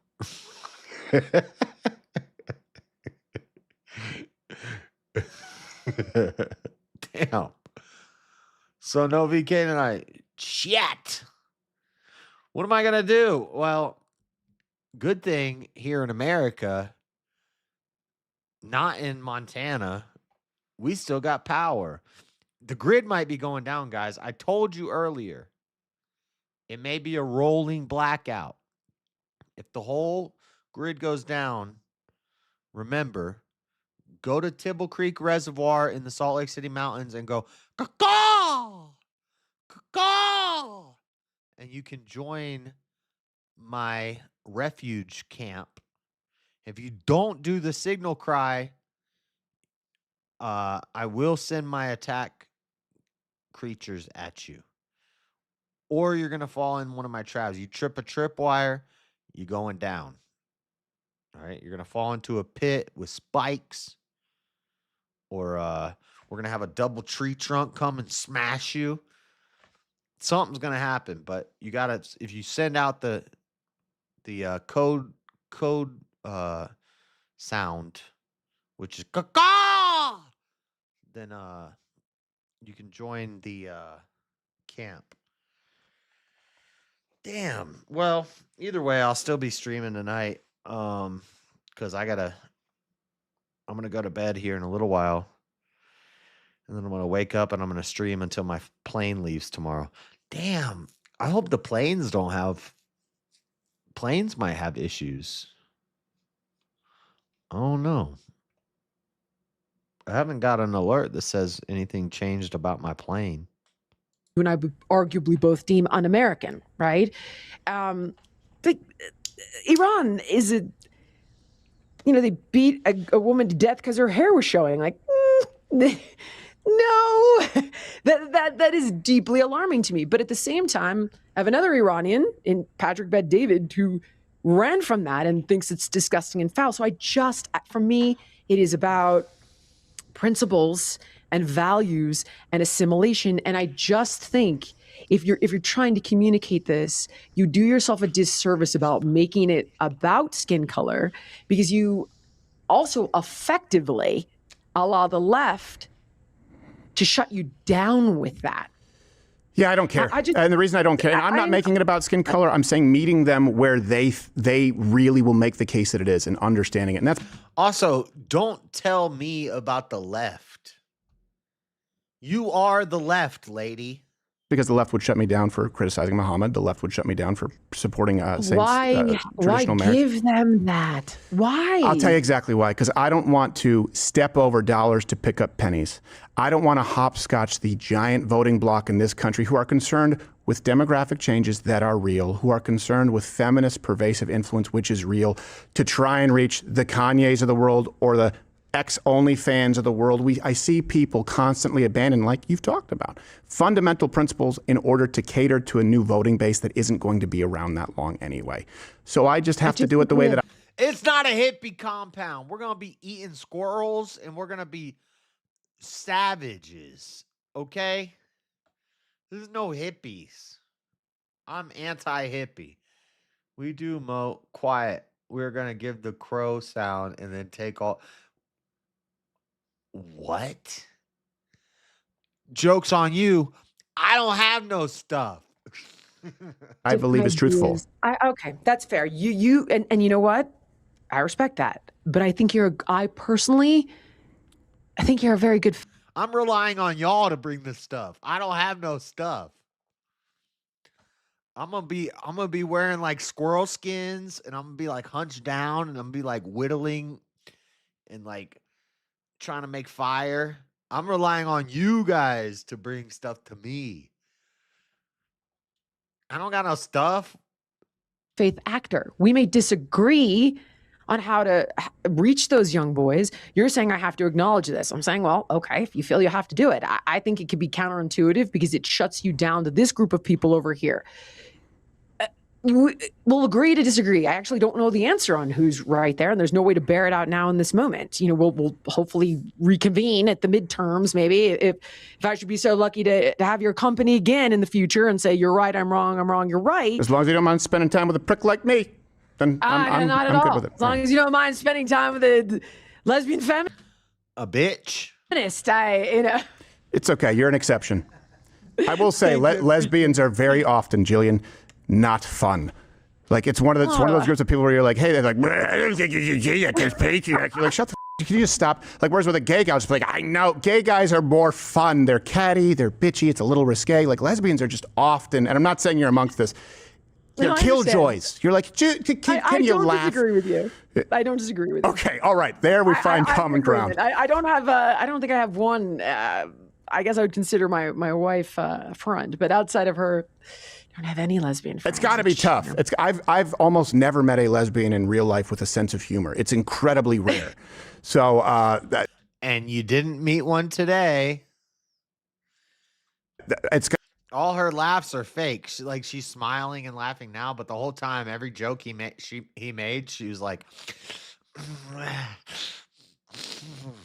"Oh, Steven, you said the N-word." Got to be tough to be around those folks. I had something I wanted to ask. I don't remember exactly what it was, but yeah, I understand where you're coming from, and I think we got to the foundational disagreement. I wanted to ask you, you know what, we're not going to premium. We'll just keep this today. It's before the Christmas episode. Let me ask you, obviously you came to prominence fame with health and fitness, because it always sounds like, sort of a pejorative. You're like, with working out, but you know what I mean? Health and fitness is your specialty. What would you say are the most important? Because there's so much now in the age of influencers, right? You'll get a guy who's just obviously on anabolics and be like, buy my tea. And you're like, tell him about the trend. But what about, what do you think should cut through the fog? What do you think are the most fundamental sort of precepts that people need to know, especially going into the new year, as far as strength training, like the fundamentals without getting off in the weeds? You're spot on. My hippie compound is going to be like the movie Midsummer. You ever seen that movie? Yeah. And it's really all about the big rocks. And that just means, listen, this is all very simple, but it's not easy. And that's a separate conversation as to why. But eat whole foods. Don't overeat. Move more. In a perfect world, you'd have a strength training goal. 4 days a week would be amazing. 3 days a week would be good. 2 days a week is still solid. So meeting people where they're at, but obviously strength training, having a step goal, engaging in HIIT training. Exercise is the #1 form of preventative medicine. Focus on your sleep. This is dipshit stuff. I think the depth of the conversation is why are.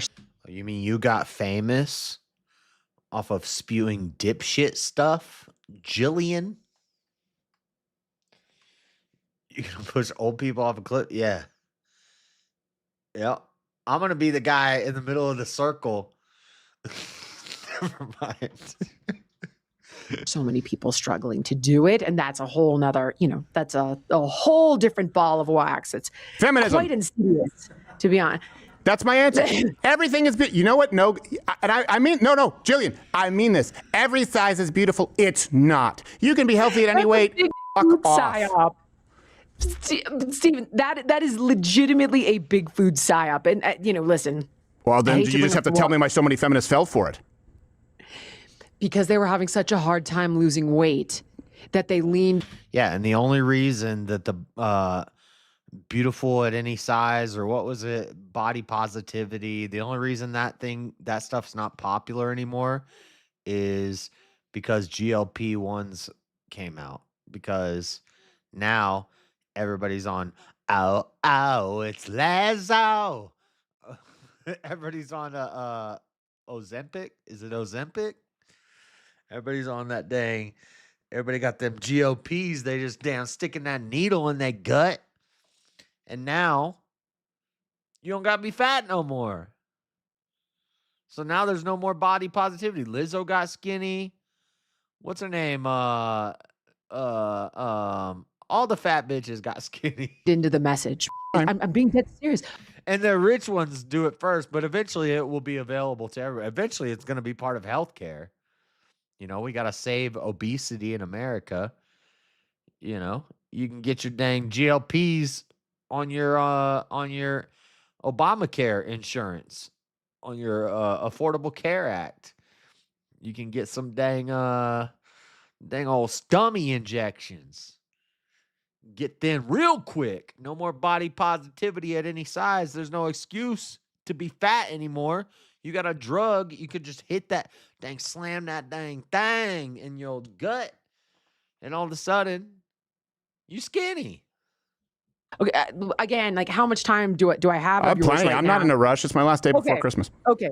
So the Washington Post, actually, I know you want to vomit, but just hear me out. They actually did a really good job in exposing the ways that big food worked to push this narrative, whether it was paying off registered dietitians, influencers online, coming up with hashtags like derail the shame, and they were very effective. Now, when you have a group of women who've been struggling with their weight for a host of different reasons, and you say, oh, no, listen, this is a host of different reasons, like eating garbage and being lazy. A host of reasons why they're fat. It's not your fault, because already they're feeling ashamed. They're beating themselves up. They don't know what's wrong. And you say, no, this is awesome. And this isn't your fault. And, probably genetic. And they're like, oh, this is awesome. This is great. This is not my fault. And it's genetic. And how dare you, you fat shamer. Yeah. And then you had Big Pharma turnaround. Mm-hmm. And their narrative was, no. We're gonna play on your apathy and in your, this assertion that you are a victim of circumstance. But it's not that it's beautiful. It's not that it's healthy. Beauty's in the eye of the beholder. But it's not that it's healthy. It's not. But it's genetic. You see. Yeah. And so you're a hapless victim. And what you need now are our drugs. And I would argue in this particular instance, this is not feminism. It's a vulnerability to what I say. Culture norms with regard to body size. That would be my argument. And I think women are being very effectively manipulated by these two industries. Yeah, I think, I think that the fat pride, I don't know if you know this, I actually was published. So I actually went into C. Matheson. This was during COVID. I wrote a paper on fat pride as a method of self-care in the era of Donald Trump, and dressed up as a lady in a sweater. And I had to present it digitally at a town hall, put on a fake belly. And they were like, wow, this is so brave. And I was like, I just took a bunch of buzzwords and wrote it. It was an academic conference, I should say, where it was accepted. And I realized and it was all women. And I will say this, I do think so, because there has been, and this is a big part of young men when they talk about feminism. And I totally forgot when he did that. That was so funny. He went in a fat woman suit. Now, he looked like a man. You could tell he was a man, but he was a fat trans woman, and he went into like a feminist obesity conference, and and they just accepted him. Like, they're like, oh my God, you're beautiful. Well, I think I'm overweight and I still have my penis. And they're like, it's okay. You're one of us. A lot of women, like, they just hate women. It's that young men do face an accountability and a direct feedback mechanism that a lot of young women don't. I have a twin son and a daughter, both 4. And I am going to, and I had to think about this a lot. I am going to have to raise him and say, hey, you are not a piece of shit because you were born a white male. You are not guilty. And tell her, hey, you are not perfect the way you are. You're not a princess because you were born a lady. Everything else is earned. You were both fearfully, wonderfully created, but your actions define you. But it is two very different messages from society. Young men, guilt, check privilege. Young women, you're perfect. If he doesn't like, this is just for you. Because young men, like, it doesn't work. Like, you can't tell a man that he's beautiful at a big size. But Stephen, I actually totally agree with you, so much so that I got labeled a white supremacist. Nationalist, yes. Oh, sorry. Yeah. Yeah, right. yeah. Yeah, exactly. Both of which are untrue. I agree with you completely. Yeah. I really do think Yeah, she'd get a way more based points. Never mind. largely outside of, I understand gay marriage piece, and I don't even know if it's worth it for us to ever get into that down the road. But I really do think largely you and I share a similar agenda. I think I listen to you. His pregnant wife footage. Oh, you mean when he went on the back porch to smoke a cigar and get away from her bitching, and she followed him out there and just kept nagging and nagging and nagging, and he said some mean words. And then they put out some edited footage. You talking about Hillary, who's doing the basic woman thing, trying to take him for everything he's got and lying about him? Yeah, okay. So I have a limited amount of time in my life, so I can't consume everything you do, but I have listened to you. I have identified with you and learned from you on numerous topics. I agree with you. I just think we have differing ideas. Y'all would never make it as another race. You're not a philosopher. That's retarded. Well, she wanted the car and Crowder wanted to prioritize himself. Okay. We've got a femtard in the chat. Is on how to reach the end goal. Yeah. In large part. Large part. I agree with you. I was just talking about the fat pride thing in particular, because when I would talk with you. I think you're right about all of it. Well, what's funny is, boy, I was literally posts removed from Facebook back in the day in the 2010s when Tess Holliday was a big thing and the fat pride. Me saying, this person is, I'll tell you what, I changed my mind that I've wanted to do for a long time. We haven't been able to do it. Is at a fat pride conference and actually having a treadmill and a doctor present and saying all sizes are beautiful, stress test with a stack of $10,000. If a morbidly obese person can get to the point of moderately athletic, and I actually wanted to hang it from a fishing rod, along with cake, just to prove the point definitively. So it's approach. I stress approach, but okay. Yes, but that's sure, fuck it. Why not? But I remember when I would talk with young women, they would say, "Well, men can be fat and no one cares." And I remember saying, "Okay," I said, "Name me one one sexiest man ever on the list who was fat, because I can name you 10 and rattled off women." They said, "Well, someone like Chris Farley." I said, "Funniest man alive. He's attractive in spite of being." No one said he's beautiful because he's fat, and they couldn't find one. It doesn't exist. Right. And the standard for men, and this is something, again, when listening to young men, they will tell you, for young women, look, not everyone's. You're obviously very, very fit. It's your lifestyle, but men don't expect that of women. We just expect to be within the parameters of health. In other words, you can be thin. Audrey Hepburn, Marilyn Monroe, sexiest women of each decade, right? For men, though, if you look at our magazines, you have to be lean and reptilian. And that is a much more unrealistic standard. I totally agree with you. And I think it's doing a massive disservice to young men. I mentioned I have a brother. He's significantly younger. He's 35. And I have, over the past decade, shot down so many insane questions with regard to anabolic steroids. And I'm like, no, testosterone, because of the pressure they're seeing on Instagram. I'm like, you're good, sweetheart. You're fine. You're healthy. You're handsome. And I agree with you. The pressure is staggering on boys as well as girls. Yeah. And I think we're about to start healthy role models that can speak to young boys better. These young boys just happen to have access to me through my brother and have grown up around me and reached out to ask me about these things. But I agree with you. And but I do think people are being manipulated by far more nefarious, influences than feminism. I don't. Personally. I don't. Okay. I really don't. And I say because it's the root cause of a lot of, not just feminism, not just men suck, but I mean the root cause of a lot of society's ills as far as the fundamental deconstruction of our central governing units, the family, and also male-female roles in society. That's why it's important to me, and it's obviously downstream of, communism, Marxism, like a big part of it. You can go back to the Industrial Revolution and get to. That's what I said at the very beginning of this. 2 incomes, so you can have some spending money, and now we have other people raising our kids. But I will talk about this a different approach. You mentioned Charlie Kirk, and by the way, I think he's a very good man, and took it. Probably, it affected me more than most because only really 2 people consistently know what it's like to be in that spot. And I've dealt with a lot of these threats. But we did have a different approach professionally, and I disagreed with him. And let me explain to you what that is, and maybe it'll help illuminate as to why I'll sit down and talk with anyone. I had one time because the school required it. I've never had a speaker outside of the one time at Urbana, Illinois, that had changed my mind. And I don't talk with anyone who isn't sitting down next to me at that table. And that was foundation. The approach was, I don't want to yell because it's no longer a conversation.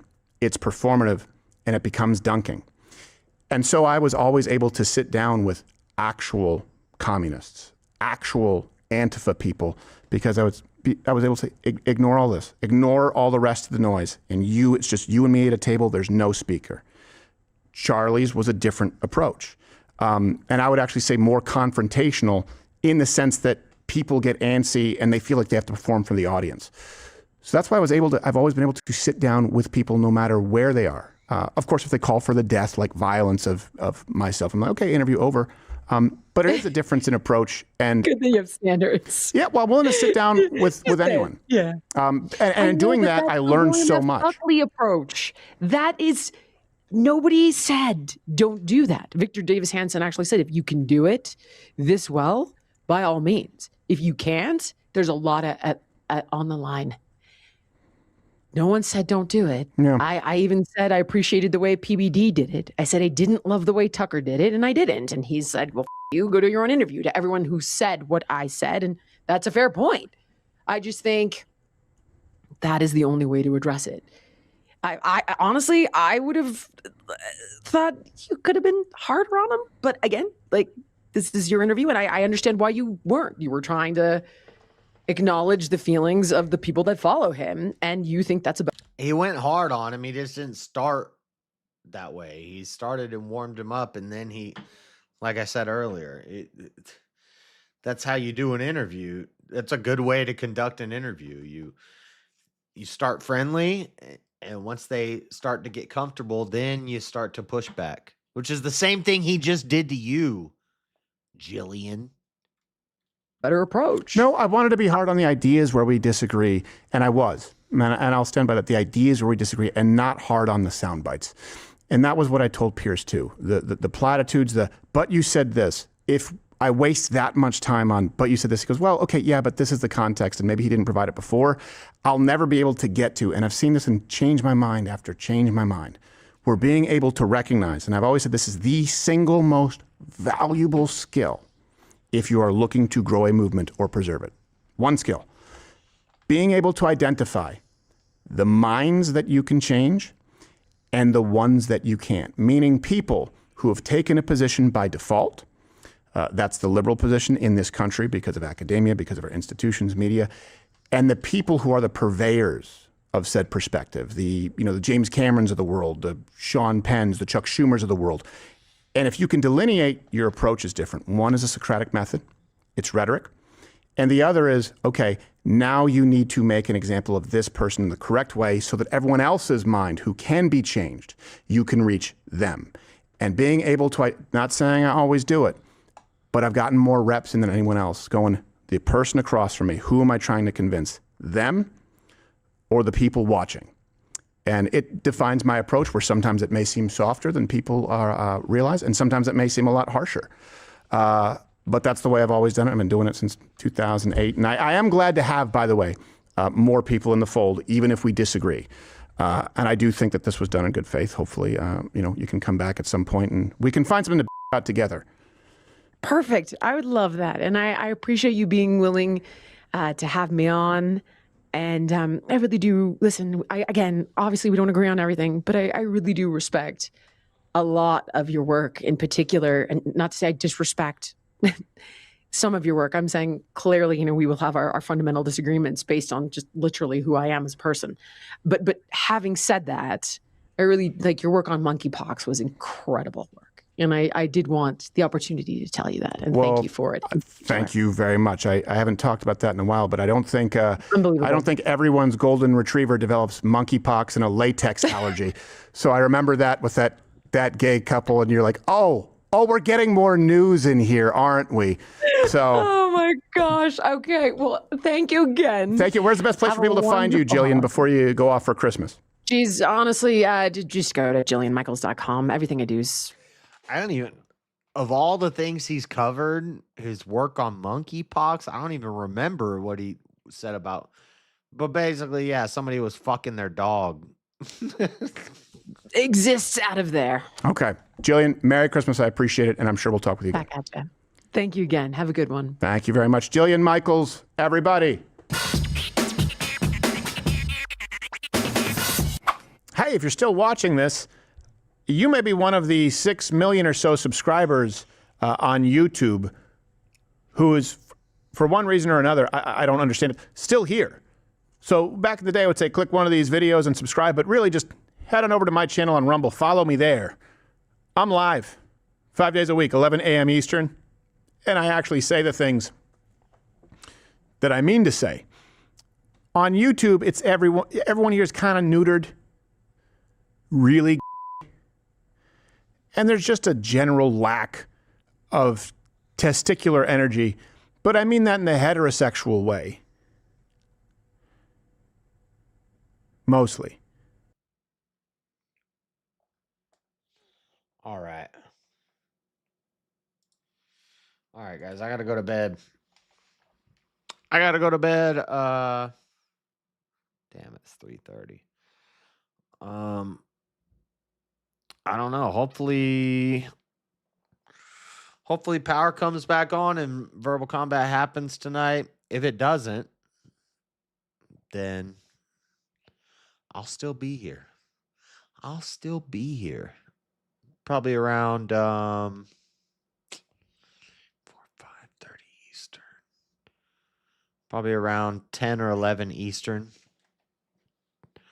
10 or 11 Eastern time. Probably 11 Eastern time is when I'll be back. And I'll be streaming all night until I got to catch a plane tomorrow. So that's the plan. Is there any streams going we can raid? I know I finally made it through. Let me see. Who's live right now?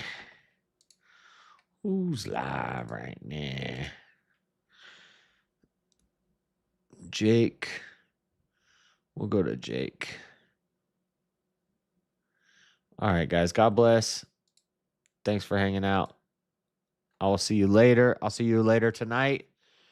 And we're going to stream until I have to leave and catch a plane. So, thank you for hanging out. God bless, guys. I'll see you later. Make sure you're subscribed. Make sure you hit the like on your way out. And I will talk to you later. I'm out. Peace.